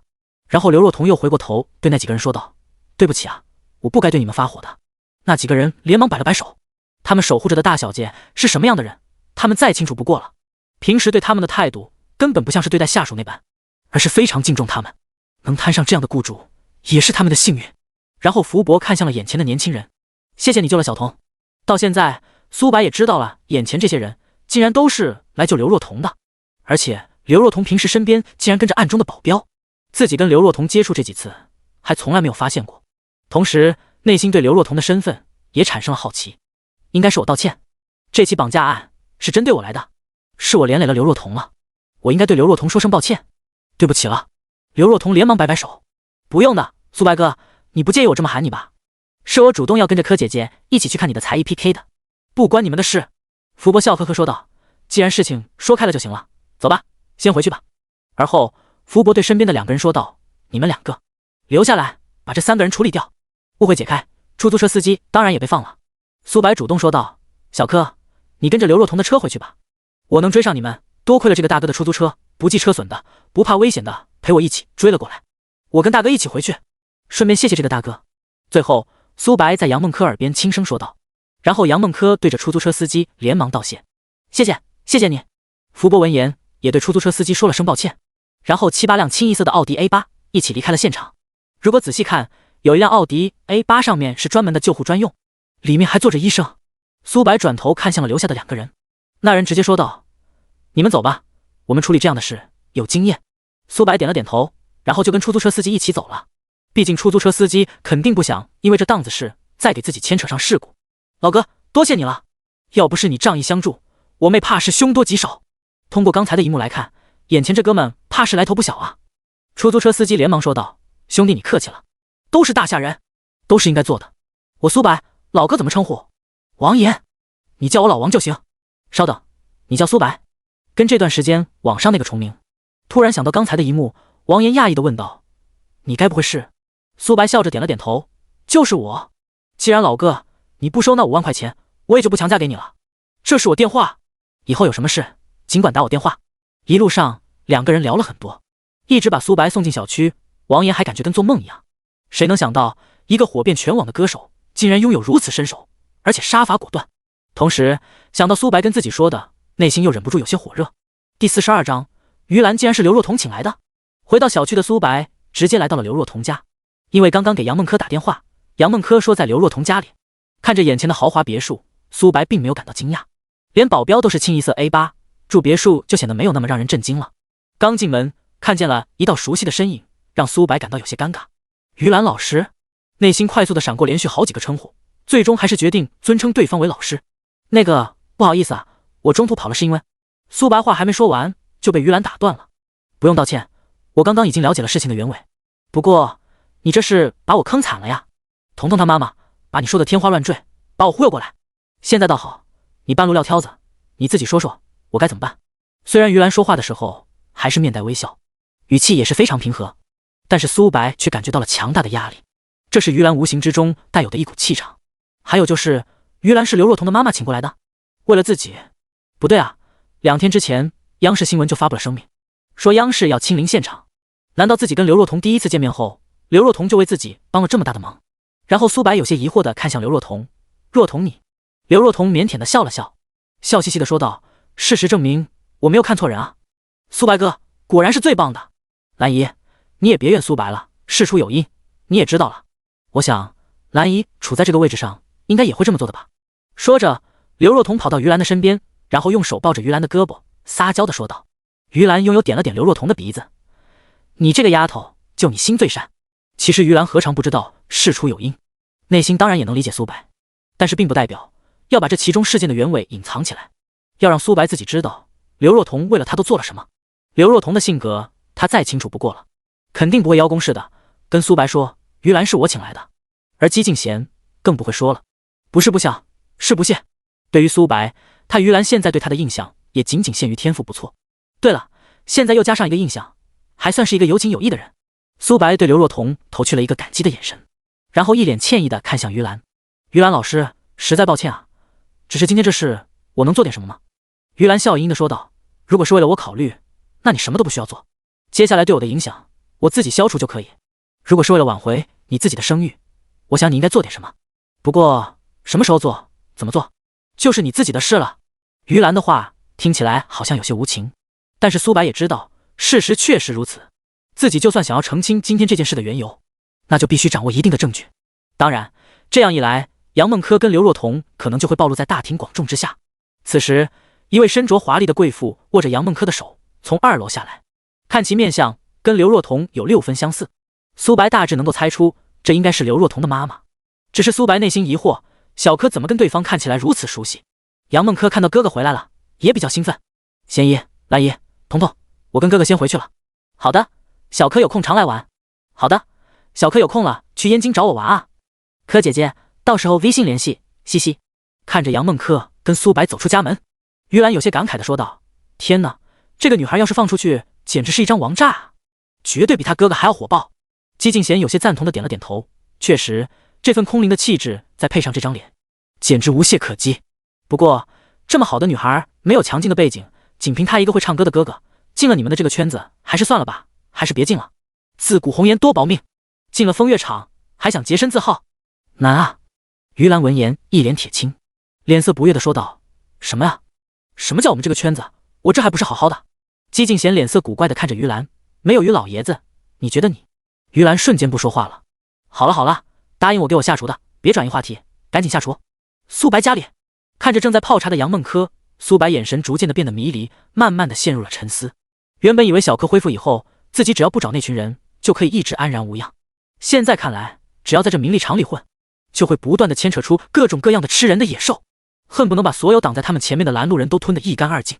原本想的是安安心心的唱几首歌，然后给自己积攒资本，等自己羽翼丰满的时候，再去找那群人算算旧账。现在看来不太现实。像于兰说的，只要自己公布自己妹妹被绑架的视频，自己的声誉就可以立马得到澄清。但是苏白并不想这么做，因为这样一来，小柯就彻底的暴露在群众视野里面了。届时，那群吃人不吐口骨头的家伙必定会闻到腥味再度围上来。想起在路上跟出租车司机的谈话内容，出租车司机侦察兵出身，退伍10几年了，现在一直开车出租车，跟他一样，退伍后生活的不如意的战友不在少数。按照苏白的意思，是想让王岩召集一下他的战友们，平时暗中保护一下杨梦柯，顺便还能为他做点事。即便是没有人因为针对自己对付杨梦柯，单纯的对杨梦柯本身心怀不轨而冒险的人，也是一个巨大的风险。因为苏白自己清楚，自己不可能24小时守在小柯身边。王岩也表示非常希望跟着苏白干，毕竟跟着大明星干，比开出租车要有出息的多了。不过现在首要问题还是先挣钱啊，就自己手里的这10几万块钱，开销都是个问题。其实现在只要苏白开直播，大把的打赏就来了。但是苏白不想这么消耗自己的粉丝，看来歌曲发行事宜要加快了。第43章，来自央视的邀请。苏白，你中途逃跑的事在网上影响很差，选择现在发行歌曲的话，可能会对你的成绩影响比较大。我的建议还是你稍等一等，等这次的误会解开了，趁着你在风口的时候再行发行你的这首歌曲。宋亮苦口婆心地劝说着一意孤行要发行新歌的苏白，他也有些搞不懂苏白为何不直接公布事情的真相。他是真的看透了那些人的嘴脸，为达目的不是手段，简直无所不用其极，连绑架这种丧心病狂的事情都能干得出来。他不敢想对方还有什么招式不敢用。苏白坚持地摇了摇头，就现在发行。首先，故宫600周年文化宣传的档期在那摆着，我们必须在拍宣传片之前保证我们的歌曲已经发行，要不然也没法免费授权对方无偿使用。说完，苏白跟宋亮都忍不住自嘲地笑了笑。出了这档子事，故宫文化宣传那边还会不会选《天地龙鳞》作为故宫600周年文化宣传的歌曲还不一定，但是必须要把准备工作做好，总不能等故宫那边定下来了确实是《天地龙鳞》，然后你这边告诉对方，你们能不能先等一等，我们的歌曲还没发行，还无法对您这边进行授权，等我们发行完再来授权，这就真的成傻子了。宋亮也知道，一旦《天地龙鳞》这首歌被故宫文化宣传征用，那么他们公司就直接一炮打响了。虽然谈不上业内炙手可热，但是最起码在业内也有了一席之地，能够获得一部分人的认可。虽然现在苏白的知名度在这摆着，但是有些人很执拗，我只看摆在台面上的成绩，不要说你现在有多红有多热，他们见识过太多在网上一炮走红，而后几个月后就开始走下坡路。不到2年的时间，从一个炙手可热的网上无人不知无人不晓的大网红，变成了一个走在大街上都不会有人认出的路人。这年头，网红这个职业的不确定性太多，跟网红合作也基本也是能看到既得利益才合作。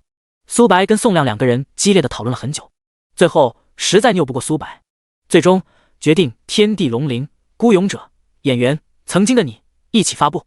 已经被曝光了无数次的歌曲，再藏着掖着，只会把这首歌的热度藏没了，还不如一上来直接王炸。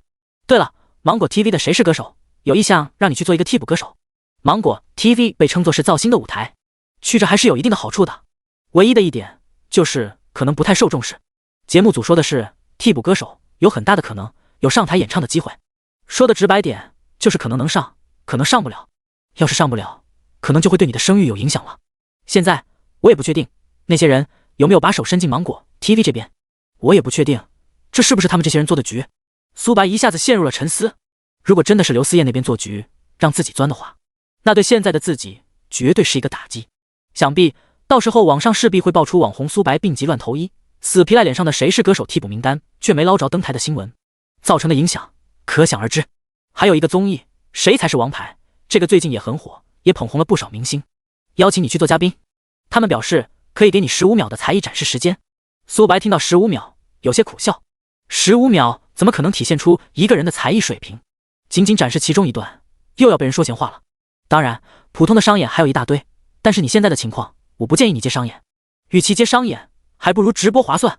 其实苏白，你要是想澄清一下你弹钢琴的才艺，直接在直播间弹也行，以你现在的火热程度，一开直播官方不限流的情况下，想破个几十万很简单，就是破100万也有可能。苏白认同的点了点头，宋哥，我综合考虑一下吧。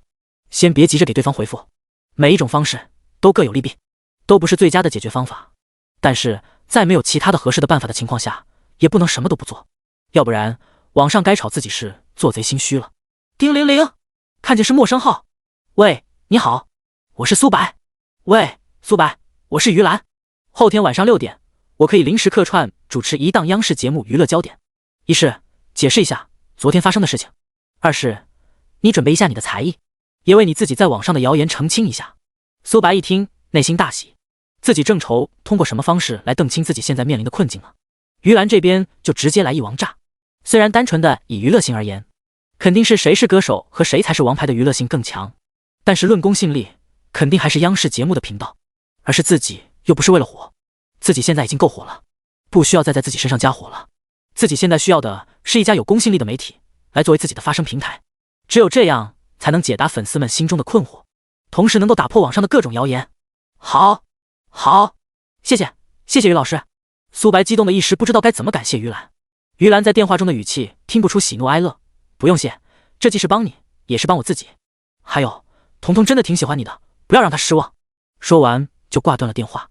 那晚苏白跟杨梦珂走后，姬敬贤从阿福的嘴里听说了苏白救杨梦珂跟刘若彤的场景，再回想起当晚刘若彤的表现，他似乎也能理解刘若彤为何那么喜欢苏白。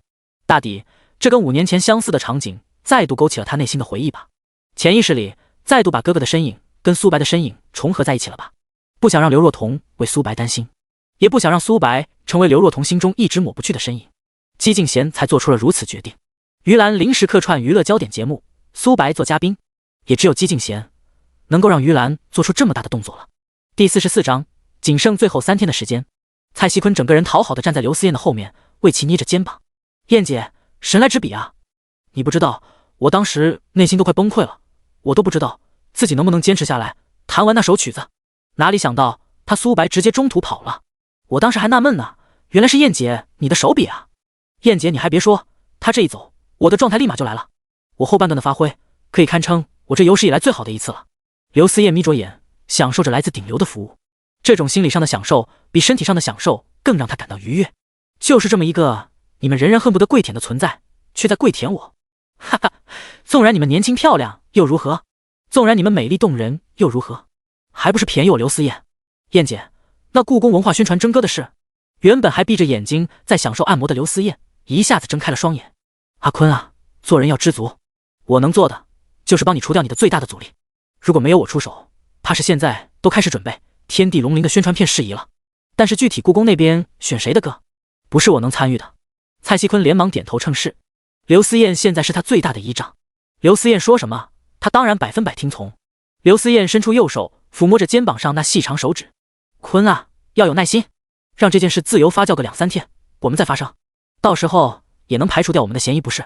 人啊，不能吃相太难看。说着，一把把蔡西坤从身后拽了过来，按在地下，用近乎命令的语气说道：“按脚。”蔡西坤猛然抬起头，帅气的脸庞上写满了不可置信。按脚？他甚至怀疑自己听错了。但是看着刘思燕坚定的眼神，蔡西坤想说什么，但是还是咽下了心中的那口气，默默地用那被无数少女夸赞的手一下一下的给刘思燕按着脚。看着这一幕，刘思燕点燃一根女士香烟，叼在嘴里，然后嘴角勾起一抹疯狂的笑容。看着蔡西坤若隐若现的腹肌，刘思燕心头似乎被某种情绪占据，整个人俯下身子，用手拍了拍那张帅气的脸庞。走吧，阿坤，我们该午休了。燕京故宫文化宣传办公室，4、5个人围坐在一起。张明科坐在最末位，整个人显得非常的激动。我们故宫作为我们大夏留下的最具代表性的文化古迹之一，我觉得其文化宣传应该极具代表性，最起码要表明我们的文化传承。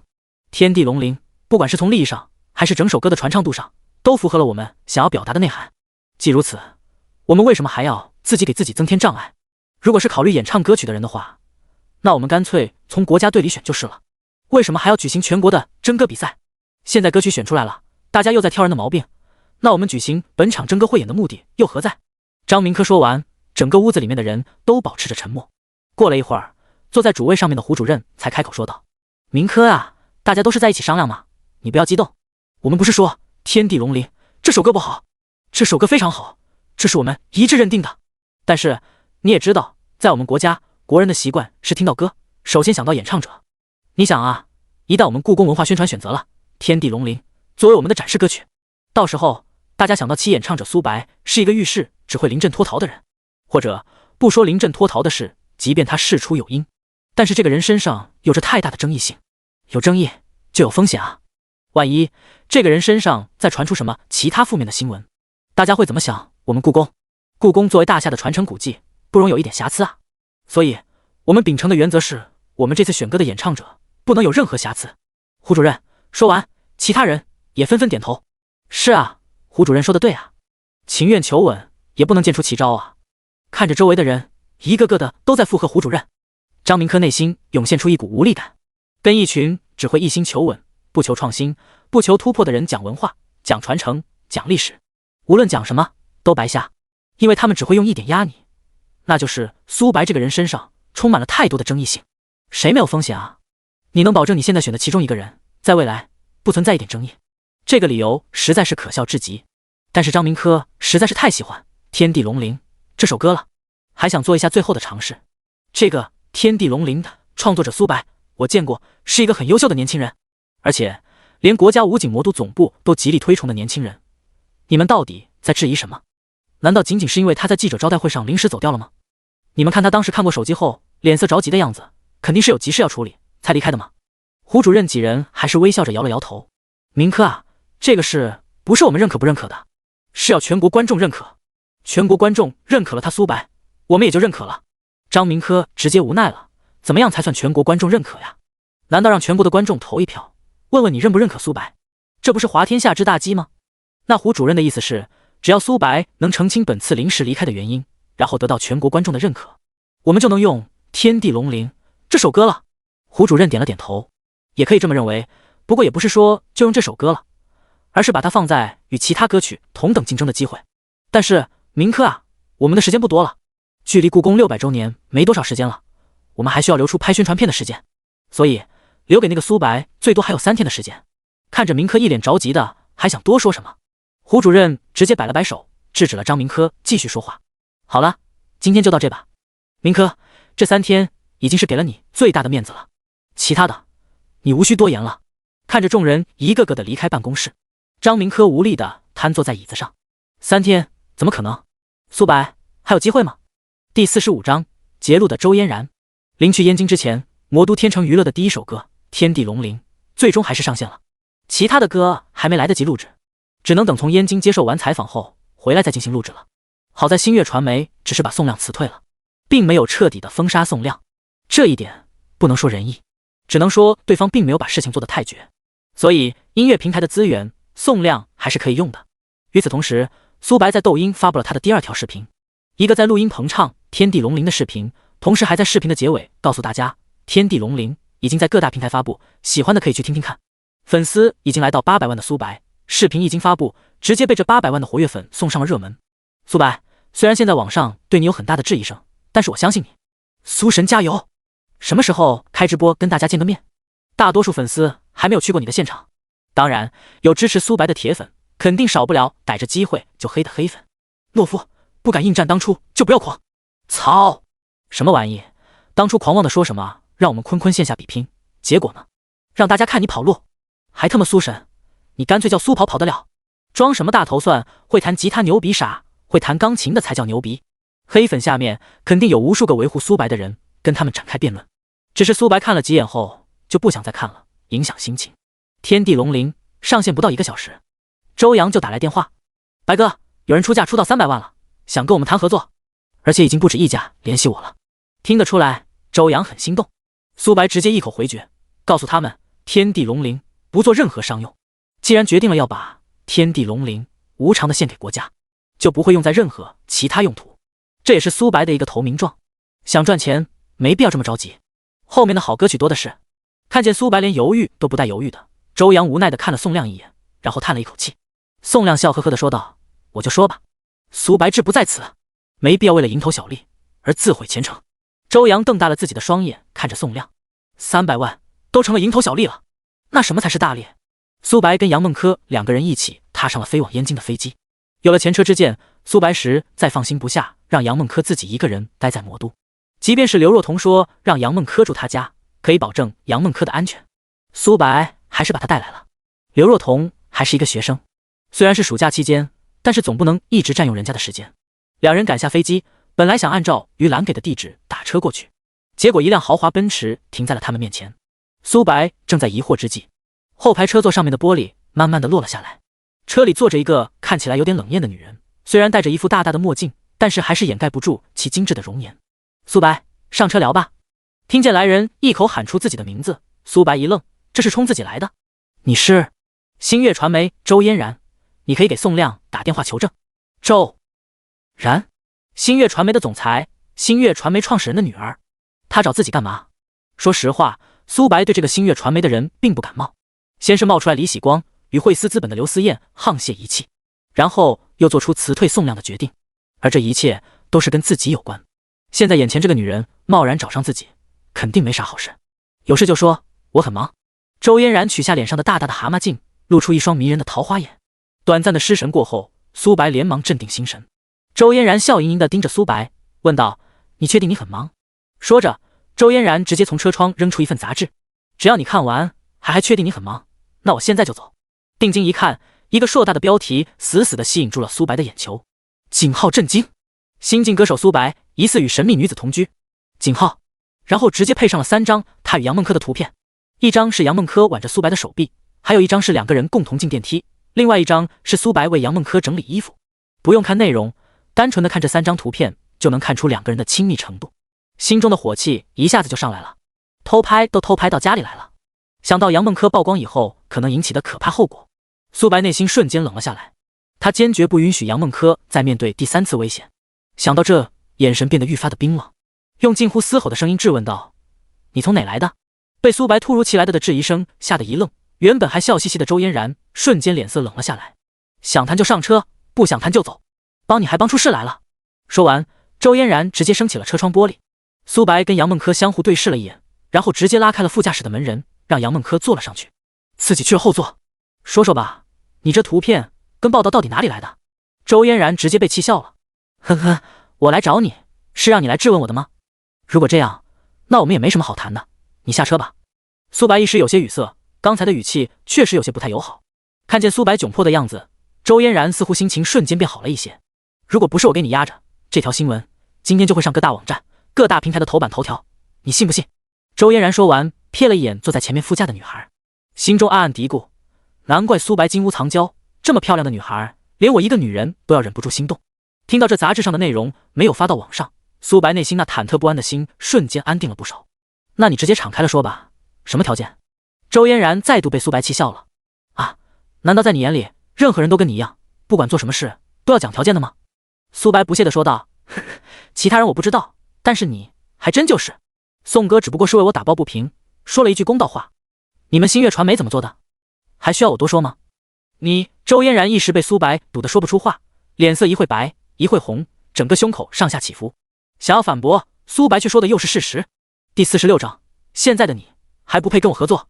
一路上，周嫣然一句话都没有搭理苏白。苏白好几次忍不住问，到底谈什么？周嫣然都一声没吭。好几次，苏白都忍不住想要喊停下车了，但是杨梦柯又给苏白眼神制止了他。等到了一家咖啡厅的时候，周嫣然才开口，知道我为什么帮你吗？苏白心道，终于谈到主题了，摇了摇头，等待着周嫣然的下文。因为我们有共同的敌人。共同的敌人？星月传媒不是由惠思资本持股的吗？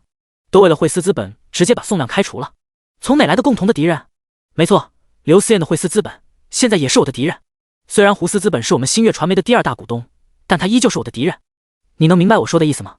苏白都无语了，你丫的什么都没说，我从哪知道他为什么是你的敌人呢？但是看在他帮了自己，而且谈论的对象确实是他现在最想对付的人的份上，还是忍住了。惠思资本现在在联合其他股东，企图架空我们周家。你说他是我的敌人吗？苏白闻言恍然大悟，不过有心存疑惑，那你怎么还？周嫣然一脸认真的说道，我要是不那么做，怎么稳住刘思燕那个老女人？宋亮如果不走，刘思燕怕是现在就已经对我们星月传媒发难了。但是最近我察觉到她的动作越来越频繁，我要是在佯装什么也不知道，依然没有任何动作的话，到时候可能什么都晚了。苏白又是有些不解的问道，那这跟我有什么关系？我帮不上你们星月传媒任何忙。周嫣然近乎用一种看白痴的眼光看着苏白，你是不是傻？敌人的敌人就是朋友，如果你能让他焦头烂额，他近期就无暇管我们星月传媒的事了。而这段时间，我也能好好的收拾收拾我们周家的这些墙头草们。对于周嫣然说的这些，苏白当然都懂。我只是一个刚刚出道的新人，我能有什么办法让他焦头烂额？而且一旦撕破脸了，我会面临着什么？我想周总，你应该比我更清楚吧。周嫣然像看傻子一样看着苏白。苏白，你真的以为你龟缩着不出手，他就能放过你了？你知道他什么一而再再而三的频频抹黑你吗？而且每次一抹黑，你的声誉就会受到很大的影响，以至于现在故宫那边对于要不要选你的歌，都要考虑你这个人的人品是不是有问题。要不然为什么刚刚出道就会有这么多的质疑声？听到周嫣然说故宫那边对于自己这个人的人品心存疑惑时，苏白内心一咯噔。原来刘思燕在网上对自己的那些造谣已经造成这么深远的影响了吗？尽管每次都把事情解释得清楚了，对自己的那些恶劣的影响还是没能够完全消除。不过周嫣然是怎么知道的？周嫣然看着陷入了沉默的苏白，继续趁热打铁的说道，你是不是以为你只要每次把事情解释清楚了，就万事大吉了？你是不是以为你只要保守防御，别人就会放过你？别天真了好吗？如果你是抱着这个思想，那我劝你还是老老实实的回去送外卖吧。娱乐圈不适合你，真的。古人为什么一直都说人不犯我，我不犯人，人若犯我，虽远必诛。没有人会为你的懦弱买单。装可怜换不来任何人的怜悯，只有更无情的摧残。如果在刘思燕第一次抹黑你的时候，你就狠狠的反击了，也许就不会有接下来这些一而再再而三的抹黑事件。一味的防守是永远战胜不了敌人的，只会让自己的领地变得越来越小，到最后连藏身的地方都不会给你留。当你的敌人在盯上你的那一刻，就意味着你们只有不死不休，没有共同富裕。哪怕是你把最肥的肉让给对方也不行，因为他想把属于你的那块肉全部都吞进他的肚子里，连点肉渣都不给你剩。只有主动出击，你才有一丝可能。说完，周嫣然那一双迷人的桃花眼上散发出犀利的目光，直勾勾地盯着苏白，似乎想看一看自己临时选择的这个战斗伙伴到底值不值得信任。周嫣然也是被逼得没有办法了，才会选择没有任何根基的苏白。他深刻的明白，一个刚入行的小白只会是一个炮灰，被人打得毫无还手之力，却仍想着和平共处的炮灰。他在激苏白，看看苏白身上到底有没有凶性。如果完全是一只只会挨打的绵羊，那周嫣然会立刻放弃苏白，继而采取第二种方案。而此时苏白的内心却是掀起了惊涛骇浪。原来自己一直以来都陷入了某种误区。在杨梦柯被人陷害差点致死的时候，苏白一直想的是养精蓄锐，然后等自己足够强大了再去找对方算账。现在看来自己似乎错了，如果一直畏畏缩缩，那势必会放缓自己前进的步伐。届时万一对方真的再次找过来，自己将毫无招架之力，还不如急流猛进，快速的壮大自己。也许真的如张嫣然所说，如果在刘思燕第一次针对自己的时候，自己就想办法反击，或许现在就不会这么被动。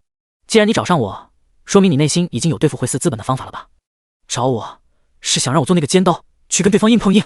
我可以做那把直通对方腹地的尖刀，说说吧，怎么做？看着苏白从疑虑到坚定再到决绝，周嫣然笑了。他知道他找到了一个暂时可以给他争取时间的扰乱对方视线的合作伙伴。具体这个合作伙伴能取得什么样的战绩，还要看他以后的表现。跟我合作还有个前提，现在的你还不够资格。听到周嫣然的话，苏白内心一咯噔。你需要先把你自己身上的枷锁摘掉，等你摘掉你枷锁的那一刻再来跟我谈。但是我不会给你太多的时间，3天，只有3天。如果网上对你的评价还是如现在这般，那你也不配知道我的计划了。好了，话已至此，再见。看着周嫣然起身离开的背影，苏白的手不自觉地握紧了拳头，竟然被小瞧了。第47章，苏白是天命之子吗？杨梦柯有些担心地看着忧心忡忡的苏白，轻轻地把眼前的咖啡推到苏白的面前，然后轻声说道：“他是激你的，别太往心里去。”听到杨梦柯的声音，苏白才从自己的思绪中出来，看着一脸担忧的杨梦柯，苏白轻轻地拍了拍杨梦柯的手：“没事的，小柯，一起都会好的。”杨梦柯点了点头，盯着眼前的苏白，想要说什么，顿了好几顿，最终还是没有说出口。他知道苏白所做的一切都是为了他，如果他提出想要付出帮他，反倒会让苏白为难。走吧，去于兰老师那边吧。因为周嫣然已经耽搁了一些时间了，在前往采访的路途中，杨梦柯突然把手机递给了苏白。就在苏白疑惑地看着杨梦柯的时候，杨梦柯也是一脸疑惑地看着苏白：“哥，你真的是无所不能啊，我都不知道你这是什么时候埋下的伏笔了。你自己先看看视频吧。”苏白拿过手机一看，都无奈地笑了。这个真的是无心插柳，如果不是看到这个视频，苏白都忘记了还有这么一个事了。视频的画面正是苏白当初给杨梦柯买吉他的时候，在那个乐器店弹的钢琴的画面。而视频的文案是这样的：我也不知道，那天一个过来买吉他的青年，竟然是网上最为火热的歌手苏白。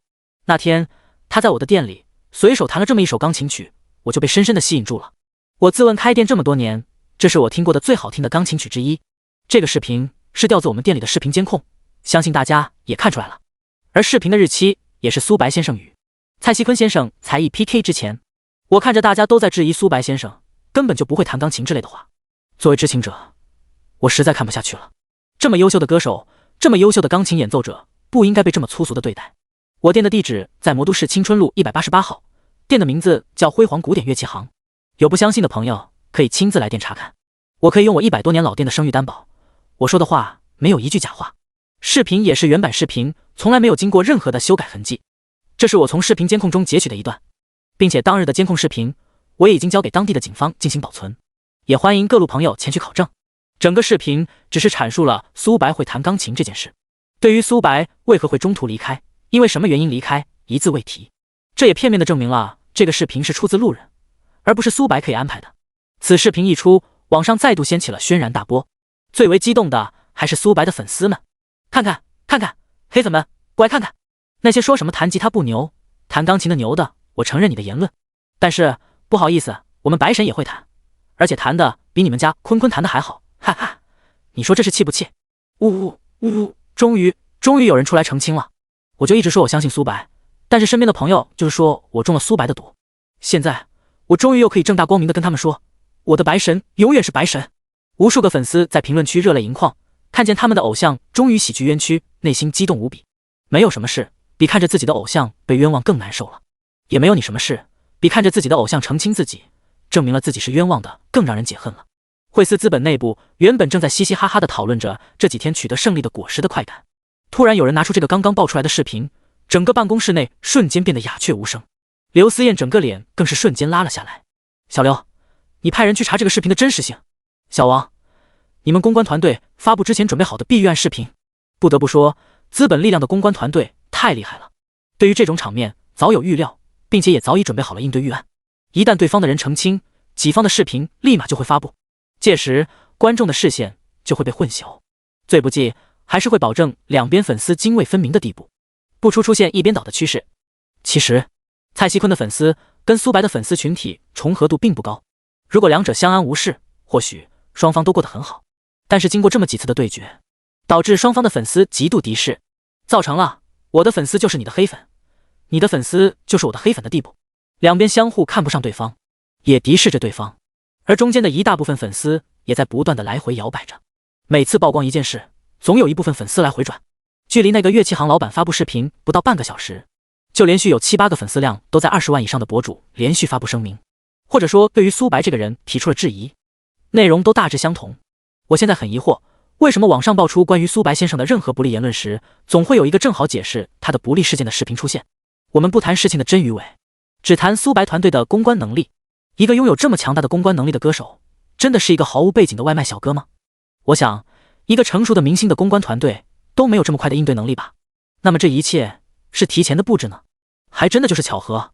如果是巧合，那么巧合1次、巧合2次，大家都可以相信。但是巧合3次、巧合4次，就真的太巧了吧？这是天命之子吗？每次遇到麻烦事，都有老天冥冥之中帮你安排一切。但是如果是提前布置好的，那就太可怕了。这种算计，这种布局能力，怕是想要成为天王级别的人物，也用不了1年的时间吧。好了，这也只是我的猜想，具体事情的真相到底如何，还需要广大网友们去挖掘啊。大地震，整个网络上再度爆发了大地震。难道这真的是苏白的提前布局？那真的是太恐怖了。写网络小说的都不敢这么写吧，不断的反转再反转，一时间对于苏白这个人的评价再度两极分化。第48章，央视采访突然调整。刚刚回到公司的周嫣然就看着网上爆出来的这么一个大料，一时间有些心神恍惚，紧接着哑然失笑。他内心也不由得在怀疑，这真的是苏白的布局吗？如果真的是布局的话，那苏白这个人真的就太可怕了，把提前可能出现的情况预料到，并做出相关预案，这一步棋简直神乎其神。在周嫣然看来，苏白肯定是会弹钢琴的，这步棋肯定不是为了掩盖自己不会弹钢琴的事而提前布的局，而是苏白早就预感到了对方可能会采用一些其他手段，让苏白的钢琴弹不成。为了以防万一，早在去 PK 之前，先布置下这么一个弹钢琴的画面，并且画面都是真实的，任何人去查都可以查得到。这样一来，简直无懈可击。至于惠思资本后来发出来的那个视频，周嫣然一看就是用来混淆视听的，这也就是骗那些什么都不懂的普通粉丝们。但凡是对圈内的一些手段有所了解的，或者本身足够聪明，也能明白这只是惠思资本放出来扰乱视线的罢了。这种混淆视听的手法刚开始确实好用，第一时间转移人们的视线，达到以假乱真的目的，但是终究是不入流的手段罢了。时间一长，人们自然也就明白怎么回事了。而且这种手段用1次用2次还好，用的次数多了，也会逐渐的降低粉丝对你的信任度，届时造成的后果可能就不是简简单单的像现在这般了。不过周嫣然也能理解刘思燕的这个动作，如果换作是她来操作，可能也会这么做，因为事实胜于雄辩，想要以假乱真混淆视听，就必须睁着眼说瞎话。至于有没有良心，哼，有良心就不要在这圈里混嘛。有良心的人大多都被吃得一干二净，还落得一个人财两空的下场了。他周嫣然要是把希望寄托于敌人有良心，那他父亲留给他的星月传媒早被吞得一干二净了。看到了乐器店大哥为自己的澄清，自然也看到了刘思燕那边发出来的扰乱视线的视频。通过这件事，苏白更加肯定了自己内心的想法，坐以待毙肯定是不行了。如果不主动出击，对方真的有可能把自己吃得干干净净，到最后自己还落个身败名裂的下场。内心打定主意，接受完于兰的采访，接着就去找周嫣然合作的事宜，事不宜迟啊。苏白呵呵的笑了笑，晃了晃自己的脑袋，我们先干正事，呵呵。看着苏白的状态还好，杨梦柯微笑着给了苏白一个鼓励，没有再多说什么。到达目的地，看着眼前辉煌的央视大楼，杨梦柯不禁心神恍惚。曾几何时，这里是他最终的梦想，不止一次幻想着他能成名后来这边参加一次汇演，或者接受一次采访。那时想，也许届时此生就无憾了吧。但是最终却落得如此凄惨的下场。只是杨梦柯无论如何都没有想到，在自己走投无路的时候，自己哥哥竟然无意间走出一条跟自己同样的道路，更是在短短1周的时间就踏入了这个无数艺人奋斗终生都没有机会踏入的地方。虽然哥哥能够来这中间充满了太多的曲曲折折，也有太多巧合的元素，但是终究还是来了，这就是最好的结果，不是吗？看着杨梦柯驻足，痴痴地望着眼前的大楼，眼睛内透露着希冀的目光。苏白大抵也猜出了杨梦柯内心所想，想要说句话宽慰一下他，话到嘴边却是又生生地咽了下去，最后只是紧紧地握住了杨梦柯的手。小哥，这个地方你早晚有一天会被正大光明的请进来的。杨梦柯转过头，冲着苏白甜甜的一笑，我现在就来了呀，只是有些感慨罢了。我们走吧，哥。走进央视大楼，处处透露着威严与庄重，内心不自主地生出一丝敬畏之心。前台报备15分钟后，于兰面带微笑的说道：“苏白、小克，你们来了，跟我上来吧。”边走，于兰一边说道：“刚刚网上爆出来的东西，我也看了。”苏白闻言有些意外，没想到于兰这么快就知道了。一会娱乐焦点开始后，先是一段采访。采访时我会对刚才的事提出来，到时候你给大家解释一下吧。然后就是才艺展示时间，后台已经为你准备好了钢琴。我想的是，你一会弹钢琴的时候就不要唱歌了，只是单纯的演奏钢琴就好，这样能最合理的堵住那些还在质疑你是提前布置，是在作秀的说法。然后于兰并没有多说什么，就径直朝着演播室走去。苏白看着演播室门口的著名央视主持人杨柳青，还是忍不住感觉到了一丝丝惊艳。于兰是早就退居幕后做领导工作，而杨柳青却是一直都活跃在荧幕前。苏白也知道，这个娱乐焦点的主持工作一直都是杨柳青在做，只是今天换做于兰作为本场节目的支持，会不会显得太过突兀？而此时杨柳青笑着说道：“你好，你就是苏白吧？欢迎你。”然后杨柳青把目光转向了于兰：“兰姐，台里刚刚下了通知，觉得你临时临串主持人的方式有些不太妥。虽然这个节目你以前也在主持，但是你突然过来会显得太过突兀，所以临时变通了一下。节目还是我在主持，你跟苏白都作为邀请嘉宾一起入场。节目的主题呢，也是改为一个主持人的黄金10年，主要是谈谈你从进入台里，然后一步步做到金牌支持人的历程。然后苏白是后半场入场，顺便谈谈前2天发生的那件事，当然也会给苏白演奏钢琴的时间，这样给大家的感觉会更容易接受一些，要不然会被一部分有心之人解读成我们是在作秀了。”于兰点了点头，台里的顾虑于兰也懂。虽然央视作为大夏的媒体界的头把交椅，不惧任何流言蜚语，但是有些容易引起别人误会的事，能规避还是尽量规避。第49章，感恩的心。苏白跟杨梦珂是第一次这么近距离的观看一个现场节目的录制，看着2个知性的女人在畅谈着她们做主持人以来的青春岁月，一时间感慨无限。明明实在录节目，让人看了却是像聊家常那般舒服，这大抵就是他们之间相互的默契和这么多年来养成的台风吧。虽然是节目录制，但是并不是屋里只有他们2个人，台下还坐着观众呢。半个小时的时间不知不觉的过去了。听到杨柳青问起前几天您去主持的那个最近新崛起的新生代歌手苏白和当红流量明星蔡徐坤的那场才艺比拼，最近网上争议很大，对于这件事，不知道于兰您怎么看呢？于兰微笑着说道：“其实大家最关心的还是苏白为什么中途离开的这件事吧。不瞒你说，我为了这个事特地把苏白从魔都请来了燕京，我想这其中缘由吧，还是让当事人给我们解释一下比较好。”杨柳青惊讶地看着于兰：“是吗？那太好了，这可是最近网友们最关心的话题啊！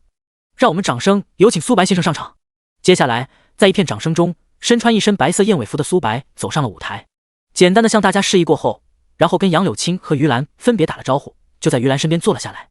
苏白先生，最近您在网上很火呀，不过所有的网友最关心的还是您在跟蔡徐坤先生才艺比拼的过程中中途突然离场之事，这其中缘由，不知道苏白先生方便向大家解释一下吗？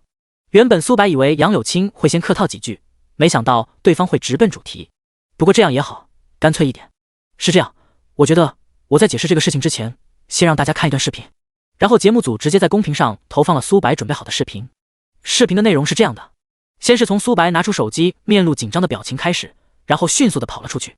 可以看得出来，跑出大厅的苏白在焦急的观察着四周，然后迅速的往其中一个方向跑去，跑到一辆出租车前面，然后用手指着前方的一辆黑车。虽然听不出2个人说的是什么，但是可以看得出来，苏白是在让那个出租车追上那个黑车。然后下一个画面就是出租车里面的画面了。先生，你不说说你是谁，你要干嘛？为什么追对方？我是不会追的。然后苏白告诉对方，不瞒你说，前面的人是我的星号，这2个字被屏蔽掉了，他现在被人绑架了，你可以看看我的手机。然后苏白手机上的聊天截图被放大，保证所有的人都能看到。杨梦珂的头像也被打了马赛克，还有他跟刘若彤的照片也打了马赛克，只能看出确实是有2个被绑架的人。然后是一段出租车在路上追赶对方黑色车辆的画面。最后一个画面是歹徒被制服，然后2个女孩被救出的画面。看到这里，台下的观众都不可置信地看着眼前的苏白，他们怎么都没有想到，原来在网上吵得沸沸扬扬的说苏白临阵脱逃，竟然是因为这个原因。杨柳青气愤地说道：“现在不法分子实在是太可恶了，请问苏白先生，查清楚事情的真相了吗？”苏白有些遗憾地说道：“实施绑架的当事人已经抓获，但是有没有幕后主使，幕后主使是谁，这些都还在调查中。”杨柳青坚定地说道：“相信我们大夏警察会将案件的始末查出，还你一个公道的。”苏白略显沉痛的点了点头。于兰此时插话道：“说实话，当时苏白临时走掉，让所有人都感到了诧异，包括我，内心也感觉到不舒服。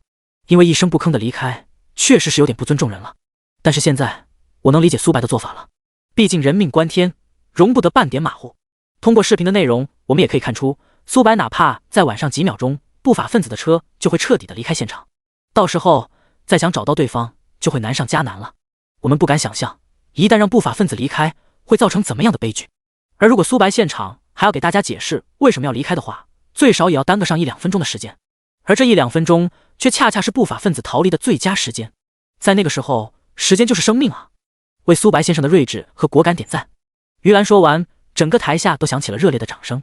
杨柳青也继续说道：“是啊，特殊时期要采取特殊办法，为苏白先生的果敢点赞。”苏白眼里含着泪水，站起来，向着于兰，向着杨柳青深深的鞠了一躬，然后又向着台下的观众鞠了一躬。谢谢大家的理解，谢谢，也谢谢一直以来选择支持我、相信我的粉丝们，谢谢你们。苏白主动跟杨柳青说道：“主持人您好，虽然事情的缘由跟大家解释清楚了，但是我还是欠我的粉丝们一场钢琴表演。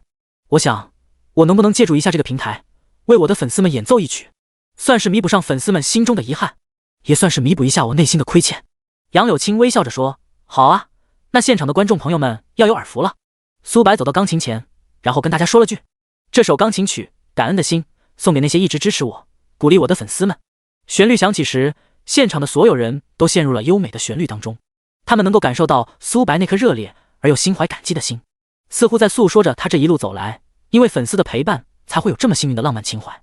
本是一首简单不过的曲子，在苏白的手中却有着不一样的魔力。所有人内心不由得生出一种感觉，这曲子似乎冥冥之中还缺点什么才算完美。到第2遍的时候，苏白嘴里忍不住哼了起来：“感恩的心，感谢有你，伴我一生，让我有勇气做我自己。感恩的心，感谢命运，花开花落，我一样会珍惜。感恩的心，感谢有你，伴我一生，让我有勇气做我自己。感恩的心，感谢命运，花开花落，我一样会珍惜。”一曲终了，台下再度响起了热烈的掌声。是了，就是这种感觉，冥冥之中缺的就是这段歌词。众人不由得再次感叹，苏白果真是才华横溢，随口哼出来的歌词却是这般朗朗上口。第50章，邀请杨梦珂去央视主持人报名。录制完节目，苏白跟于兰和杨柳青告别，刚要跟杨梦珂离开。哎，你们先稍等一等。苏白回过头看着喊住他们的杨柳青，不知道他还有何事。杨柳青在于兰耳边轻轻地说道：“最近台里有个新节目画卷，不是想要招主持人吗？你觉得苏白的妹妹怎么样？我觉得她的气质挺符合的，而且身体条件也足够好。”杨柳青这么一说，于兰再次看向杨梦珂的目光焕发出了不一样的色彩。最近这几年来一直在干幕后，连最基本的敏锐性都差了好多。从见到杨梦珂的第一眼的时候，就感觉这个女孩很合自己的眼缘，身上有种不食人间烟火的仙气。于兰也觉得她不应该就这么默默无闻地陪在苏白的身边，但是一时间也想不出她究竟适合干什么。通过杨柳青这么一点拨，于兰瞬间明悟了。画卷这档节目就是想要构造出一个诗情画意的唯美画面，而且整个节目的效果是要求古装录制的，需要找一位有灵性的、充满仙气的女主持人，跟一个有书生气的男主持人。台里面符合条件的新人里面，男主持人倒是有那么几个可以跟书生气沾上边的，但是想要招那种有空灵气质的女主持人，却是一直没有头绪。现在看到杨梦珂，他们似乎看到了希望。于兰跟杨梦珂说道：“小珂，要不是你青姐提醒，我都忘了这茬了。我们台里最近新组了一个节目，正缺一个女主持人，我跟你青姐都感觉你的气质挺符合的，有没有兴趣来试一试？”听到自己有希望来央视做主持人，杨梦珂的眼中立刻浮现出了希冀的目光。之前觉得能够被央视采访一次就觉得心满意足了，现在既然能做主持人，当然再好不过了。刚准备欣然答应，但是突然想到这样一来会不会打乱哥哥的计划，然后眼中浮现了一丝落寞，然后转头看了哥哥一眼，刚要出口回绝，就听见苏白说道：“小珂，这不正是你的梦想吗？对你来说是个机会，你要好好珍惜。”杨梦珂闻言内心有些意外，哥哥会答应，同时有些感动的看向哥哥。可是哥，苏白摇了摇头，温柔的说道：“傻瓜，你好好的做你的该做的事就行了，不用瞻前顾后的，剩下的事交给我。”杨梦珂内心瞬间被感动占据，两个眼眶变得通红，眼睛里含着丝丝泪花。哥，遇见你是我的幸运。看着这突如其来的一幕，杨柳青跟于兰相互对视了一眼，都从对方的眼中看到了一些诧异。这不是好事吗？为何还哭上了？等二人分开的时候，杨柳青笑呵呵地说道：“我现在更加肯定我内心的想法了，你的哭戏要更灵动。商量好了吗？要是确定好了，我现在就带你过去报上名，然后你就等面试通知就可以了。”苏白再次鼓励地向杨梦柯点了点头。杨梦柯有些激动地说道：“愿意，我愿意。”看着杨梦柯跟着杨柳青离开，苏白内心一时间有些莫名的意味，说不上来，应该是那种似甜非甜，似色非色的感觉吧。看来杨柳青是真的欣赏他。要知道，杨柳青亲自带过去报名，面试成功率可是要加上20%的。苏白有些惊讶地看着于兰，不过很过也就明白了过来了。杨柳青作为现在台里最火的台柱子，他的每一举一动都代表着台里的风向标，而且能做到他们这个部署，眼光毒辣肯定是最起码的。能亲自带一个新人过去，足够说明杨柳青有多欣赏这个新人。不为别的，单纯的为杨柳青的这份间接的引荐函，都应该给这个新人多一个机会。既卖给了杨柳青面子，自己还又不损失什么。哪个面试官也不是傻子，肯定知道自己该怎么做。画卷、节目、主持人资格报名的人络绎不绝，大多是从地方台过来的，有丰富主持经验的年轻人，还有刚刚从传媒大学毕业的，想要搏一搏的。基本上现场都是俊男靓女。做主持人最基本的条件就是外形过得去。此时大家都在小声地议论着该场节目可能录用的人选。突然，原本熙熙攘攘的人群变得无比的寂静，因为他们竟然看见杨柳青从电梯间出来了。一时间，大家迅速地整理了自己的妆容，原本随性站着的身体也变得挺直标准。很多人都很兴奋，因为这也是他们第一次见到杨柳青。作为在这个圈里混的人，或者学这个专业的人来说，杨柳青就是他们的偶像，是他们奋斗终生所想要抵达的天花板。杨老师好，杨老师您好。两边的人不断地跟杨柳青打着招呼，希望在杨柳青面前留下一个好的印象。大家不用拘谨，我也是过来报名的。当然不是我报名，是为了我身后的杨梦柯同学报名。也许你们会成为同学也说不准呢。杨柳青说的是通过初试后有一个短时间的集体培训，待培训一段时间后，然后最后再经过几轮复试，才能最终进入最后的角逐。而同学自然指的是这个短暂集训的同学。同时大家也很好奇，到底是一个什么样的人才能获得杨柳青如此青睐，让杨柳青亲自带队前来报名。都是姓杨，难道是同家？就在大家好奇万分的时候，杨梦柯出现在大家的视野，一时间无数人都愣在了当场，特别是在场的男主持人候选人，个个实话当场。他们自问见过太多漂亮的女孩，在这个圈子里混，什么都缺，就是不缺漂亮的、好看的、身材好的、气质好的女孩。但是像今天这样拥有如此空灵气质的女孩，他们真的是第一次见，仿若眼前的女孩是从画卷中走出来的一般，每一颦每一笑都是诗情画意，每一举每一动都是鸟语花香。突然大家意识到了什么，这个节目的主题叫什么？画卷啊！而眼前的这个女孩简直就是为这个节目量身打造的嘛。同时在场的无数女孩内心先是闪过一丝惊叹，最后心中都浮现出了浓浓的嫉妒。凭什么你长得这么漂亮？凭什么你气质这么好？凭什么你身体条件好，还要有杨柳青老师的引荐？凭什么好的优势条件都让你占了？这样你一来，我们还有什么机会？第51章，你苏白一个破网红敢跟我赛脸了。负责报名的央视台的工作人员有些意外地看着杨柳青后面的杨梦柯。杨姐，很难得见你过来啊。杨柳青笑呵呵地说道，正好刚录制完节目，没什么事就过来了。工作人员闻言再次抬头看了杨梦柯一眼，似乎要把这个女孩的样子跟姓名牢牢地记在心中。报名结束，在所有人诧异的目光中，杨梦柯跟着杨柳青离开了现场。什么人啊，这么大的来头？杨柳青亲自带着过来。不过这个叫杨梦柯的女孩衬得上这份容光，这气质，这容颜，确实是我见过的女孩里面最好的。说该话的男人话音刚落，就听见有女孩嘲讽，啊，这就舔狗了，人家都没正眼看你一眼就变成舔狗了，不过是空有一副好皮囊罢了。这里是找主持人，不是找花瓶，没有实力照样淘汰。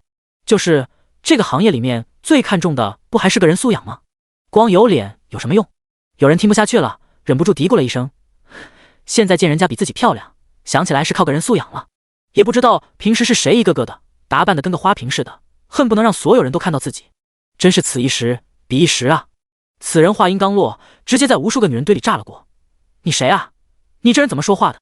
杨梦柯自己都不知道，他仅仅是走了一遭，一句话都没说，就已经引起了一波纷争。等他本人来的时候，会有怎样的场景？在其他人起纷争的时候，只有赵红兵眯着眼看着已经离去的杨梦柯，眼中闪烁着极大的兴趣。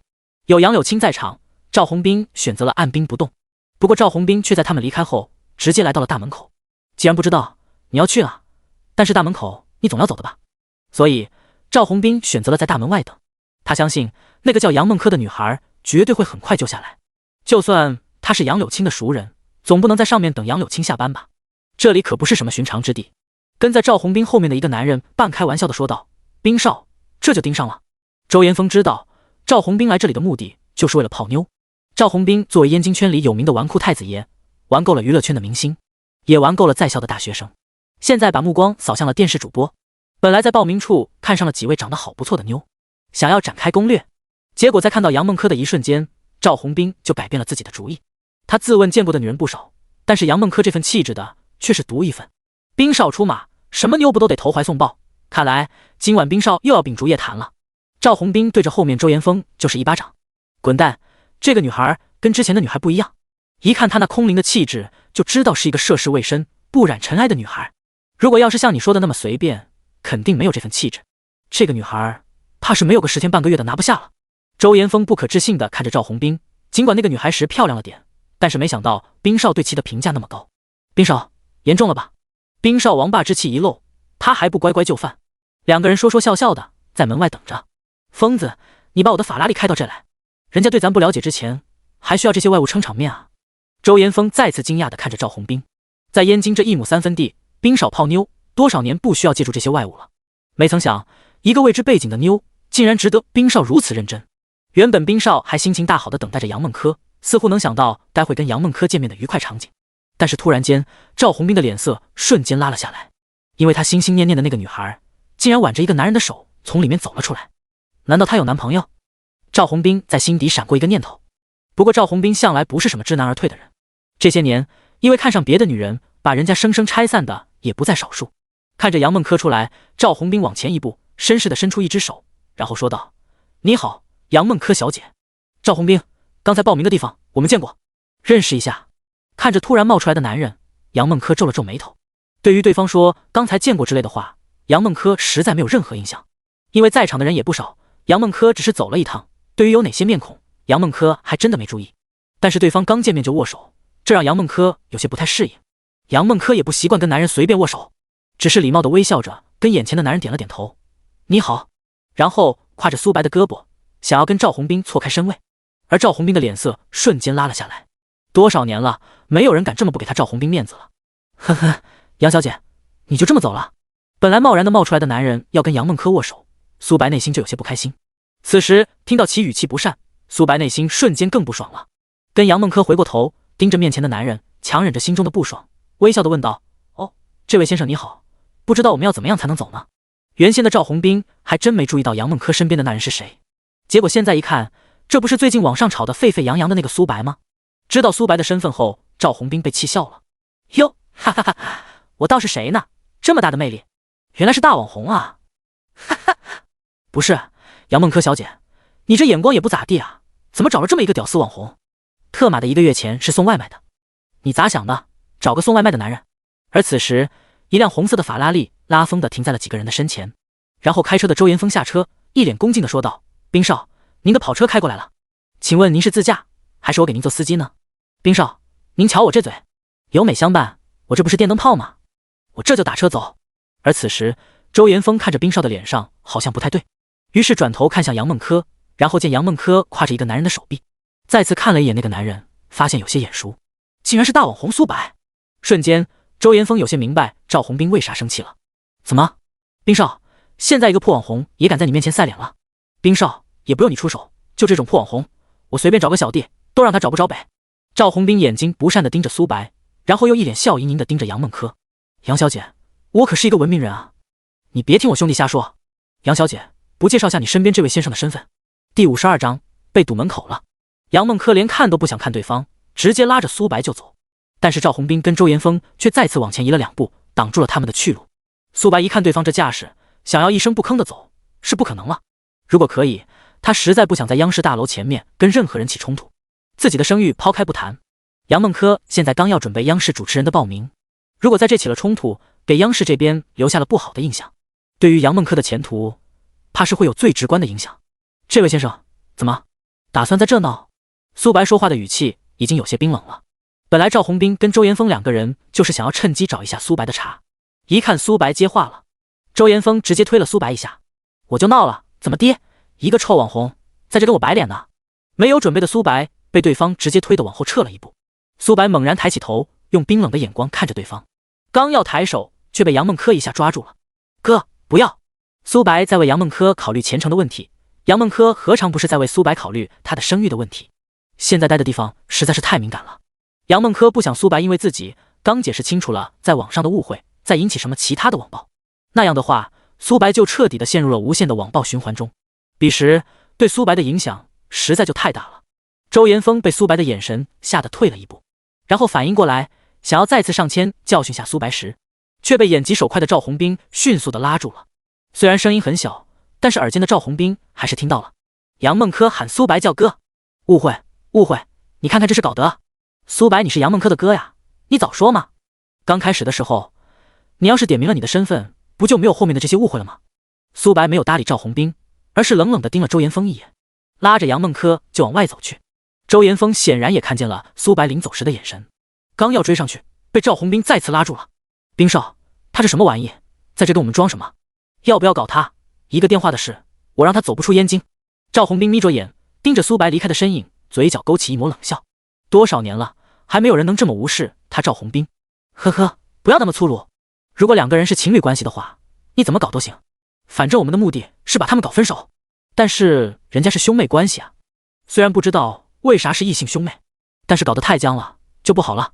再说是你不礼貌在先嘛，下次见了主动认个错。说完，赵宏斌开着他的超跑就走了，只留下了周岩峰一个人在原地发愣。他怀疑自己听错了，冰少让自己跟那个臭网红道歉，有没有搞错？苏白有想过杨梦柯自己出来混这个圈子可能会受到一些苍蝇的骚扰，只是没想到这苍蝇来的会这么快，而且一上来就是一只超大头的苍蝇。本来想的是帮杨梦柯在附近找一个房子住，现在看来还不能随便找，最起码要先能保证人身安全，可以尽量免骚扰的房子。虽然不想麻烦于兰，但是思来想去还是要他帮忙。故宫文化宣传办公室，张明科绞尽脑汁的用双手抓着本就不多的头发，能想的办法他都想了，也为了苏白做了最大的争取了。但是就目前的结果看，还是不理想。不是网上爆出来的那段视频没有可信度，而是因为那个人发出来的视频没有公信力，还是没有很好的解释苏白中途离开的问题。其实张明科慢慢的也看明白了，那一堆人死揪着苏白中途离开这件事不放，怕是已经不是单纯的顾虑苏白这个人的人品的问题了，而是有别的力量介入了这场本该神圣且公平的竞争中。想来想去，张明科觉得应该给苏白通个电话，毕竟当初自己信誓旦旦的跟苏白说他的天地龙鳞没有任何问题，但是现在苏白那边把能解释的都解释清楚了，自己这边却掉了链子，感觉有些对不起苏白。张明科实在是太欣赏《天地龙鳞》这首歌了，只可惜，也许等下去多少年后，他们就知道自己此时的选择有多离谱了。张明科有些搞不懂，那些人竟然听信了网上的谗言，说什么用世界通用语言来宣传故宫文化，也不失是一个好的选择，可以让更多的人了解故宫文化。这不特马的纯放屁吗？什么是文化入侵？这就是赤裸裸的文化入侵。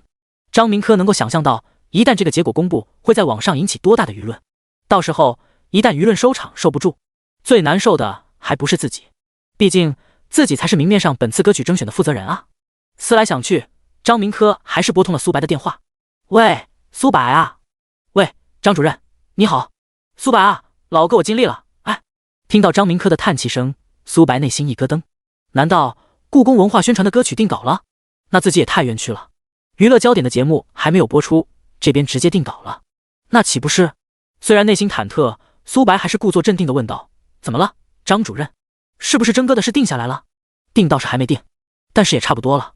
苏老弟啊，网上爆出来的那个帮你解释的视频，虽然证明了你的才能，但是还是力度不够啊，还不足以成为让他们改变主意。毕竟算了，不说了，明天早上8点我们会做定稿会议，你这边如果还没有其他后招的话，怕是没希望了。我给你提前打这个电话，也是给你透个底，你心里好有个准备。听到还没定稿，苏白内心的大石算是放了下来。苏白笑呵呵地跟张明科说道：张主任，让你吓我一跳，今晚8点的央视频道的娱乐焦点或许会给你一个惊喜，到时候如果这个解释还不行的话，那我也只能认命了。央视娱乐焦点，要知道，娱乐焦点算是娱乐领域最高级别的采访了。难道里面被采访的人对苏白的这件事做出了声援？如果是这样的话，那还是有很大的希望的。具体怎么回事，跟老哥我说说。哈哈，老哥，3句2句也说不清，老哥到时候自己看吧，也算给老哥点惊喜。嘟嘟嘟，听见苏白挂断的电话声音，张明科内心一阵激动，然后骂了句：“这小子还给我卖关子！”第53章3000万的版权费少了。一家高档餐厅内，于兰有些意外地看着眼前的2个人。那个于兰老师，有件事有求于你。于兰停下了一边用小刀切着盘子里的牛排的动作，抬起头轻声说道：“说吧，我们也是刚来燕京，对这边不是很熟，能不能帮小柯找一个安全一点的小区，最好是外人不能轻易进的那种。”然后苏白跟于兰解释了今天在央视大楼门口发生的事，意思是能够尽量规避这种情况的发生。于兰也能理解这种事情的发生，毕竟杨梦科实在是太出众了，看来是去报名时引起的骚动啊。于兰闻言笑呵呵地看着杨梦科，其实我家楼上的阁楼一直没有人住，如果你不嫌弃的话，可以过来，也是独立空间的，这样你以后要是有什么事的话，大家沟通起来也比较方便。从内心层面上讲，于兰真的挺欣赏苏白跟杨梦科兄妹2个的，也很看好他们。本来阁楼一直空闲着也会没有人气，想要对外租赁增加点人气，又怕人太乱，所以一直就闲置了下来。此时杨梦科提出想要租个房子，正好两全其美的事，也能卖他们兄妹2个一个人情。苏白前来燕京录娱乐焦点的节目的事，宋亮是知道的。现在魔都天成娱乐公司发行的歌曲只有《天地龙鳞》，按照宋亮推测，如果不出意外，等娱乐焦点在今晚8点播出以后，故宫文化宣传的歌曲基本上就能定下《天地龙鳞》了。因为多年的职业素养告诉宋亮，唯有这首歌才是最符合本次征歌主题的歌曲。但是现在的宋亮最关心的不是《天地龙鳞》这首歌的问题，而是《孤勇者》。虽然《孤勇者》还没发行，但是已经有人盯上这首歌的商业价值了。现在会议室里坐着的除了宋亮跟周洋，还有目前大夏国游戏圈的大鳄腾飞集团旗下对战王者游戏公司的代表。对战王者是腾飞集团前几年刚推出的一款手游，一经上线立刻火爆全球，更是创造出了1年收入破100亿的神话。对于曾经在游戏圈混的周洋来说，对方就是他需要仰望的天花板的存在。但是现在对方找到了他们刚成立的魔都天成娱乐的头上，原因无他，他们盯上了还未发行的《孤勇者》这首歌。他们说这首歌很适合在玩对战王者的时候推塔的时候听，简直是太上头了。但是因为价格问题，双方现在正在僵持着。对战王者游戏公司现在开出的价码是3000万，选定《孤勇者》为对战王者的主题曲。虽然对方没有明说，但是宋亮却知道，对方之所以给这么少的价格，是因为苏白现在网上的舆论的原因。所以宋亮现在在磨时间，磨娱乐焦点上线的时间。宋先生，我想我们出的价格已经足够高了。贵公司只是一个刚刚成立，并且只发行了1首歌的公司，我们能够出3000万的高价，已经足够说明了我们的诚意了。要知道，贵公司的艺人苏白先生目前在网上的舆论很大，我想贵公司急需一根定海神针来稳住目前的局势。我想我们腾飞集团就是你们最好的选择，我们腾飞集团可以给出你们腾飞集团合作伙伴的称号授权。我想单纯的这个称号就已经能看出我们的诚意了，您觉得呢？宋先生，而且我们对战王者这款游戏有多大的流量，你们应该知道。届时对战王者这款游戏还会为孤勇者这首歌的点击率引流。对方人说完，宋亮跟周洋都不由自主地点了点头，然后一脸动容地说道：我知道，我们知道贵公司前来跟我们合作，简直就是雪中送炭，而且我对贵公司开出的价码也很满意。但是不瞒你们说，苏白先生既是我们公司旗下目前唯一的艺人，同时他还是我们公司的最大的老板。说白了，我们2个是替他打工。而且我也不瞒你们，你们确实是我们公司成立以来的第1单客户，我们也很看好这次的合作。但是确实这件事吧，需要我们公司老板拍板。不巧的是，苏白先生去燕京录制节目了，节目应该就在今晚8点播出，央视频道的娱乐焦点，届时你们也可以看看吗？我想你们也非常关心现在网上对我们老板苏白先生的舆论这件事的影响吧。苏白先生在娱乐焦点上就会对这件事做出解释，到时候与贵公司的合作也能更多的带来一些正面的影响，你们说呢？只不过跟贵公司拍板合作这事，怕是要等我们老板苏白先生回来了。不过你们放心，我会尽快的把你们的诚意转达给我们的老板苏白先生，并且会在第一时间传达我们老板的意思。这事情也不能着急不是，毕竟我们的歌曲还没发行呢。我们老板因为着急去燕京解释网上的那些事，孤勇者这首歌都还没来得及录呢。开始的时候，对战王者这边的人听到宋亮的话还挺开心，但是越听越觉得不对劲，听到最后全都明白了。锤子的老板才能拍板，就是想借助苏白上央视这件事的影响力，同时借助解释清楚事情的原委所带来的一时轰动，借机跟自己要价呗。但是听到对方如此说，却又无从反驳。苏白是幕后的老板这件事，在来之前他们就都知道了。开始苏白没出面，他们还以为苏白不擅长这些，所以派出了之前在新月传媒的老油条宋亮跟他们谈。但是现在看来不是那么回事啊。不过如果苏白真的能够解释清楚网上传的沸沸扬扬的临阵脱逃的事情，对他们而言确实也是好的。只不过这价格嘛，就不是现在的3000万这么简单了。同时他们对苏白这个人的背景又有了更深度的思考，这真的只是一个外卖员意外爆红。宋亮笑着说道，几位既然来了，总得尝尝我们魔都的特色嘛。小桌都订好桌了，我们走着啊，边吃边聊，晚上还能一起看看我们苏总的风采。对战王者的几个人相互看了一眼，能怎么办？只能暂时先这样了，就算商量对策，也要等吃完饭之后吧。第54章娱乐焦点播出，各方反应。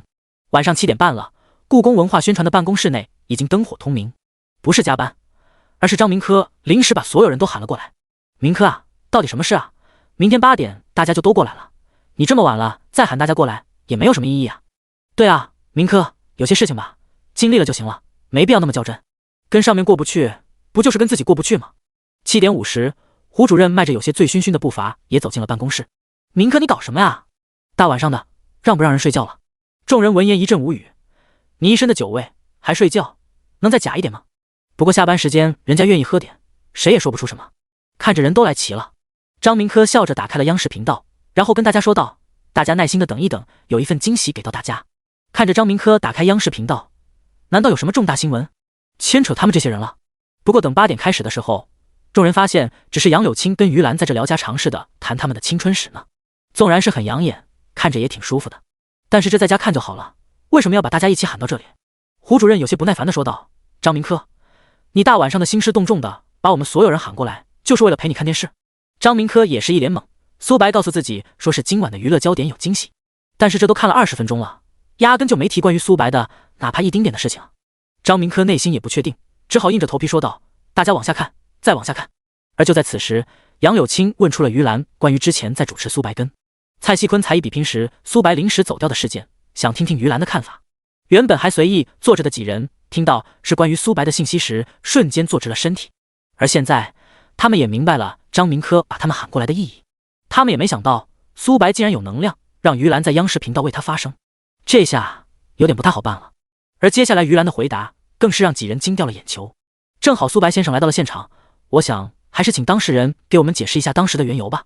然后一身白色晚礼服的苏白出现在大众的视野，震惊，整个办公室内都震惊了。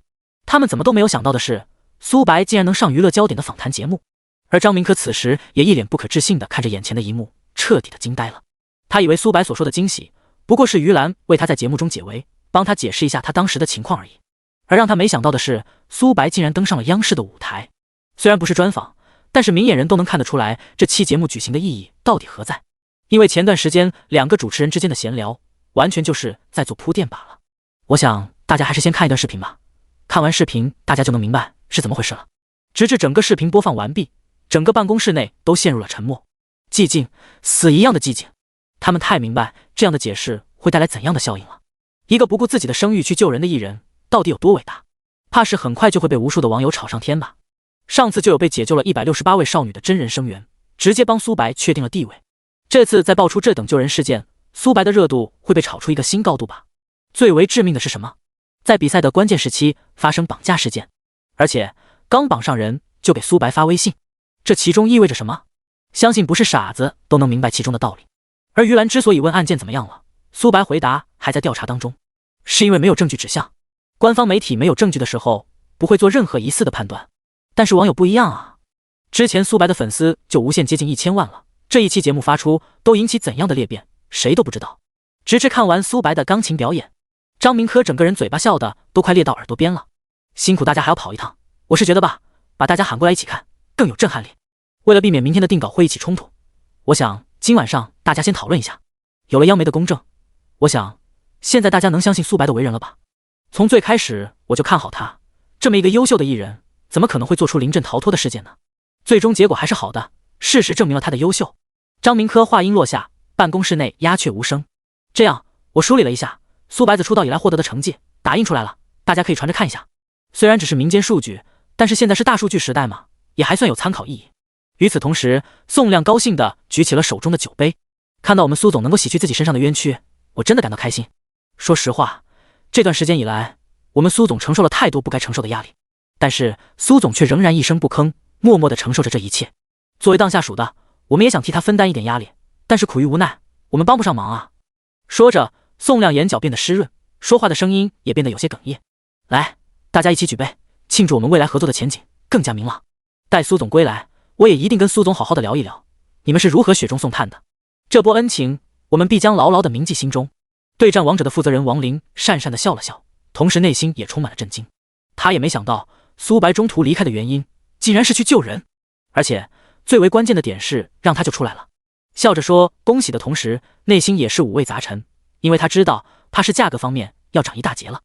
你们苏总节目也录完了，明天能回来吗？我们尽快把合作的事宜落实下来，早日促成合作。只是这次对于跟魔都天成娱乐合作对天成娱乐的好处，王林一个字也没提，因为他自己也知道下午的时候他说的那些条件现在都不成立了。趁着对方的这件事还没发酵开来，达成合作还能勉强说是雪中送炭。一旦苏白的这件事持续发酵，再来合作就被说成是蹭热度了。由此，王林心内不由得也有些恼火。当孤勇者第一时间爆出来的时候，王林就提出了前来跟苏白谈合作，公司却以再观望一下的理由压了下来。毕竟刚爆出来的那一阵，这首歌实在是太火爆了。但是后来苏白接连爆出来的事件，让这首歌的热度火速降温。一直到苏白此次声誉因为中途离场闹到了最僵的时候，公司才同意，说是这样，名声既好听，又能把价格压到最低。结果现在倒好，什么都晚了，极致压榨之后的反弹才是最恐怖的。王林也深深的明白这一点。经过这几次事件的来来回回的歌剧战，苏白的声誉也经历过各种的起伏伏。这次经过央视的传播，再加上深情大义的人设，结合之前的人设，苏白的人气必将迎来一次井喷式的爆发。到时候苏白到底会火到什么程度，谁也不敢说。先不谈价格方面会不会翻倍，但是被认为是在蹭苏白热度这件事，怕是跑不了了。王林端着酒杯，看起来笑得有些牵强。第55章，无数人为苏白请战。星月传媒总裁办公室，周嫣然看着电脑上的央视频道，关于苏白的访谈，整个人都懵了。原本他以为乐器店的那个老板就是苏白最后的倔强了，没曾想在这还有杀手锏等着呢。同时周嫣然内心也有些兴奋，他知道如此一来，刘思燕那边必定会焦头烂额。虽然采访中对于是谁暗中指使的一个字没提，也没做任何猜测，但是明眼人一看就知道到底是谁捣的鬼。 PK 到最关键的时候，直接当着外面众多粉丝的面公然绑架，而且绑架完先给当事人发条微信，生怕苏白不知道自己最重要的人被绑架了。连想都不用想，本场绑架最终的受益者到底是谁，一目了然。周嫣然也知道自己想要出手，现在正是最好的时机。看了一眼手中的 U 盘，思忖再三，然后收拾完东西就往外走去。趁他病要他命，这是最基本的生存法则。周嫣然自然也深谙这点。而当娱乐焦点的视频被公布的网上的时候，之前那些说苏白是临阵脱逃、畏惧不敢弹钢琴的人彻底的闭嘴了。甚至在乐器行老板爆出苏白的视频的时候，那些怀疑苏白是在作秀的人也彻底的闭嘴了。什么是公信力？央视频道的报道就是最大的公信力。如果连央视频道都信不过，那还能相信谁？网友可以怀疑网友爆出来的视频是作假，但是不会怀疑央视频道爆出来的视频也是做假录的视频。这就是公信力。而那些一直一如既往的支持着苏白的粉丝们，此时却泪目了。当苏白说出为了弥补粉丝们心中的遗憾，主动提出为大家弹奏一曲的时候，大家就泪目了。有一个如此为粉丝着想的偶像，是粉丝的幸运。他们沉浸在简单又悠扬的旋律中，感受到心灵的洗礼。也许是这首曲子的魔力，后来大多数粉丝心中逐渐明悟了。从最开始，他们就一直在跟蔡徐坤的粉丝较真，双方相互纠缠。但是今日听到苏白所弹奏的这首曲子，他们似乎又懂了。苏白是想告诉大家，他只想简简单单的唱歌，简简单单的为大家演奏他所想演奏的音乐。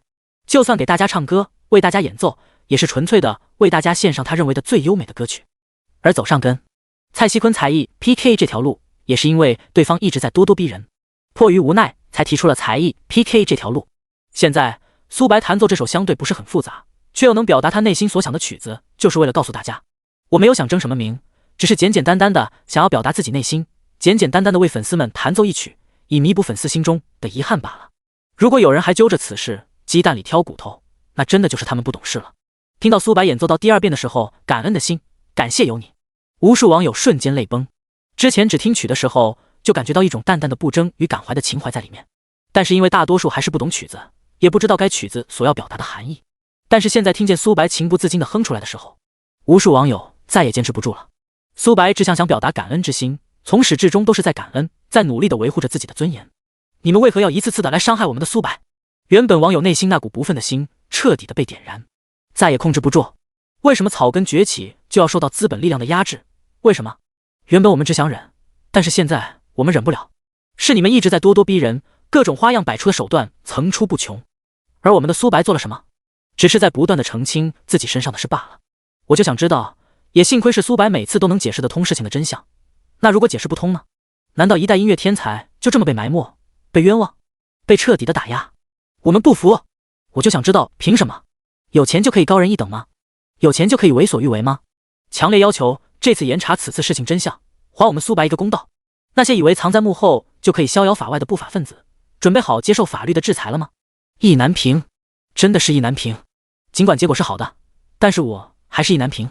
我陈平，一位魔都的律师，从此刻起，粉苏白，自愿请战，捍卫苏白失去的荣耀与本该维护的尊严。我陆浩然，燕京的一位侦探，从此刻起，粉苏白，自愿请战。我愿倾尽我所有资源调查本次绑架事件的背后隐藏的真相。我萧子德，一名退伍军人，从此刻起，粉苏白，自愿请战。我愿化身暗卫，守护在苏白身边，让苏白不再受不法分子威胁。我林丽莎，一位自由媒体公司总裁，从此刻起，粉苏白，自愿请战。我愿为苏白在互联网领域竖起一道钢铁长城，捍卫苏白的荣誉不被侵犯。我刘若彤，只是一名学生，但是我自始至终都是苏白的粉丝，我没有什么能够帮到苏白的，但是我们粉丝永远是你的后盾，在你的身后为你保驾护航。开始的时候，网友的发言还没有多么踊跃，因为他们知道他们并没有什么厉害的身份，可能帮不到苏白什么，只能默默地看着有能为之人出面帮苏白，内心由衷地感到幸运。幸运他们的偶像苏白能够得到这么多有能力之人的认可，同时也痛恨自己为何什么忙都帮不上苏白。但是一名自称是学生的刘若彤的女生说自己帮不上苏白，但是永远是其坚强的后盾的时候，彻底的引爆了整个粉丝群。他们同样是一位平庸的粉丝，他们同样想捍卫他们偶像的荣耀，他们同样想出自己的一份力。于是自刘若彤开始，无数个普通人为苏白发声，纷纷加入到支持苏白并且讨伐本次绑架事件背后主使人的行列。苏白之名一时间传遍国内的大街小巷，网络上、商城内、商务大厦内、巷子里，无处不在谈论着苏白的事迹。苏白猛然崛起。第56章，被周嫣然无情的鄙视了。看到无数的网友请战的留言，苏白也泪目了。他何德何能，能得到如此多人的厚爱？叮！粉丝值突破1000万，系统奖励技能作曲能力精通。叮！粉丝值突破1000万，系统奖励技能舞蹈精通。当前荣耀积分193，2203积分。看着自己的积分瞬间涨至将近200万，苏白还感觉有些不可置信。同时看到系统商城内又开通一些其他好技能，连苏白都忍不住有些眼馋。不过苏白还是控制住了自己的兑换欲望，因为他也不知道自己何时会需要何种技能，还是等需要的时候再兑换不迟。原本跟对战王者公司的人喝完酒后，宋亮哼着小曲，唱着歌，看起来很是开心的样子。但是看到网络上留言的瞬间，猛地从床上坐了起来，内心冥冥之中有种不好的预感。然后也不顾现在是晚上，直接拨通了苏白的电话。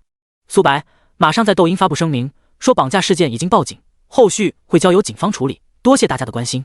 同时要说明一点，那就是此事大家只管静静的等候结果就好，不要擅自行动。这次的粉丝请战宣言动静闹得太大了，我怕是有人在后面推波助流啊，一旦动静闹得过大，怕是适得其反啊。宋亮的一席话让原本还在兴头的苏白瞬间清醒过来，像是被泼了一盆冷水。是啊，一旦被有心人过分解读，自己怕是解释不清了。苏白第一时间在抖音上发布了声明。大家好，我是苏白，首先感谢大家对苏白的关心。我想告诉大家的是，绑架事件已经交由警方处理，请大家相信警方会给我们大家一份满意的答卷。同时苏白也恳请大家不要私下行动，以免对警方的行动造成困扰。苏白再次谢过大家了，拜托。发完抖音声明的苏白感觉到一阵后怕，如果有人针对此次粉丝发生事件故意做出什么过激行为，到最后怕是苏白都要为其买单。看着一脸焦急的苏白，杨梦珂安慰道：“哥，你有事就回魔都吧，我自己在这可以的。我平时的时候可以跟着于兰老师。”苏白微微摇了摇头，魔都那边是有很多事需要处理，但是苏白再也不放心让杨梦珂自己一个人了。苏白在等王岩几人的到来。从绑架事件发生的那天起，苏白就跟王岩谈了组建暗中保护杨梦珂人员的问题。王岩答应联系之前的战友。通过上次事件，苏白发现王岩这个人是个值得托付的人。等王岩几人到位了，苏白才能放心的离开。第二天一早，杨梦珂就跟着于兰走了。苏白还有一件比较重要的事情要处理，去见周嫣然。虽然在网上发布了公告，让粉丝们不要插手该事，但是并不代表苏白就这么放过他们。龙有逆鳞，触之必死。杨梦珂就是苏白的逆鳞。之前的苏白一直在求稳，一直在求稳，以至于所有人都认为他只是一个纸糊的老虎，看起来在网上风光凛凛，但是谁想捏就可以过来捏一把。这次如果不把对方搞残了，怕是以后是个人都能骑到他苏白身上来。再次见到周嫣然，对方已经收起了他那高傲的态度。大手笔啊，真的太出乎我的意料了。昨晚听手下人跟我说，你上央视的时候，我都怀疑我的耳朵听错了。你这个人有后招不会提前说一声吗？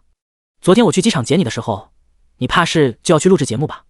你也不怕耽搁了去录制节目的时间？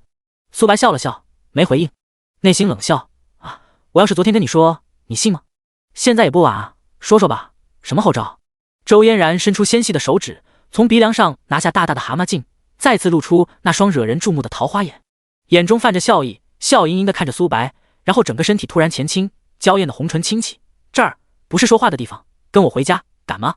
苏白下意识的身体有些稍微后仰，看着对方极具魅惑的姿势，又听到如此挑逗的话语，忍不住低声笑道，似乎我才是男人吧。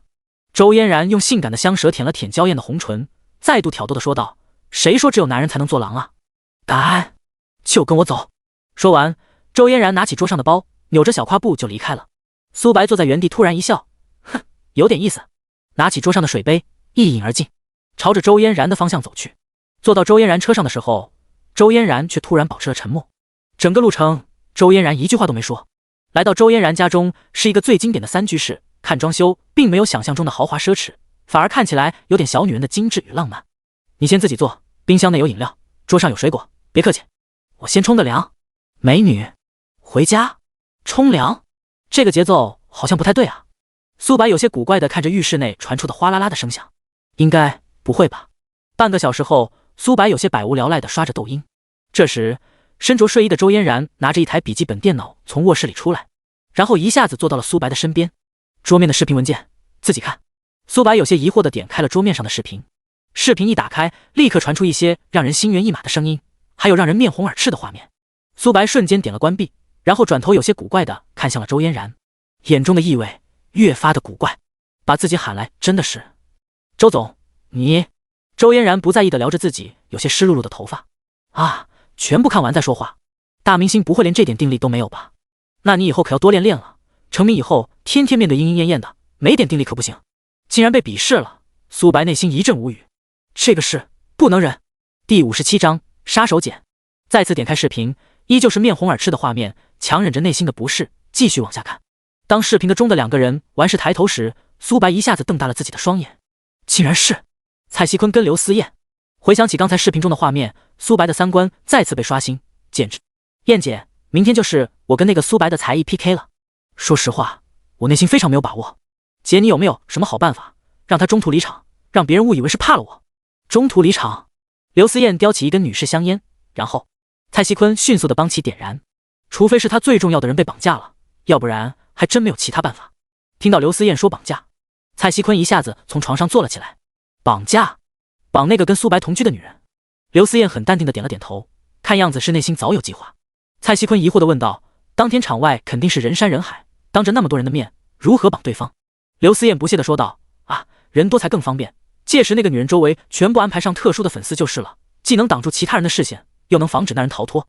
视频到这戛然而止，想来后面的画面更让人不适吧。饶是知道杨梦珂的绑架案多半是他们在后面指使，但是真的看到货真价实的证据的时候，苏白内心还是忍不住火冒三丈。报复，必须报复，这是苏白脑海中一直回荡着的声音。周嫣然看着暴怒的苏白，显然很满意，越愤怒，接下来对刘思燕的打击才越狠。苏白突然抬起头看向周嫣然，视频你是怎么搞到的？周嫣然被苏白有些弱智的问题气笑了。啊，你说呢？他们上床的时候，我在边上蹲着拍的，你信吗？除了针孔摄像头，你说我怎么搞到的？你也不用问手段光不光彩，我的办公室里，我的家里出现过无数次类似这样的摄像头。他刘思燕能放火，我周嫣然就不能点灯了。说着，周嫣然晃动着手里的 U 盘，然后一脸戏谑地看着苏白，说说吧，苏大明星，你想怎么对付他们？其实吧，我的目的很简单，就是要让他们焦头烂额。如果你的方案能让我认可，这个 U 盘就是你的了。苏白闻言笑了，笑的声音很大，整个身体往后一仰，双手摊在沙发上，看向周嫣然。周总，是你自己主动找上门要跟我合作的，要是有诚意呢，你就把 U 盘给我，我想怎么办是我自己的事，要是没有诚意呢， U 盘你自己留着，我现在走人。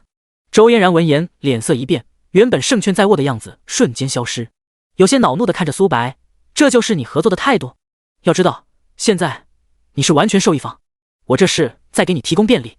苏白闻言再度笑了笑，既然话不投机，那周总别过。说着苏白就往外走去。周嫣然脸色接连变换了好几次，就在苏白走到门口即将推门离开的时候，稍一等。然后苏白回过头看着一个 U 盘隔空被扔了过来，苏白看着手中的 U 盘，嘴角勾起一抹淡淡的笑容，他知道杀手锏到手了。苏白，想知道你为何不肯告诉我方案？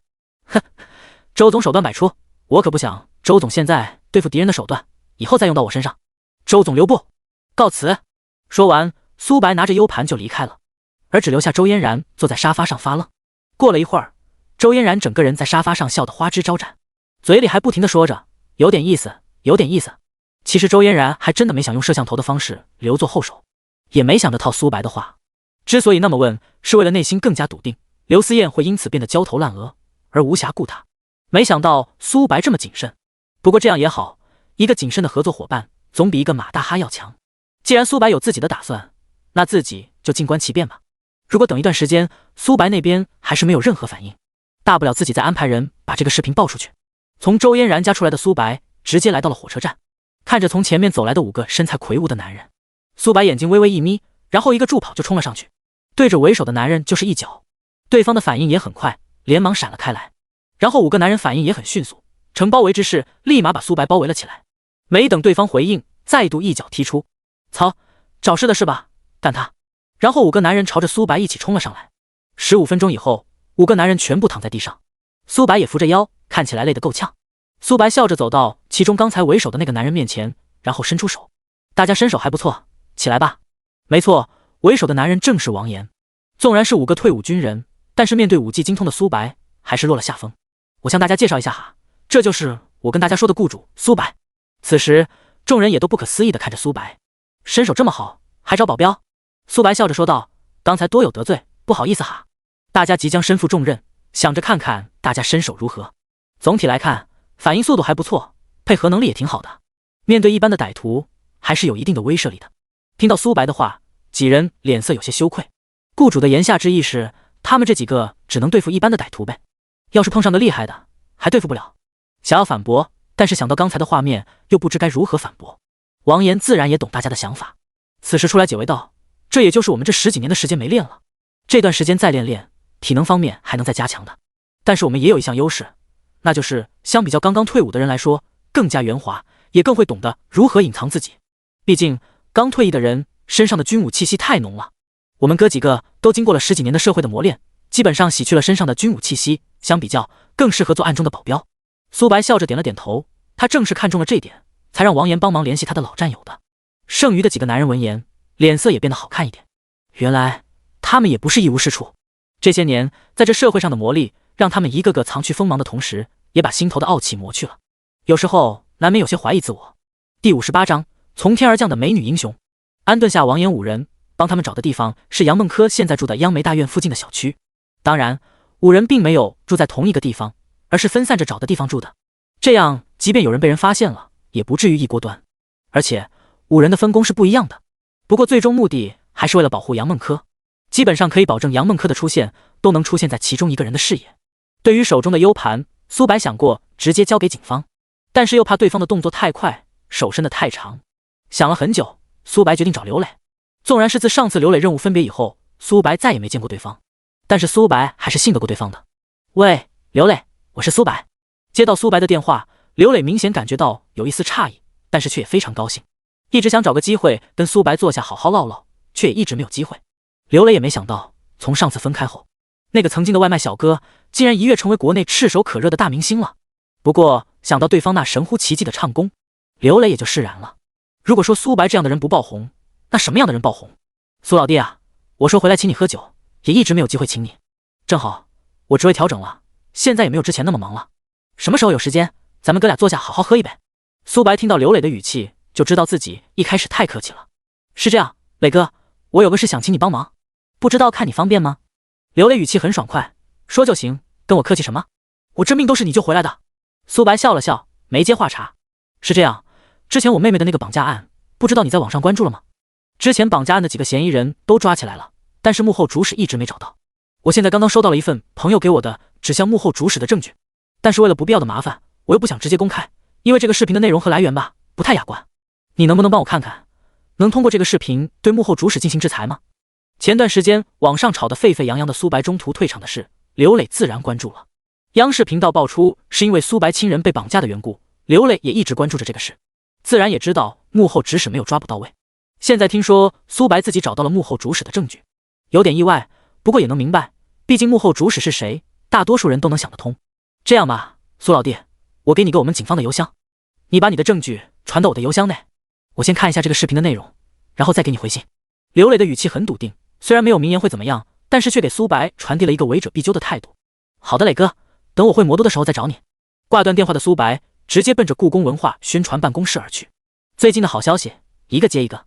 刚刚张明科传信，故宫600周年文化宣传定稿歌曲基本定下来了，天地龙鳞成为最终定稿歌曲已经基本确定，现在需要苏白去现场确认授权事宜。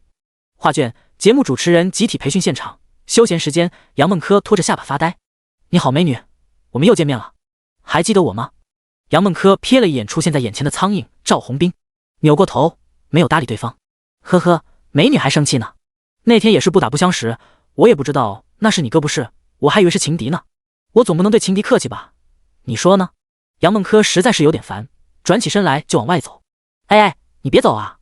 然后赵红兵和周岩峰两个人把杨梦科围在了中间。说句话啊，美女怎么总是一声不吭的？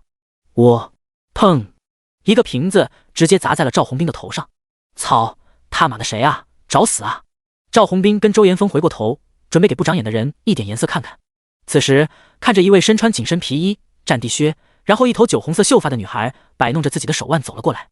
赵红兵欺负女孩子上瘾是吧？来，咱俩出来练练。原本还怒气冲天的赵红兵看见一步步走过来的女孩，声音有些低沉的说道：龙玲儿，我泡谁跟你没关系吧，我劝你不要多管闲事。龙玲儿单手一扶身边的桌子，然后双脚一用力，整个身体腾空而起，对着赵红兵就是一脚。尽管赵红兵反应过来，用手臂护住了自己的胸膛，但还是被龙玲儿踹得连续后退，幸好被周岩峰扶住了。操，龙玲儿，你特马的找死是吧？随着赵红兵的暴怒，周岩峰一个箭步就要往上冲，龙玲儿往前走了一步，整个人朝着周岩峰走了一步，然后用冰冷的眼光看着周岩峰，你动一个试试。看着龙玲儿冰冷的眼神，周岩峰整个人瞬间定在了当场。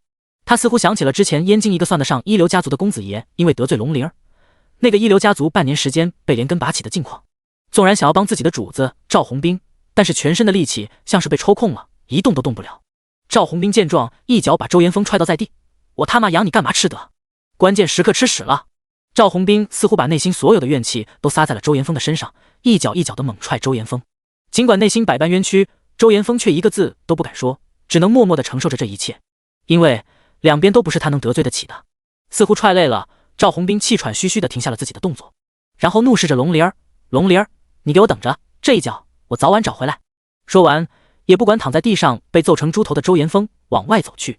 不是赵红兵不敢对龙玲儿出手，因为他自己知道他不是龙玲儿的对手。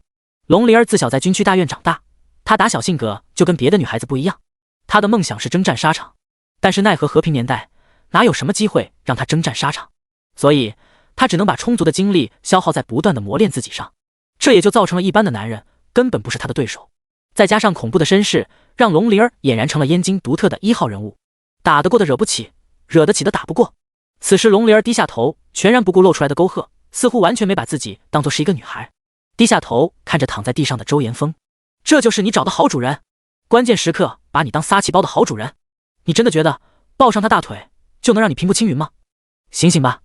打狗是要看主人，但是也分跟了一个什么样的主人。护狗的主人值得跟，像赵红兵那种垃圾，天天只知道拿狗出气的主人不值得。你信不信，一旦出事，你就是第一个被踢出去的替罪羊？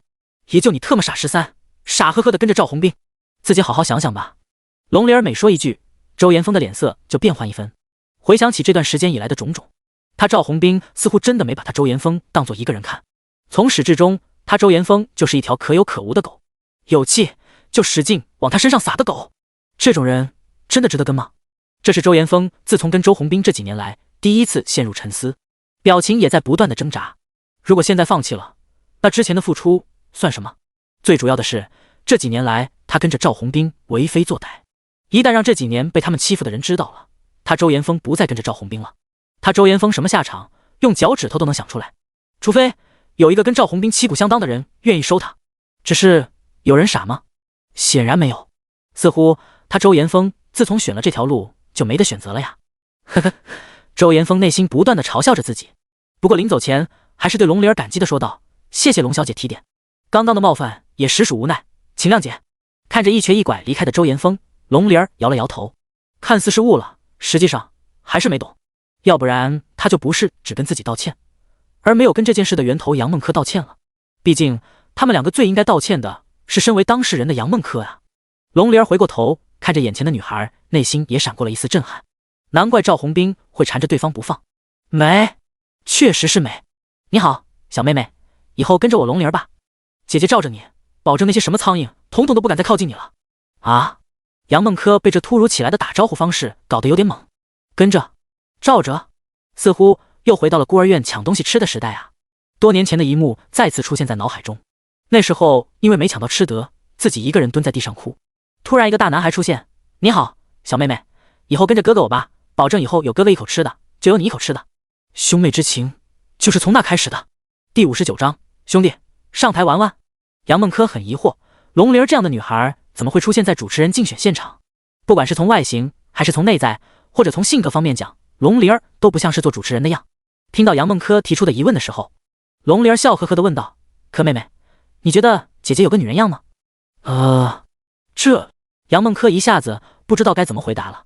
回答是吧，有点违心，虽然身材确实很好，有个女人的样子，但是这性格嘛，简直男人的不能再男人了。回答不是吧，人家刚刚救了自己。没事，说实话就好，我这个人很好相处的。杨梦柯歉意地摇了摇头。龙灵儿笑呵呵地说道：对啊，本来就是女儿身，却天天没个女人的样子。不止燕京的这些阔大少们犯愁，我身边的朋友也跟着犯愁，当然包括我们的父母也跟着一起犯愁，所以我就被发配到这里来了，希望我能在这找回一点做女人的感觉啊！找回一点做女人的感觉，这从一个女人嘴里说出这话，怎么都感觉有点怪异。不过龙灵儿这么解释，杨梦柯倒是能明白龙灵儿为何出现在这里了。本来两个人在这个新地方都是不受人欢迎的人，现在却因为一些乱七八糟的原因，初步的成为了好朋友。杨梦柯不受大家欢迎的原因很简单，杨梦柯整个人的气质太出众了，根本就是为这档节目量身打造的，所以他是这档节目最有竞争力的候选人。别人要想实现自己的梦想，就要击败杨梦柯才有可能。再加上杨梦柯来的时候是杨柳青亲自送来的，所以大家格外的敌视杨梦柯，当然仅限女人。而龙灵儿不受欢迎的原因也很简单，行事风格特立独行，而且一点女人的样子也没有，别人都生怕被龙灵儿感染了什么不良习惯，到时候在竞选的时候减分就不好了，所以刚来两个人就不受大家待见。小柯妹妹，有没有说过你长得很好看？哎，我的小迷妹也不少，其中不乏好看的，但是像你这么好看的还真没有。杨梦柯一时间不知道该怎么回答龙灵儿。故宫文化宣传办公室，苏白用笔签下了自己的名字，正式的授权算是完成了，后期再让宋亮来补上公司的授权合同就可以了。恭喜苏白先生成为600周年文化宣传的演唱者，过几天会在故宫进行宣传片的拍摄，到时候张明科同志会联系苏白先生，苏白一一跟故宫这边的领导握手，然后还有燕京文化宣传委员会的领导。待散场后，张明科感慨地说道：哎，你这个天地龙鳞够曲折的，不过还好，最终结果是好的，接下来就是筹备拍摄宣传片事宜了。不过你要让老宋尽快的把正式的合同补上，正式的合同补上了，这事就算是板上钉钉了。走走走，难得你来一趟燕京，哥哥带你去放松放松。不由分说的拉着苏白就往外走。苏白本想跟张明科说自己不好耐口，但是看着张明科那猴急的样子，实在是不知道怎么开口。这是你自己想去，拉着我找个借口，还是？1个小时以后，看着眼前的青龙俱乐部，直接把苏白整懵了。这放松，老哥是不是对放松有什么误会？当然，这也就是苏白内心字。想想，总不能提出来让老哥笑话。看着简陋的室外装修，苏白还以为里面是个普通的俱乐部，但是当走进去的时候，苏白还是被里面的豪华装修彻底的震惊到了。张明科笑呵呵的说道：“震惊吧，这里面别有洞天。我每次压力大的时候就来这，这有打拳的，看起来贼刺激。不过你放心，这可不是什么地下黑拳场，全是正规的拳手，而且还有陪练，可以让你尽情的发泄一下。最近一直想来，没机会来，现在可着你在这，跟老哥过来发泄发泄。”张明科走到前台，给了对方一张黑色的会员卡，来2个陪练。好的先生，男陪练还是女陪练？张明科看了苏白一眼，女陪练吧。苏白连忙摆了摆手，说道：“老哥，我不用，刚来，我先到处熟悉熟悉，你要1个就行。”张明科还以为苏白是不好意思，刚要劝劝苏白，突然想到苏白现在也是个公众人物，要是被人拍到发到网上，难免会有说闲话的，就没有再劝，只是点了1个陪练。苏白看着张明科跟女陪练在台上一来一回的打着拳击，内心笑了笑，还真的是业余，纯发泄情绪。因为看张明科的动作就是不懂拳击，完全自己一个人胡乱使劲，发泄自己浑身的力气。闲着无聊的苏白想要到处转转，却被人堵住了路。苏白的脸色瞬间拉了下来，因为来人不是别人，正是之前骚扰杨梦科的赵红兵。哟，这不是大舅哥吗？怎么自己一个人来玩？本来被龙莲欺负了，没处发泄情绪，本想来这发泄一番，没成想又见到了苏白，内心那股不爽的劲又上来了。滚！说话注意点，再让我听见你出言不逊，别怪我动手。听见赵红兵说什么大舅哥，苏白脸上瞬间冷了下来。操，敬酒不吃吃罚酒是吧？给你点脸了。说着，赵红兵伸手就要扇苏白的脸，却被苏白一下攥住了赵红兵的双手。赵红兵脸色瞬间变成了猪肝色。操，你们愣住干嘛？给我干他啊！赵红兵后面的几个人瞬间围了上来，但是怕伤着赵红兵，一时间没有其他动作。而此时，一位气宇轩昂的青年人推开人群走了进来。兄弟，这里不是闹事的地方，放开吧。赵红兵揉着自己被苏白攥得通红的手腕，整个人疼得龇牙咧嘴。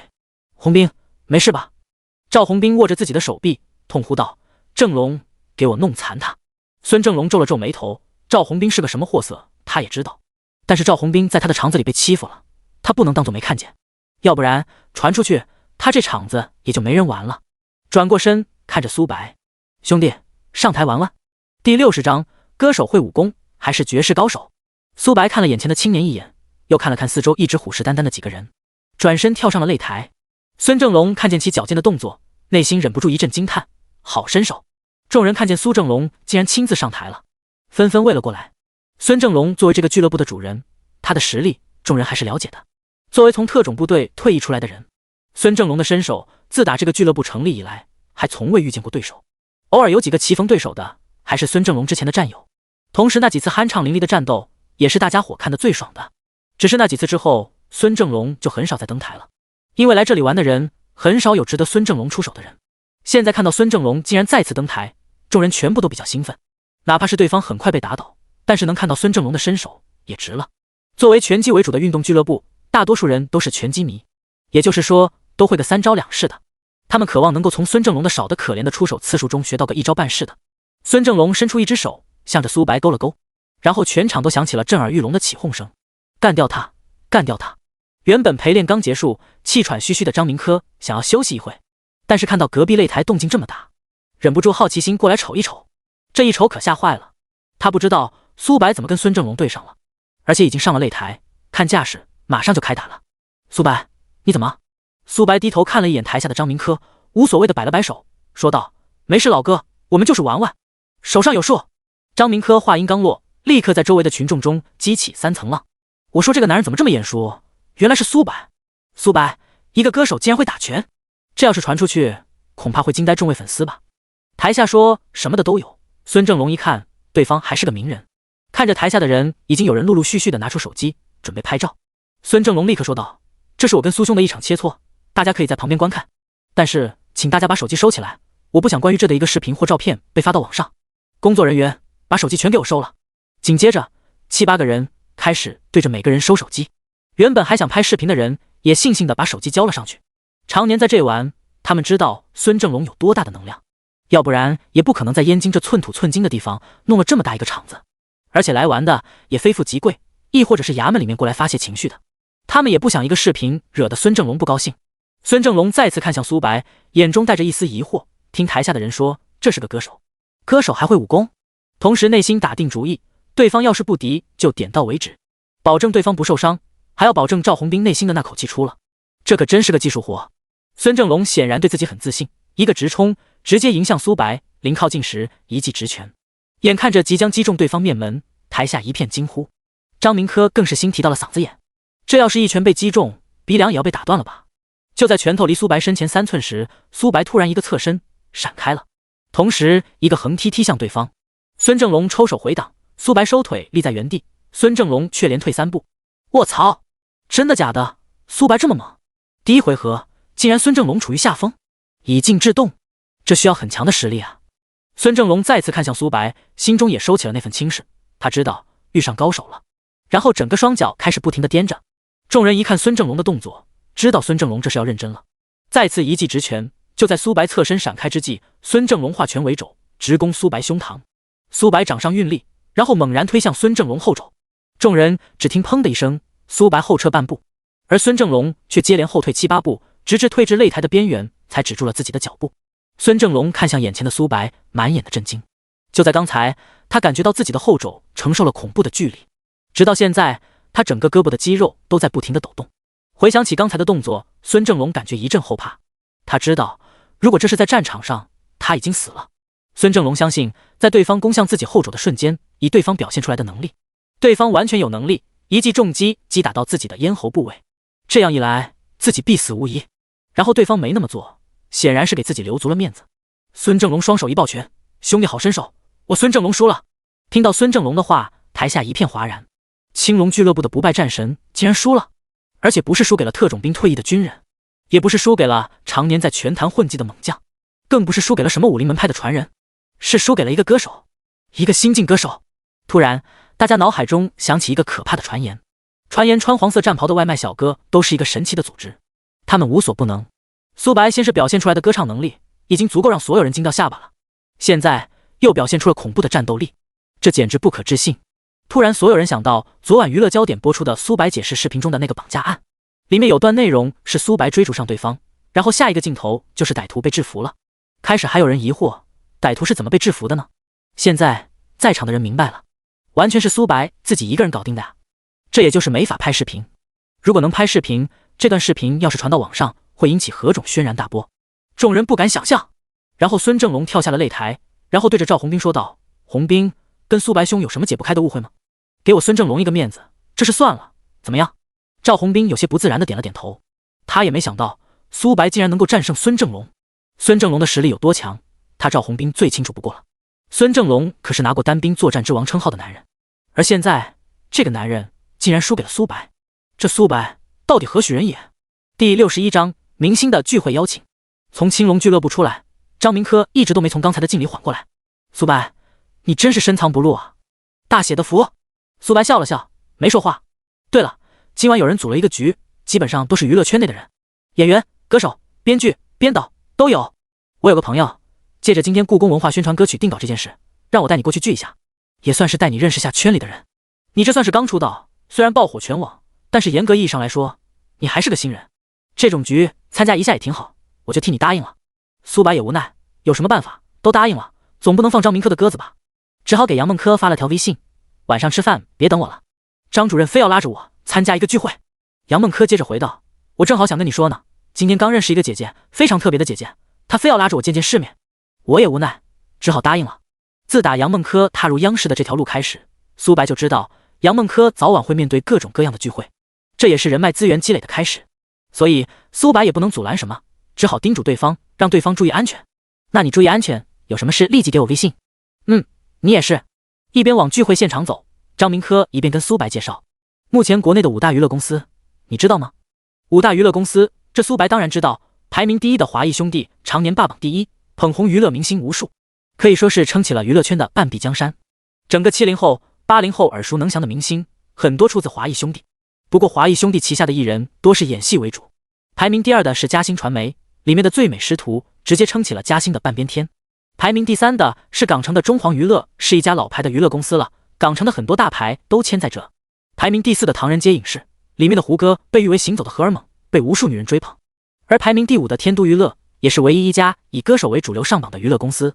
曾经火爆一时的超级女孩、超级男孩都是这家公司的产物。现在其旗下艺人也都是从这两个节目中走出来的艺人。而好巧不巧的是，苏白的天成娱乐跟这个天都娱乐仅仅一字之差，还都是走的歌手路线。想到这，苏白也不由得有些感叹命运的奇妙。不过言归正传，难道今晚组局的是这5家中的一家？张明科解释道，今晚组局的正是排名第5的天都娱乐。你也知道，天都娱乐是苹果 TV 旗下上市公司的子公司之一，实力不容小觑。苹果 TV 作为目前国内最火的造星平台之一，手中资源无数。老哥，我能做的就是尽量多的给你介绍资源了。苏白这才明白张明科的良苦用心，多谢老哥，已经非常感谢了。天都娱乐的聚会现场，目前在娱乐圈耳熟能详的明星一个个相互的交谈着，多半还是天都娱乐的明星。而现在一个女人成了现场的焦点，徐小璐。徐小璐本就是燕京圈有名的交际花，燕京传媒大学毕业，在短短的2年时间内加盟燕京卫视，并脱颖而出，成为燕京主持人圈内最具潜力的新人之一。凭借其出众的长相和一口流利的口才，在燕京名媛圈迅速出名。现在他希望通过央视这个平台，彻底的把自己的段位拔高一个台阶。原本画卷节目里有竞争力的女主持人并不多，她徐小璐可以说是10拿9稳，但是她怎么都没想到半路杀出一个杨梦珂。饶是一向高傲对自己充满信心的徐小璐，此时面对杨梦珂也有点不太自信了。而好巧不巧的是，她费尽心机前来参加天都娱乐的聚会时，竟然发现了杨梦珂也在场，这让她内心十分不平衡了。只有她自己内心知道，她为了进入这个聚会，她到底付出了多少？为什么对方就能轻而易举的进来？因为在之前的受邀名单内，他并没有看到杨梦珂的名字，而现在杨梦珂出现在现场，那就是只有一种可能，他是被无需入场券就能进入的贵人带进来的，这让他的内心再度受到了打击。Hello， 小璐，好久不见啊！看着迎面走来的国内当红歌星华星宇，徐小璐感到受宠若惊。徐小璐也知道，华星宇是天都娱乐的头部之一，最近几年更是火出天际。他之前跟华星宇有过几次露水情缘，但那都是双方彼此没有成名之前了。现在的华星宇，他有点高攀不起了，没想到对方还会给自己打招呼。小璐，几年不见，你是愈发的光彩照人了，较之前更有女人味了。看着华星宇眼中蕴含的意味，徐小璐瞬间读懂了对方内心的想法。宇哥，你较之前也更帅了呢，现在你的歌都火出天际了，可惜我现场没听过你唱歌哎，要是现场能听一下你那迷人你的歌声，就太幸福了。华星宇直接一下站到了凳子上，大声的说道 ：“Hello， 现场的朋友们，大家好，我是华星宇，相信大家也都认识我。今天呢，我高兴，因为碰上我相识多年的老朋友，美丽的徐小璐女士。她说她想现场听我为她唱一首歌，接下来是属于她，也是属于大家的听歌时间，让我们安静下来好吗？”华星宇话音刚落，无数人对站在中间那个叫徐小璐女人投去了羡慕的目光。毕竟华星宇亲自为一个人唱歌的机会可不多呀。不过看到徐小璐那艳丽的容颜、傲人的身姿时，众人也懂理解了。但是也有一部分名媛内心有点不忿，嘀咕道：“凭什么是她，我也不差啊。”身边的人看着旁边嘀咕的女人，长得确实是不差。你知道她是谁吗？除了交际花外，她还有个身份，燕京主持圈的新起之秀，最近更是踏上了央视的船。虽然最终花落谁家还未可知，但是据说能与其争锋的屈指可数。你觉得大明星缺的是好皮囊的女伴吗？他们更喜欢有身份也有皮囊的女伴。那人话音落下，之前的那个嘀咕的女人不出声了，似乎是默认了这句话。而周围的人无不羡慕地看着徐小璐，同时也更为期待华星宇的表演。第62章，被针对的杨梦珂。华星宇独特的高音一出，整个大厅都被嘹亮的声音笼罩。徐小璐原本期待的动听的旋律没有来，而是上来就是一记重炸弹。如此高的音调已经突破了他能接受的范围之内，但是想到对方是魏己所唱，只能表现出一副崇拜的样子。华星宇看到徐小璐眼冒金星，一脸崇拜地望着自己，知道是自己独特的高音打动了对方，音调再度拔高，以至于现场人的耳膜发出了不适的时候，他那独特的咽音再度切换。而此时现场有人惊呼：“咽音，独特的咽音表演，秀时间到！”众所周知，华星宇的咽音好听是有目共睹的。直至现场表演结束，整个大厅发出了震耳欲聋的鼓掌声。华星宇从椅子上跳了下来，然后跟大家说道：“谢谢大家，谢谢大家，现场的音响设备不是很好，感官可能差了一点，大家有什么不适的地方多担待。”而此时徐小璐首先说话：“我觉得已经很棒了，现场音响设备影响不了我们华星宇的优秀。”徐小璐说完，周围的人纷纷点头称是，都纷纷说再一次被惊艳到了云云。华星宇的脸上也充满了骄傲，也非常享受这种被所有人捧在手心的感觉。而此时的龙玲儿听到大家你一句我一句的追捧，疑惑地问道：“就我自己没听明白唱了些什么玩意吗？”整个过程一直在炫技，各种音调的炫技，没有丝毫的感情。我想知道我们听歌是为了啥？为了听技巧吗？龙玲儿说完，周围人立即喷道：“不懂就自己回家好好学学去，别瞎发言。感情谁能会唱？但是高音你飙个试试。哪里来的乡巴佬？没听过音乐出来乱发言。”龙玲儿一听，火气立刻就窜上来了，唱的让人听不懂，还不让说了？特么的，不去攻击唱歌的人，来攻击评价的人。原本徐小璐就一直相对杨梦珂发难，一直找不到机会，现在看到跟杨梦珂一起的龙玲儿发言了，心道机会来了。徐小璐立马出来解围道：“其实刚刚说话的这位女士都是我们央视新招的实习培训班的人，还有旁边的这位杨梦珂女士，更是本次实习培训班最有潜力的新人啊！凭借出众的气质、高冷的性格，一出现在我们培训班，就引来无数的男成员的追捧，更是有男成员为她大打出手。哎，对了，杨梦珂，那些追求你的男成员今天没有来现场的吗？”随着徐小璐把话题转向杨梦珂，众人纷纷看向徐小璐嘴里的当事人到底有多美，连一向以美貌自居的徐小璐都如此的夸赞对方。当看到杨梦珂那独特的气质时，众人都陷入了短暂的失神，太具仙气了，与现场各个花枝招展、光鲜亮丽的女人形成了鲜明的对比。而华星宇本人更是眼前一亮，自己之前怎么没发现还有这么一号人物？但是想到自己刚刚为徐小璐高歌一曲，现在也不适合再去给眼前这位仙气飘飘的女人献歌，要不然很容易竹篮打水一场空，最后一块肉也吃不到。徐小璐看着众人都把目光锁向了杨梦珂，内心暗道：机会来了。杨梦珂女士，我觉得你以后也可以采用这种比较优雅的文斗的方式，让你的追求者展开斗争啊，就像刚才华星宇先生那样唱歌一样，看看谁更有才华，你就选择谁，要不然天天打打杀杀的，太有失风雅了。不知道现场有你的追求者吗？有人会给你献唱一曲吗？让大家也欣赏一下如此美丽的女人的追求者到底多有才华。众人闻言无不希冀地看着杨梦珂，似乎也在等看看这位气质独具一格的女人到底有多才华横溢的追求者。只是等了半天都没有人上前唱歌，倒是有几位天都娱乐的艺人看到杨梦珂那独特气质跟完美的容颜时十分心动，有心想上前为其表演一番，但是转眼又想到这样一来就是在挑战他们的师哥华星宇。华星宇现在作为天都娱乐的头部，手中资源无数，要是惹华星宇不高兴了，怕是自己的资源会瞬间被停掉，甚至会被公司踢出去，所以没有人敢上前冒险。尽管美人很吸引人，但是前途更重要，没必要为了一个还不知道是否能得到的美人断送了自己的前程。因为大家看杨梦珂的气质根本就不像是一首歌就能够打动的，因为她太不食人间烟火气了。从始至终她都没看哪个徐小璐一眼，一直是那个徐小璐在自导自演，以至于现在让杨梦珂陷入了如此尴尬的境地。人群中开始有女人小声嘀咕，看起来清高，其实都是装的，装作一副不食人间烟火的样子。还有那些为他大打出手的人，说不定都是他自己安排的呢，要不然怎么可能一个出手的都没有？现场说什么的都有。杨梦珂仍然面无表情，细细地品味着杯中的果汁，平静地看着眼前的一切，似乎一切都与他无关。其实杨梦珂能做到如此的心如止水，完全是因为他经历的太多了。真正的从鬼门关走过一遭的人，对于这些会看得格外的淡。杨梦珂很淡定，但是其旁边的龙玲儿不淡定了。你们他妈的一个个嘴里吃屎了，不会说话就他妈闭嘴，再让我听到出言不逊的，别怪我出手不客气。哗！整个台下一片哗然，众人事都不说了，只是一个个的对着杨梦珂指指点点。而此时徐小璐立马出来打圆场，大家不要这么说，有可能是杨梦珂小姐的追求者没有人在现场呢。杨梦珂小姐的魅力还是很大的，杨梦珂女士，没有人为你唱歌，你也不要灰心，不要沮丧。徐小璐越说，脸上得意的神色越发的明显。哼，你再漂亮又如何？再招蜂引蝶又如何？让燕京的超级大少为你大打出手又如何？现在还不是被我徐小璐打脸打得啪啪响？谁说没有给杨梦珂女士献歌的？既然大家都不出手，那我就不客气了。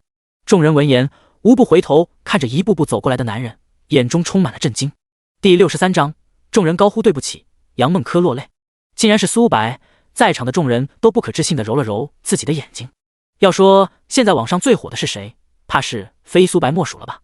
虽然出道没几天，但是抖音的爆款歌曲一首接一首都是苏白的作品。单看这几天的热度，苏白是当之无愧的流量王，几乎每一条关于苏白的信息都可以在第一时间上热搜。而现在苏白竟然要为那个叫杨梦珂的女孩献歌，徐小璐看着突然出现的苏白，内心更是闪过一丝不忿。凭什么任何时候总有男人围在杨梦珂的身边？在培训班的时候就有燕京的太子爷赵宏斌天天围着他转，现在更是出现了一个如日中天的苏白。而华星宇看着突然出现的苏白也感到有些意外，不是意外苏白的到来，而是意外苏白竟然为了一个不知名的女子竟然敢跟自己对上。苏白要来，华星宇是知道的，因为苏白是自己公司邀请过来的。对于苏白的实力，整个华都娱乐都非常欣赏。华星宇也知道苏白一旦加盟自己的公司，可能会对自己的地位造成影响，但是华星宇也没有其他办法，毕竟公司做出的决定不是他华星宇能够反驳的。不过现在既然你苏白主动提出要跟我华星宇对上，那可就不要说什么我老人欺负新人了。原本看着这么多人针对杨梦珂，龙灵儿越听越气，准备大打出手，结果突然听到有人愿意为杨梦珂唱一首歌，内心也瞬间来了兴趣。而看到来的对象竟然是当前网上火爆了的苏白，内心的期盼更大了。那么苏白会唱那首歌呢？孤勇者，天地龙鳞，这场合不合适。演员，这更不合适。那是曾经的你，这首还算勉强应景，不过会是这首歌吗？那苏白先生，你为杨梦珂唱哪首歌呢？看着杨梦珂身边一身另类打扮的女孩，大抵这就是杨梦珂口中说的那个新认识的姐姐吧。杨梦珂则是一脸温柔地看着苏白，对于自己哥哥为什么会突然到来，内心也好奇万分。似乎哥哥总是会在自己最需要的时候出现。苏白笑呵呵地解释说道，我的歌曲里面也没有适合现在的场合的，要不这样如何？我现场现编一首，清唱给大家听。此时苏白脑海中浮现出那个世界一位名叫小阿峰演唱的一首洗脑神曲，此时来唱倒也应景。现编清唱，大家闻言无不惊讶万分，还能这么玩？歌曲的名字叫《神仙姑娘》，献给我们眼前这位身具仙气的杨梦珂女士。苏白话音刚落，一时间激起了几层浪。真的是现编现唱，一眼望一情长，绵绵落成霜，意难平夜未央，心上总思量，风有情桃花香，处处叠成霜，你回眸又牵肠，又念念不忘。众人听到这歌，怎么感觉有点上头啊？而且听这歌词像是在现场表白啊！一望情长，落地成霜，回眸牵肠，念念不忘，好文采啊！